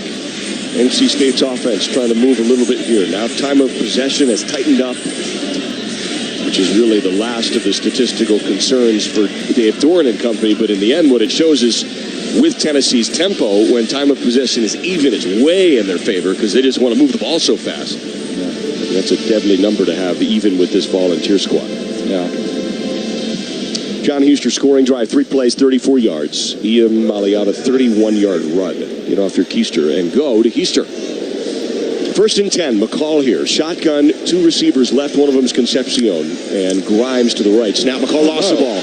Lost the ball. It's a fumble. Tennessee pops onto it. That on the snap was a shotgun that popped out of his hands, just popped off his waist. And it trickles down to the turf, down to the sidelines, Tony Hayes. Yeah, that was, I think it was going to be an RPO there where he initially stuck the ball in the gut of Waters and it was going to pull it out. But there was enough contact there with Waters to spit that ball out of there. So a third turnover at the quarterback position tonight. Yeah, McCall had the ball secured, just like Tony said. He went to hand it off to Waters, and Waters never even considered grabbing it. And so it clipped Waters' hip and just dropped down. And then Tennessee's Jeremiah Tiedlander's a backup linebacker. He dives on top of it. There's a lot of time left in this, 3:57 to play. And Tennessee has it again. It's the 4th pack turnover. It's 1st and 10 now at the pack 24. Snap, Iamaleava turns and gives now to Sampson, who kind of jitterbugs his way through the left side of the line of the 22, gain of 2 yards. Well, you're going to see, I think, the game plan is to continue to run the football. That's what Tennessee's done so successfully, to mix in the pass almost as a deception, as to fool the defense. Now they're slowing things down just a little bit, trying to milk the clock, shorten the game, which is smart. They'll lose some of their rhythm though, but it's a smart play by Josh Heupel. 2nd and 8 for Tennessee. The pack 22. Snap for Iamaleava. Play fake. Lofts it right side of the end zone. One-handed efforts batted away. Intended for Dante Thornton Jr. down the far sideline. Aiden White was right there with him, and he touches that football incomplete to make it 3rd and 8. Iamaleava tonight, 13 of 20. 13 of 19 for 164 yards and a touchdown.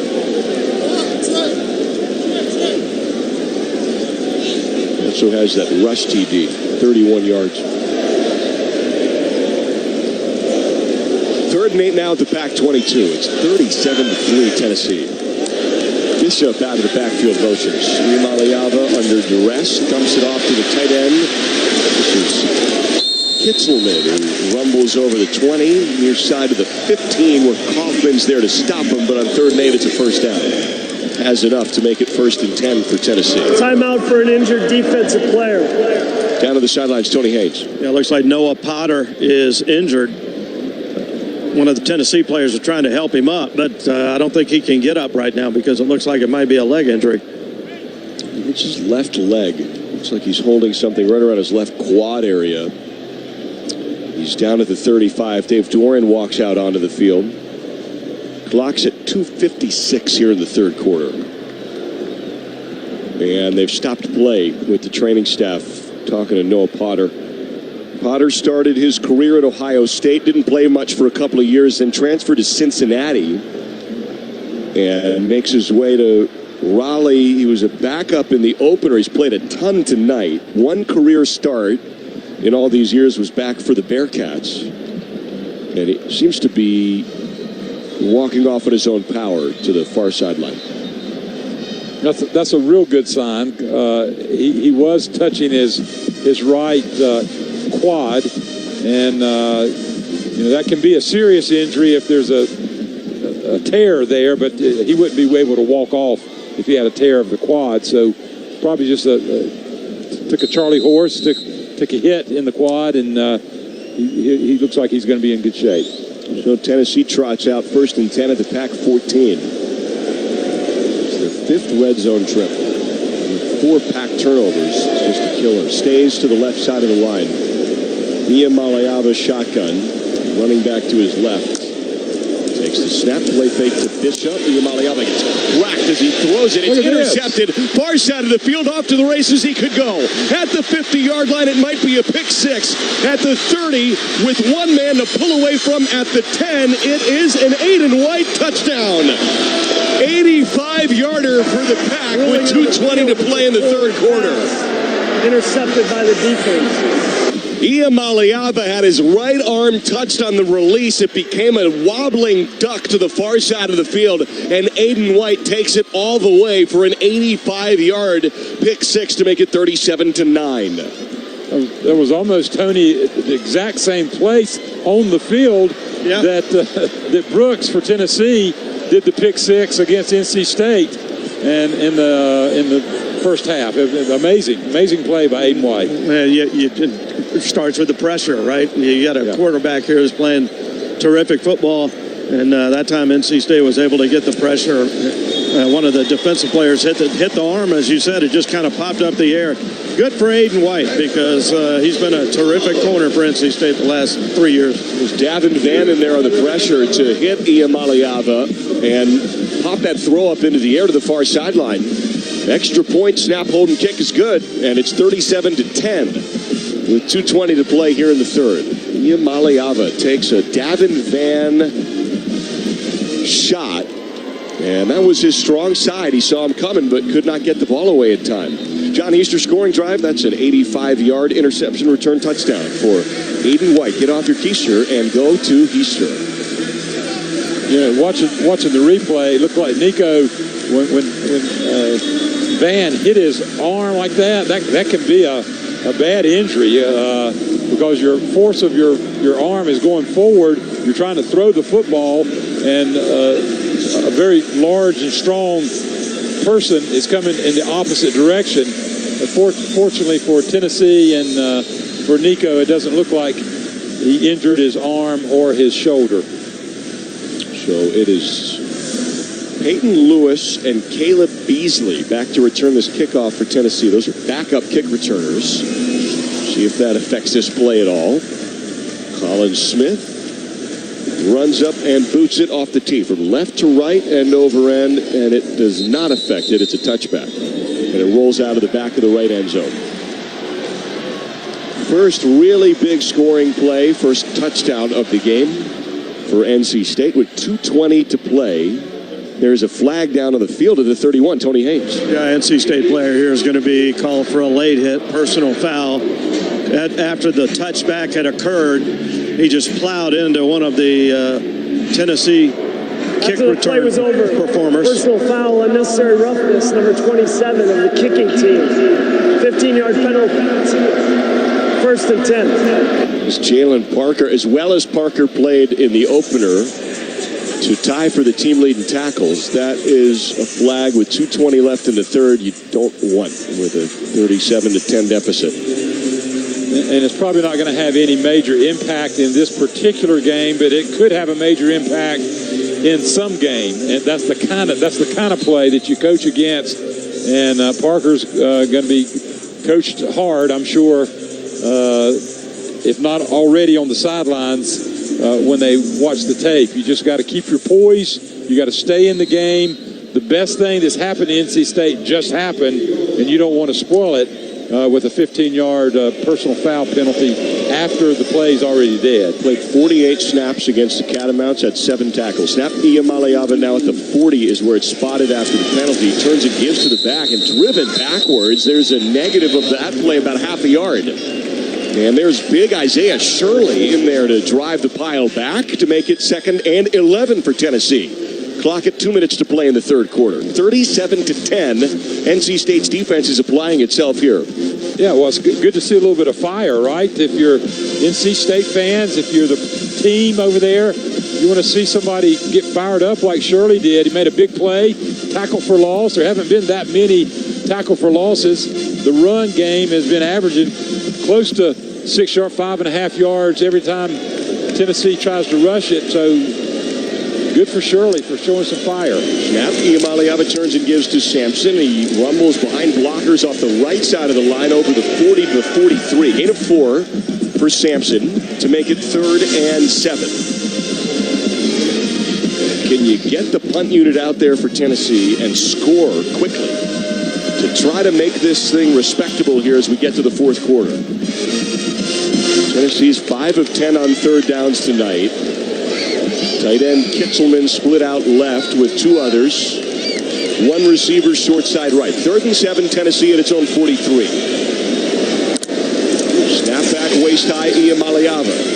Drops back. This is a clean pocket now. He's flushed out near side of the field. Runs out of time on a Fitzgerald blitz. Busted play. Hurls it downfield. Caught at the 20, Kitzelman. And he's wide open. Sprints in. Touchdown. Flag comes out behind the play.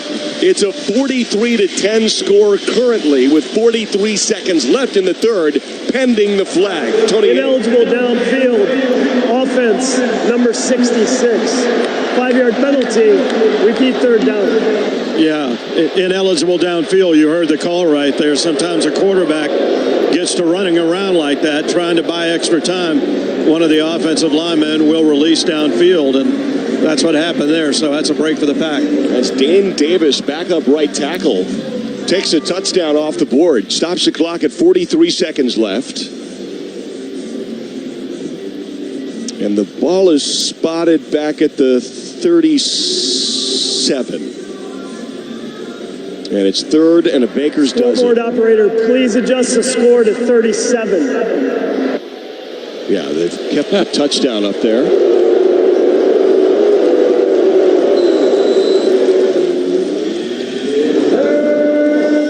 It's 3rd and 13 from the 37.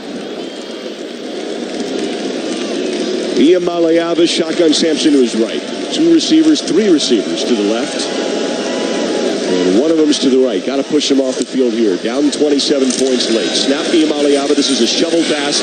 And away from the tackle with Sean Brown is Sampson now. And he speeds into the arms of the safety for a first down for Tennessee on 3rd and 13. Over the 45 toward the 41.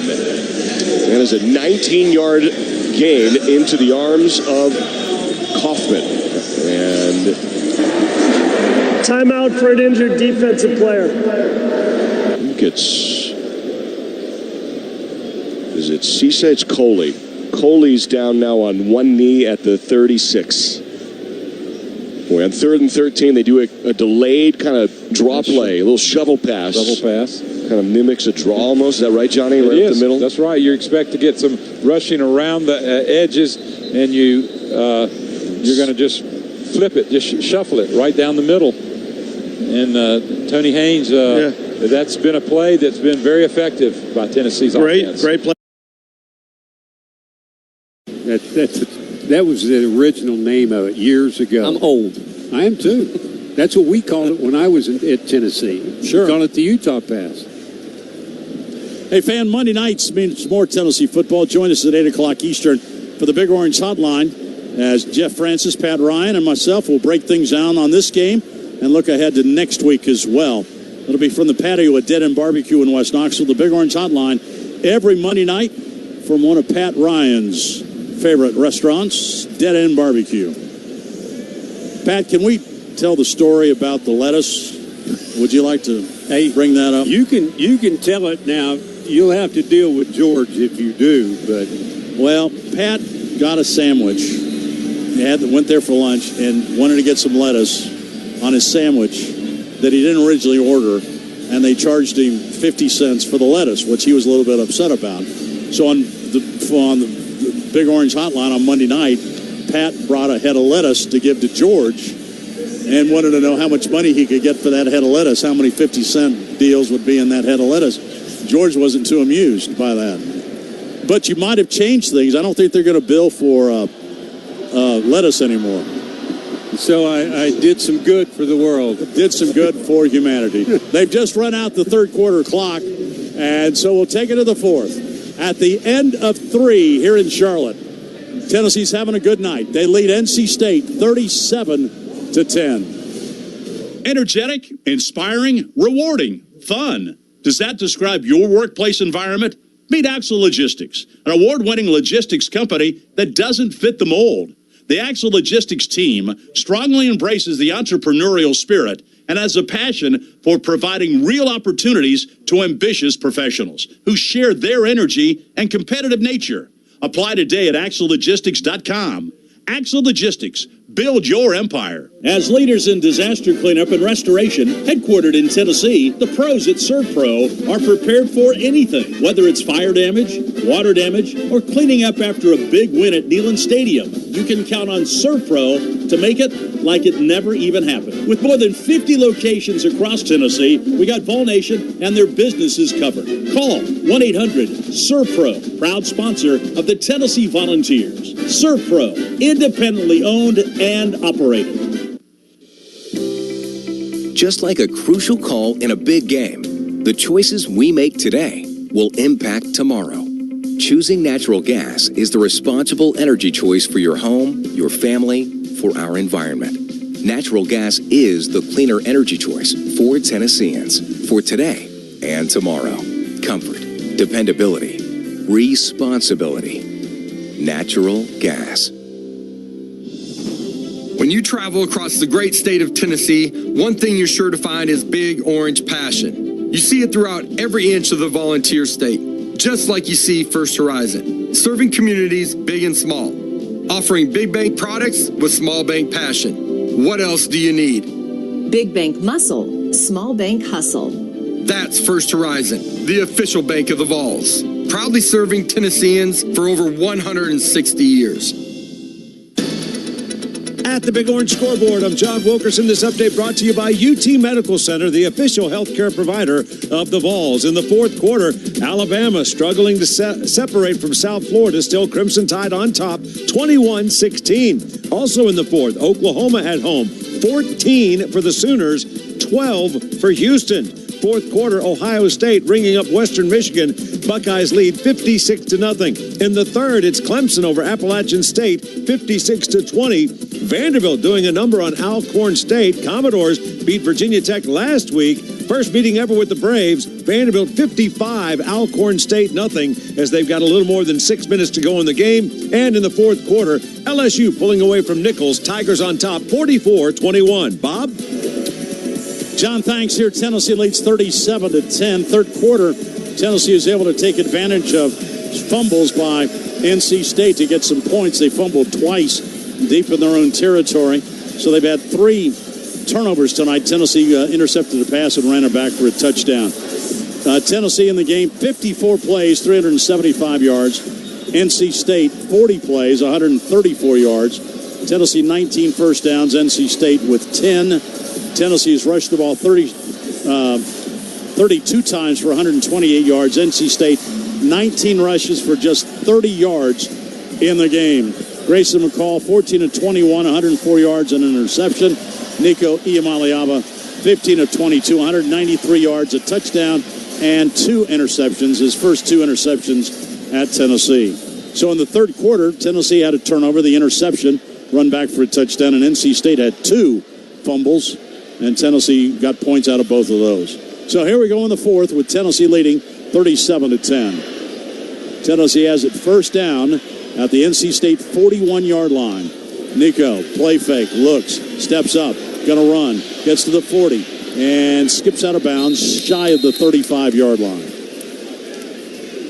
NC State got some pressure on him, but Nico was able to get away from it and pick up 5 yards. He felt early pressure, busted out there to the right side, got out of bounds. So Nico now has 63 yards on the ground and 8 carries.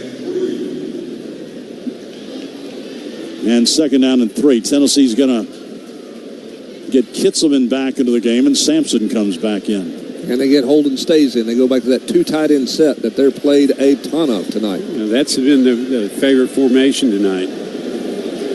Sampson to the left of Iamaleava. Going to hand the ball to Sampson. He gets to the 30, turns it upfield down the sideline. He's to the gone. 10, to the 5. Touchdown, Tennessee. Wow. Dylan Sampson. What a burst down the sideline. He got right around that corner, and there was nobody left. And Dylan Sampson rushes 34 yards for the touchdown, and Tennessee scores again. It's 43-10, Tennessee. Sampson, a sprinter, showed it that time, Pat. He sure did. White was out there, the cornerback, and he had an angle on him. He should have had him dead to rights, and Simpson just ran right by him. Lance Hurd did a great job of sealing the corner, and then Sampson got to the outside, and nobody's going to catch him in the open field. I didn't know he was that fast. He is really fast. Extra point by Gilbert. It's up and through.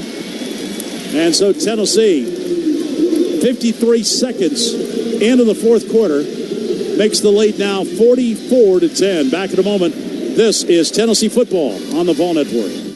Hey, it's Joey and Nancy, and it's time to pick your ticket. Monday morning, listen for Wagon Wheel by Darius Rucker to play between 7 and 9 a.m. When you hear it, be caller 7 at 656-WIVK to pick your ticket. Choose from tickets to Hootie and the Blowfish, the Bass Pro Night Race at Bristol, or tickets to the next UT home game. Plus, you'll qualify for a big screen TV and catered tailgate party from Salsaritas. Pick your ticket with the Uten Law Firm and your Vol station, 107.7 WIVK. Hey friends, it's Cougar with Rusty Wallace Nissan on Clinton Highway. Right now we have the best new inventory we've had in years. Over 200 new Nissans on the ground and ready to go. And remember, every new Nissan comes with Rusty's exclusive, no charge 200,000-mile warranty. Rogues, Altimas, Pathfinders, Sentras, Kicks, Frontiers, and more are always at a great price, and your trade will never be worth more than it is right now. So come on over to Clinton Highway or shop in those money-saving socks at RustyWallaceNissan.com. At Roan State, college doesn't have to be complicated. With success coaches to keep you on track, small classes for one-on-one attention, and dozens of programs to choose from. Starting here means you can go anywhere. Roan State also has 10 campuses across 2 time zones, so you can take classes where it's most convenient for you. Late start classes are still available this fall, and the application for spring is open. Pick up where you left off, or get started today at roanstate.edu/apply.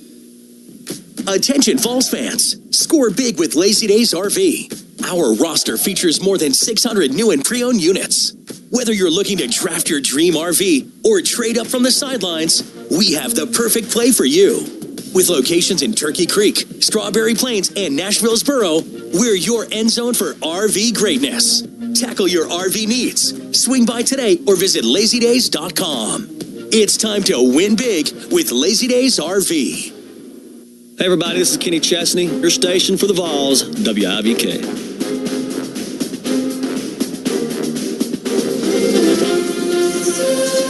14:07 to go in the game. Tennessee now leads NC State by a score of 44-10. 5 plays, 60 yards, took 3:13 off the clock. Dylan Sampson with a 34-yard run. Sampson now 132 yards on 20 attempts, 2 touchdowns. Tennessee as a team has 223 yards rushing. Pat Ryan, that's the 25th time in the Josh Heupel era that Tennessee has run for 200 yards or more. Yeah, and that's an offense that people always look at as a passing offense. They're not. They've run the ball probably 10 or 11 times more tonight than they've thrown the ball. Sampson now has 2 100-yard rushing games this season at 124 against Chattanooga and over 100 yards tonight. He now has 6 in his career. His all-time high is 139 yards against UT San Antonio. And tonight, Sampson has 132. So just 7 off his all-time high. Pretty dominating performance by this Tennessee offense tonight. 44 points. And they lead 44-10. And they've done it a completely different way.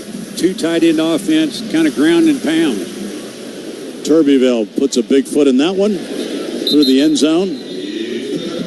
And it'll be a touchback for NC State, and they'll take over at the 25-yard line. And we thought maybe we'd get a new quarterback, but they're going to keep Grayson McCall out there.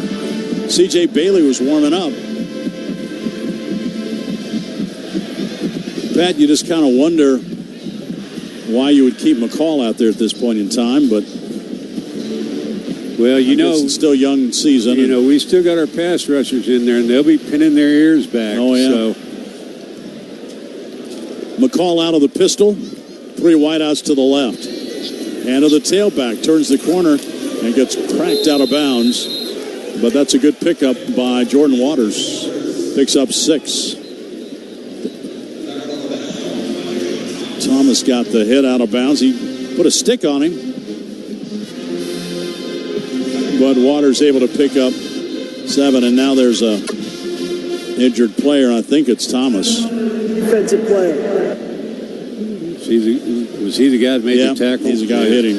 Looks like he's banged up his shoulder. And they'll take him into the tent to take a look at him. That was a hard hit. It sure was. Waters had a tough night tonight. Yeah. He's their lead running back. Transferred over. Guy that was going to be their bell cow. I don't think he's had 25 yards tonight. Waters, according to this, 7 carries minus 4. Okay, well, he hadn't had 20. That was 29 off. There's a draw play, and that's going nowhere. Elijah Simmons was there. Tyree West, minus 2 on that. Tyree West has really been active in the middle of this Tennessee defense. I tell you, Tyree lost, what did they say, 30 pounds? Yeah. He hadn't lost any strength. David Hobbs also there for Tennessee. So NC State, they've converted 3 third downs tonight. 3 of 9. 3 wideouts to the right. McCall rolls right. Stops, turns it up. Got some room to run. And puts his head down and dives to the 34-yard line. He's going to be short by a yard. Caleb Herring makes the tackle. So NC State's going to keep the offense out there. And they'll go for it on 4th and 1 at their own 34-yard line. Tennessee going to bring some... We're bringing our pass rushers in. We got Josephs and Pierce back in the game. 4th down short, 4th and 1 at the 34. And now a Tennessee player just flops on the ground. And it's going to be a injury timeout. Tyree West suddenly just flopped down on the ground and holding his right knee. And so this will be an injury timeout. And we'll take a break. 11:48 to go, 4th quarter. With timeout, our scores: Tennessee 44, NC State 10. Back in a moment. This is Tennessee football on the Ball Network. Does life feel heavy sometimes? Lay your burden down and give it to God. The Gathering Church is a community of believers who are not here to fix you, but to help you receive the love that God wants you to have. It's never too late. Jesus still saves, heals, delivers, prospers, and He cares for you. Prayer service at 9:30 a.m., teaching at 10:30. Visit online at thegatheringfamily.com, or better yet, come in person. All are welcome at The Gathering. You're not alone. You can make this place your home. At Roan State, college doesn't have to be complicated. With success coaches to keep you on track, small classes for one-on-one attention, and dozens of programs to choose from. Starting here means you can go anywhere. Roan State also has 10 campuses across 2 time zones, so you can take classes where it's most convenient for you. Late start classes are still available this fall, and the application for spring is open. Pick up where you left off, or get started today at roanstate.edu/apply.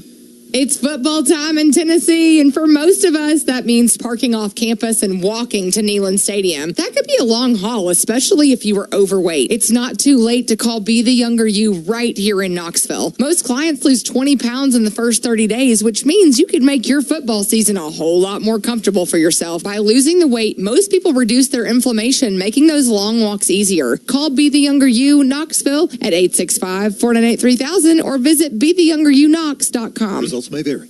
Enrichment Federal Credit Union makes it easy to get funds for any type of loan. Auto, mortgage, credit card, personal loans, and more. Best of all, the entire process can be done safely and securely online without ever leaving your home. Apply online today at enrichmentfcu.org. It takes about 5 minutes to fill out most loan applications. If you need additional help, you can text or video chat directly with a loan professional. Getting the funds you need has never been easier with Enrichment Federal Credit Union. Equal housing lender, member NCUA.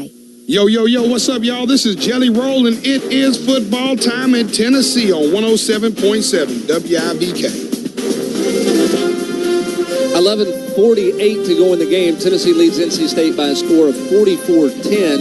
The Wolfpack facing a 4th and short here, and we'll see what they have. Pat, they had this opportunity in the third quarter, and Tennessee just ate them up in the line of scrimmage with big Elijah Simmons and that defensive front. Be interesting to see what they think they can do against Tennessee's front on 4th and 1. Well, I tell you what, they came out and lined up and what looked like it was going to be a pass play. And we had our pass rushers, and we were expecting it. We'll see who we got out there now. Tyree West, by the way, came off the field under his own power, went into the tent for about 30 seconds, and now he's back on the sideline. 44-10. 4th and 1, NC State at its own 34-yard line. Raphael is the tailback to the left of McCall. 2 tight ends in the formation. And now they shift to a double wing to the right. McCall waits for the snap, gets it, fakes, rolls right, dumps it off, and Jolie catches, and he's going to be wrestled down short of the first down. Great play by McCoy. They did a little bootleg. They flipped it to Jolie out in the flat, and Jermod McCoy stayed home and made the tackle on their big tight end, and the Tennessee defense comes up on another stop on 4th down and short. Yeah, really strong play by McCoy. Came up. That's a big receiver that he lassoed down short of the first down. Jolie with a stiff arm and everything couldn't get rid of McCoy. Great open field tackle. So Tennessee takes over at the NC State 34-yard line. They've been playing in NC State's backyard this whole second half, it seems like. Nico Iamaleava stays in at quarterback. Sean Bishop is his tailback. They're going to give it to Bishop. Bishop looks for some room and maybe gets 1 or 2. And he's taken down. Here are NC State's last 4 drives. Fumble, out on downs, fumble, out on downs. That's not going to win many games. No. But credit Tennessee's defense for keeping them bottled up. You know, they had those 3 first downs first time they had the football. Looked like they were going to do something against our defense, and then from that point on, we essentially just shut them down. They don't have a possession down conversion since then, 3rd or 4th down.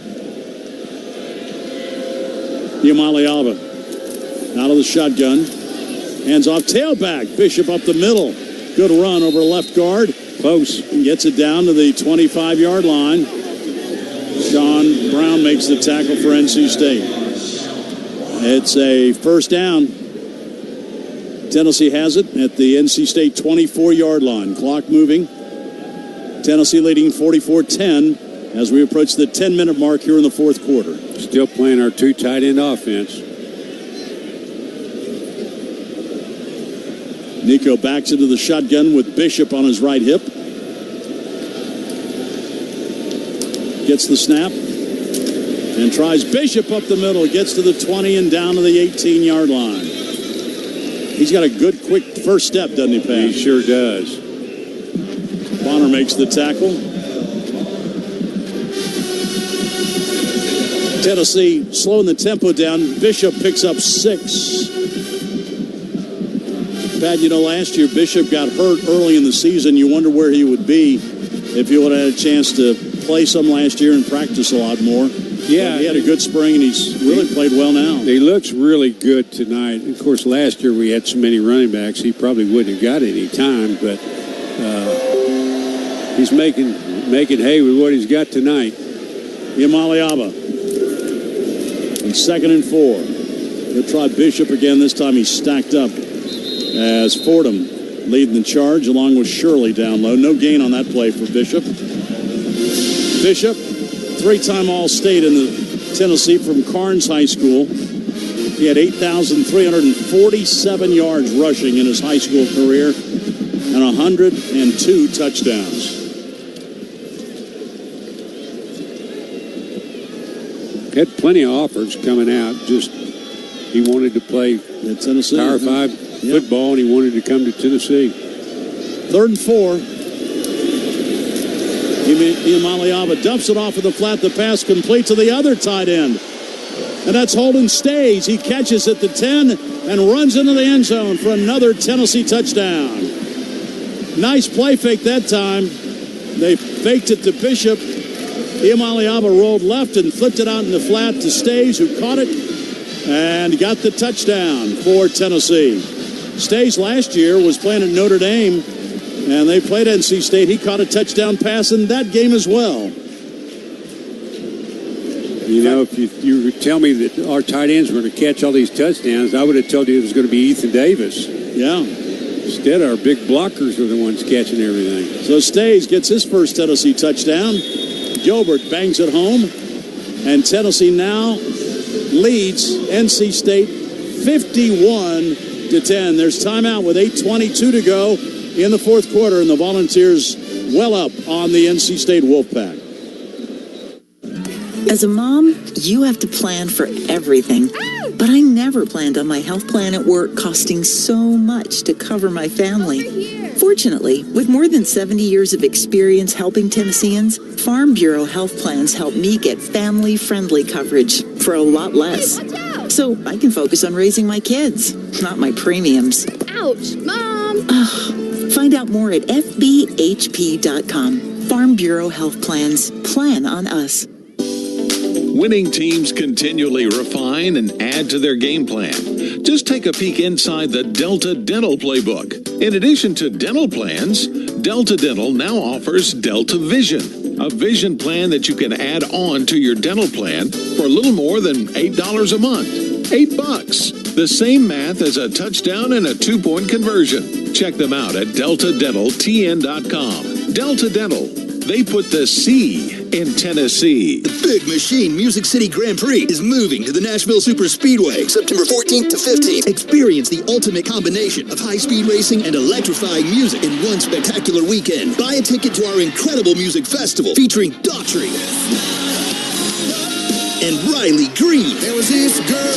And get a Grand Prix race ticket for free. Experience the best of both worlds. High-octane racing and live performances. It's cars and guitars. Secure your tickets now at MusicCityGP.com. Come on, Vols fans, it's your time to shine.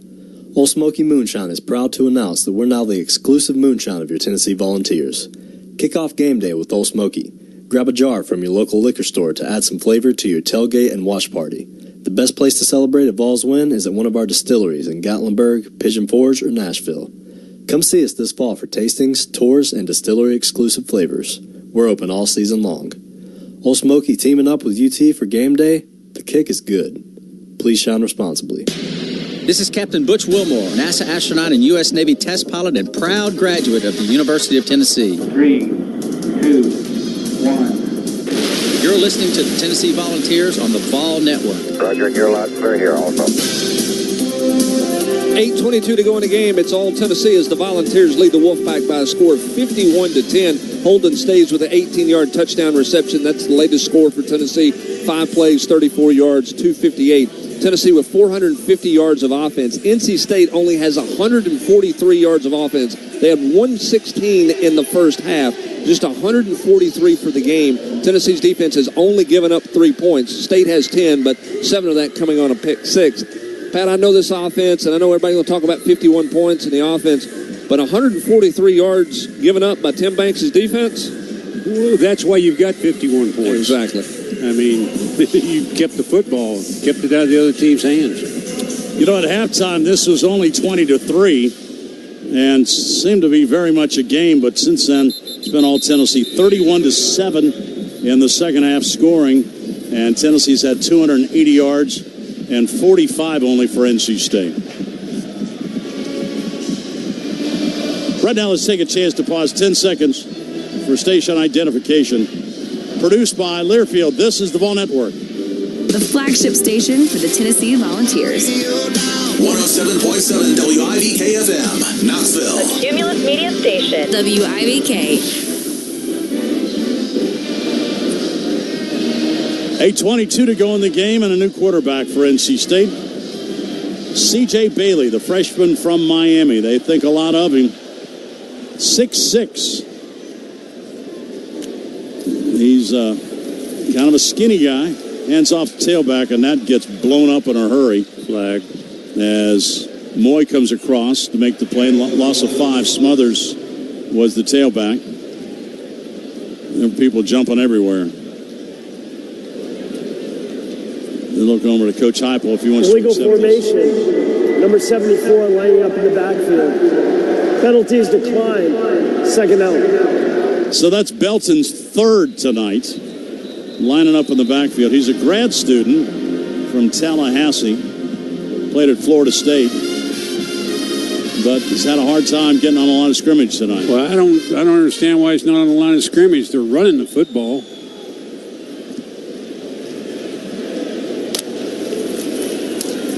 They hand it off tailback, and Smothers this time is spun around by Jalen Smith. He's smothered. Yes. No gain.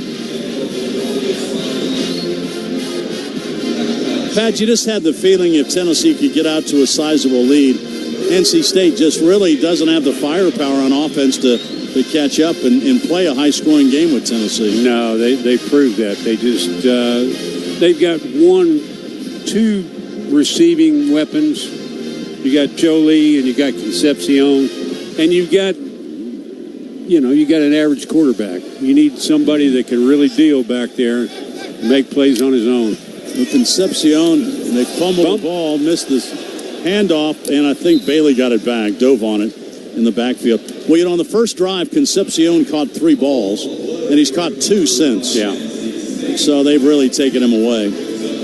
So now it's 4th down as they mishandle the handoff in the backfield. And things are really going from bad to worse for the Wolfpack. And Tennessee should get pretty good field position as Squirrel White retreats to field the punt. I would imagine we'll see some new offensive players. Nuncaster stands back at his own 2-yard line. Gets it and boots it out of there. Squirrel White, really a pretty good kick. Retreats to his own 29 along the sideline. Comes up to the 40. Breaks a tackle, trying to turn the corner and get to the sideline. The 45 at 50, and he's knocked out of bounds. He came all the way across the field. He caught it on the left sideline at the 29-yard line or so. Came up a couple of yards and came all the way across the field. Sprinted 50-some yards and turned it up. And was able to get 40 yards on the return. Yeah, he ran about 100 yards. He did. Wholesale changes for Tennessee on offense. Gaston Moore is going to go in.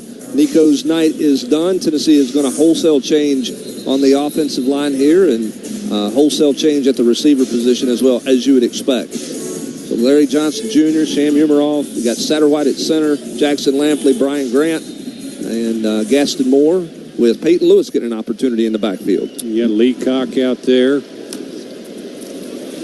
And they're going to try tailback. First, that's Peyton Lewis, and he'll pick up a couple. Nico tonight is 16 of 23, 211 yards, 2 touchdowns, 2 interceptions. Pat, sum up Nico's night for us. I thought it was a good night, not a great night. He missed a couple balls and had one bad interception.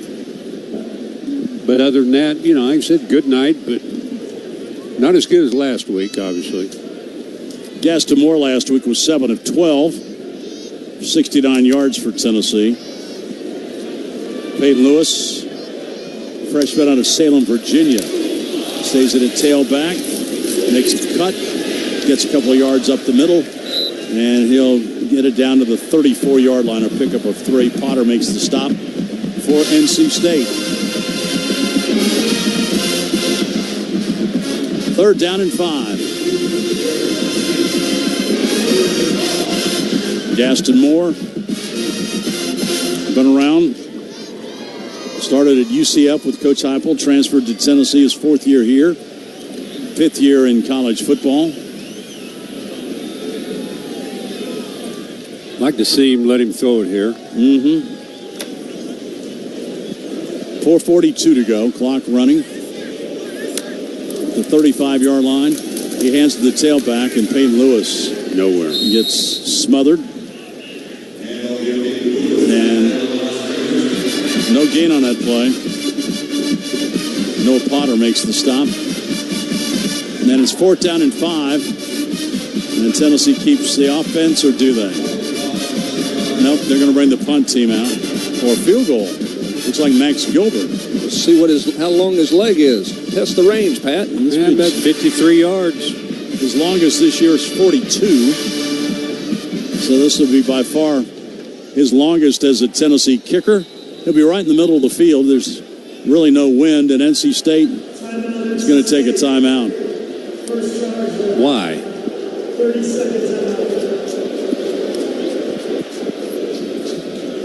3:56 to go. I think they had wrong personnel. Somebody was underneath the goalpost, Pat, getting ready to, thinking it was going to come up short, I guess. Well, if he comes up short, he could return it. Right. I don't think the NC State coach wanted him back there, based on their reaction on the sideline. Gotcha. Scoring in the game started like this. Sampson in the first quarter, after NC State chewed up about half of the first quarter, Sampson scored on a 9-yard run to make it 7-0. NC State came back with a field goal. Gilbert got a field goal, and then the big play that turned it around, Brooks, 85-yard interception return. That made it 17-3, and since then it's been all Tennessee. So here we go. Gilbert's going to try a 53-yard field goal. Snap is down.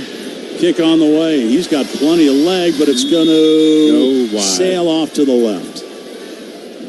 He got a bunch of it, but it sailed to the left, and so Tennessee doesn't come up with any points, and NC State will take over with 3:50 to go. It's time for the best in the game, brought to you by Old Dominion, the #1 national LTL freight carrier for quality. Pat, what's the best thing you've seen tonight? Will Brooks, interception return for a touchdown. Yeah, that turned the whole game around. It sure did. I mean, it was a tight game. It was back and forth. So congratulations to Will Brooks for that touchdown return. For a score, the best is the best, presented by Old Dominion, official partner of Tennessee Athletics, helping the world keep promises. 3:50 to go. Well, one thing that I'll tell you, this is a good stat by David Grimm. Tennessee's average starting field position, the 48. NC State's at its own 24. Wow. Handoff, tailback trying to turn the corner, and Smothers goes nowhere. Tennessee rolls him down. Thielander was out there. Ross was out there. For Farouk also. Yeah, Farouk's the guy that made the big hit on the sideline. So he picks up a -2 on that play. Well, Tennessee next week comes back home to take on Kent State. And then you think about the Wolfpack. Yeah, then it gets real. Yeah, but the Wolfpack, just knocked some of the stuffing out of them, I would think. They've got to do some regrouping after this. Delay handoff, tailback, nothing. John Slaughter got back there. Came across, and he made the tackle. Pat, I think it's safe to say the safeties are playing downhill to close out the game. Boy, they are. I tell you what. Slaughter made that tackle 3 yards in the backfield. Clock moving with 2:40 to go. Tennessee leads 51-10. Ball's going to go to 2-0 on the season. This is an NC State team picked to finish 4th in the ACC. And they've struggled tonight. 3 of 11 on third downs. Bailey, play fake. Now he'll take off running, and he's going to get to the 45. Short. And they're going to say his knee came down before he got the first down. I'll say this, NC State, they haven't gotten a whole lot of good marks on these fourth down calls. They've had several that have been short, and Tennessee then has made them pay because they've stopped them. So NC State's going to go for it again, and that'll be the 2-minute timeout. 2 minutes to go in this game. Tennessee on its way to being 2-0. Timeout. 2 minutes to go in our score. Tennessee 51 and NC State 10. It's always game day out here, where orange and white checkerboards aren't just a fashion statement, they're a passion statement, where 100,000 fans sing Rocky Top like the game and their lives depend on it. It's out here where years of tradition are packed into one iconic place, Neyland Stadium. It's here that the legacy will now live on, thanks to Pilot's partnership with UT, to preserve Neyland for generations to come. Pilot, proudly preserving Neyland Stadium. See you out here. Wisdom is knowing you can achieve more with a team than you can by yourself. That's as true in the medical field as it is on the football field. And as the region's academic medical center and the official healthcare provider of the Vols, we recognize the power of leadership and teamwork to achieve the best results. That's what wisdom can do for you. The University of Tennessee Medical Center. Wisdom for your life. Ball fans, it's Coach Heupel. On the field, our team relies on strength, strategy, and trust. Qualities that make a winning team. Off the field, I look for these same qualities to protect my family and home. That's why I turn to Farm Bureau Insurance of Tennessee, the official insurance of the Vols. Their agents have a game plan for your auto, home, life, or business insurance needs. Protect what's important to you. Join the Farm Bureau team because helping you is what they do best. Get a free quote at FBITN.com. Enjoy the world's most refreshing beer, Coors Light, all season long. Whether you're at Neyland Stadium or tailgating at home, crack open an ice-cold Coors Light, the official beer of enjoying college football wherever you are. When things heat up on the gridiron, Coors Light is there to cool things down because it's made to chill. This fall, reach for the beer that supports the Vols. Mountain Cold Refreshment. Coors Light, proud sponsor of the Tennessee Volunteers. Celebrate responsibly. 21 means 21. Celebrating our 75th anniversary, you're listening to Tennessee football on the Vol Radio Network. 2 minutes to go in Charlotte, and it's Tennessee cruising to a second victory on the season to go to 2-0. Volunteers lead 51-10. Coming out of the 2-minute timeout, it will be NC State faced with a 4th and 1. State converted their first 3 third downs of this game. Since that point, they are 0 for their last 14 in possession downs. So third and fourth down conversions, 0 for their last 14. Tennessee been pitching a shutout since that opening drive. Quite the impressive performance from Tim Banks' defense, Bob. No question about that. And Tennessee going for his 12th straight non-conference win. Josh Heupel is going to be 15-2 in non-conference games since he's come to Tennessee. 13-1 during the regular season. And Pat, defensively, the first drive, NC State threw some stuff at Tennessee, caught them off balance. But you got to give the coaching staff some credit. they made adjustments, and they took that short game away, and since then, NC State's really struggled. Oh, yeah. I mean, it was unbelievable. You got Tennessee's front six, or front seven, whatever, front six, has really come on strong from that point on and just buried them. NC State's going to punt it away on 4th down and 1 this time. And coming up and calling for and making a fair catch is going to be Squirrel White at the 24-yard line. 33-yard punt. And now Tennessee has 1:52 to salt this one away, get a win, and head back home to take on Kent State. That'll be a 7:45 kickoff next Saturday night at Neyland Stadium. These neutral site games, Pat, are nice, a lot better when you win them. Oh, they're great when you win them. Unfortunately, you'd rather have a home game than a neutral site game. Yeah. But this is a beautiful stadium. Yep, sure Not is. that far from home. Tennessee gets another tailback into the game. It's Khalifa Keith, the sophomore out of Birmingham. He powers ahead for a couple. And the clock moves 1:42 to go with Tennessee leading 51-10. You would think they'll keep this ball on the ground. 90 seconds to go, and Tennessee in no hurry to get the next playoff. They'll milk time, and when they snap it, it'll be close to just 1 minute remaining in this game. Gaston Moore at quarterback.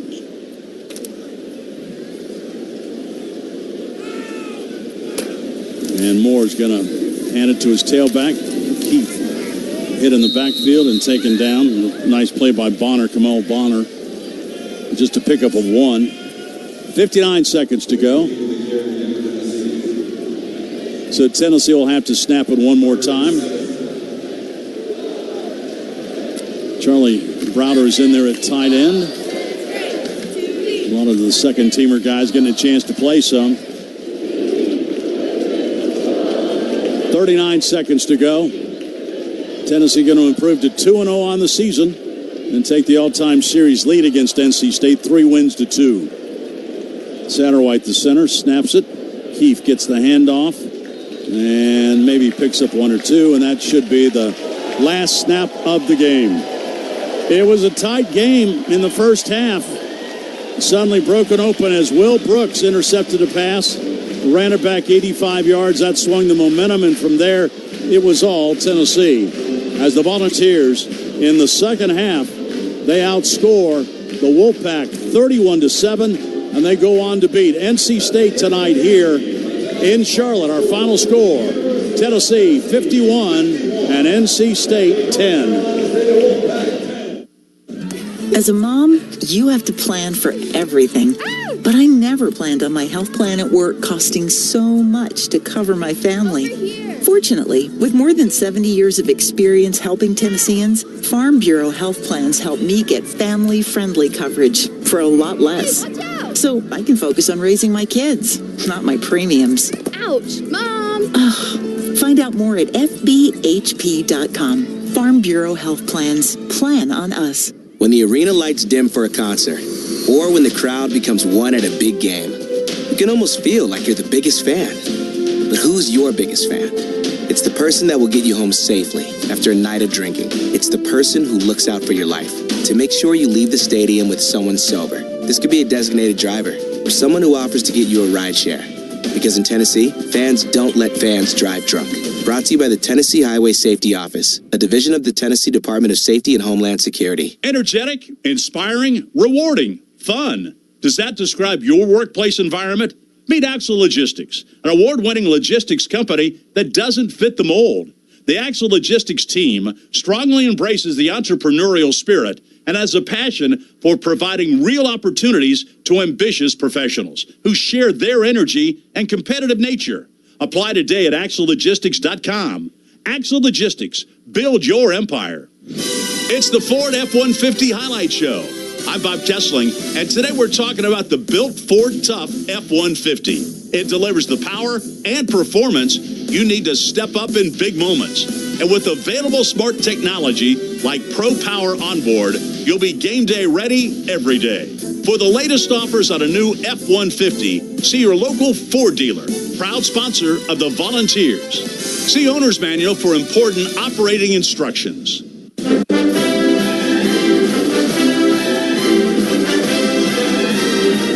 Another impressive win for the Tennessee Volunteers. They improved to 2-0 on the season, knocking off NC State tonight 51-10. Bob Kessling, Pat Ryan back with you. Pat, again, this Tennessee defense does not allow a touchdown. They've now gone 12 quarters without giving up an offensive touchdown. NC State scored one tonight on the intercepted pass, but the defense hadn't allowed one in a long, long time. Yeah, defense. And 2 years ago, if somebody would tell you were going to be bragging on Tennessee's defense, you'd probably laughed at them. But this defense is something we hadn't seen before. They are strong, and they're going to be a tough nut to crack. And that front seven is just outstanding. Time to announce the Vol Network Player of the Game. Pat had some candidates tonight. Who do you like? Oh, gosh. Player of the game? Yeah. Well, I guess being an offensive guy, I'm going to have to go with Dylan Sampson. 139 yards, 2 touchdowns. I'm tempted to give it to the offensive and the defensive lines. Yeah, they really dominated. But Dylan Sampson, his 6th 100-yard rushing game in his career, 2nd this season, as he ended up the night on a very good performance, 132 yards. So congratulations to Dylan Sampson, our Vol Network Player of the Game, celebrating the 75th anniversary, serving as the statewide stadium across Big Orange Country. The Vol Network salutes the student-athletes at the University of Tennessee. Final score tonight again from Charlotte, Tennessee 51 and NC State 10. Discover the power of growth with Co-op, an unstoppable force for progress for over 75 years. When it comes to farm supplies, Co-op is the dependable choice for people across the state. The unwavering dedication ensures that whether you're managing a sprawling farm or tending to a weekend hobby farm, the dependable products and expert advice are always here to lend a hand. Find a location near you by visiting ourcoop.com. Co-op, helping you grow your all. Hey Vols fans, cue the shine and savings. The new Zips Car Wash app is available for download. Keeping your ride sparkling clean has never been more rewarding. Get the free Zips app and earn points for every in-app purchase, including memberships. Then turn those points into free car wash rewards. Download the app today and your first wash is free. Visit Apple App Store or Google Play Store and search Zips Car Wash now. Zips Car Wash, proud sponsor of the Tennessee Volunteers. Protecting our environment takes real effort, and Vol Nation delivers. Last season, we topped our own world record and beat Michigan in the Recycle Bowl. But we're not done yet. On November 9th, we ask you to bring that effort to Neyland and set a world record for the 3rd straight year. Coach Heupel knows real effort when he sees it. Big Orange fans know how to give back big. And on behalf of Eastman, Waste Connections, UT Sustainability, and Food City, we say thank you. Hey, Vol fans, it's Sterl the Pearl. You know that preparation is key to winning on and off the field. Whether you're a player or a fan, Dick's Sporting Goods has you covered this football season. From top-of-the-line cleats and apparel to big orange attire and tailgate gear, Dick's Sporting Goods has the best selection to get you game day ready. Visit your local store today or shop online at Dicks.com. Dick's Sporting Goods, proud partner of Tennessee Athletics. This is the Vol Network. 51-10, the final for Tennessee tonight over the NC State Wolfpack. Here's the scoring one. NC State took the opening kickoff, held her for about 7 minutes, but didn't get any points. And then Tennessee got the ball, went down the field, 9 plays, 62 yards. Dylan Sampson, a 9-yard touchdown runner, was 7-0.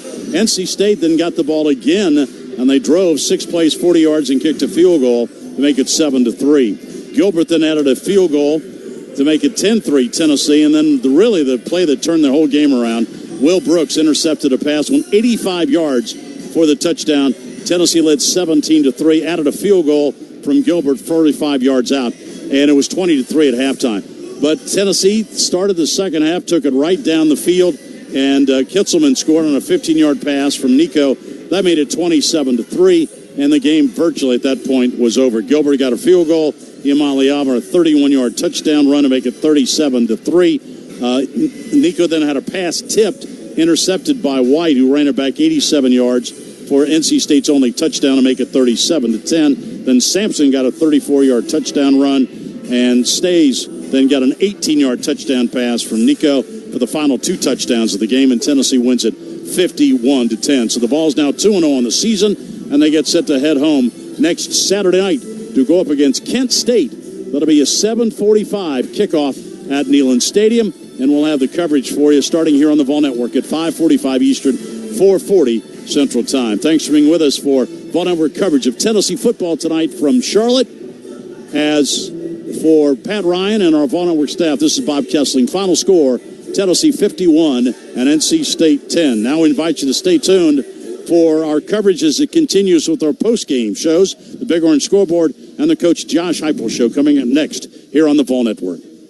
107.7 WIVK, always playing today's best country. Young love and Saturday nights, you can't buy that kind of dirt cheap. She's somebody's daughter. 107.7 WIVK, the Frog Station. You would not post that. If it didn't happen in your Insta story, did it really even happen? Nope. At WIVK 107.7.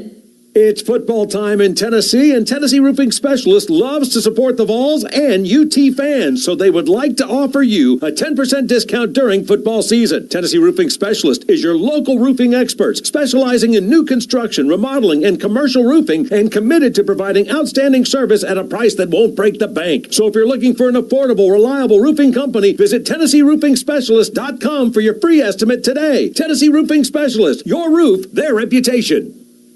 When you travel, they always say, get a room with a view. And there's no better way to travel than the roomy new Toyota Camry.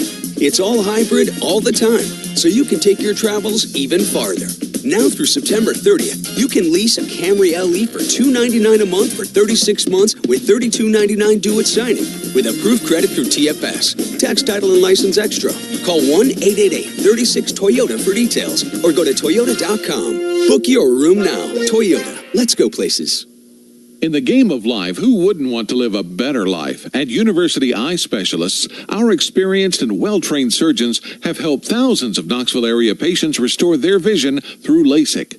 Utilizing the latest in laser vision technology, University Eye wants to help you shed those contacts and glasses. After all, who doesn't want to live a better life? Request an appointment today at universityeye.com. University Eye Specialists, proud to serve the UT Athletics Department since 1978. Download the WIVK app and listen anywhere.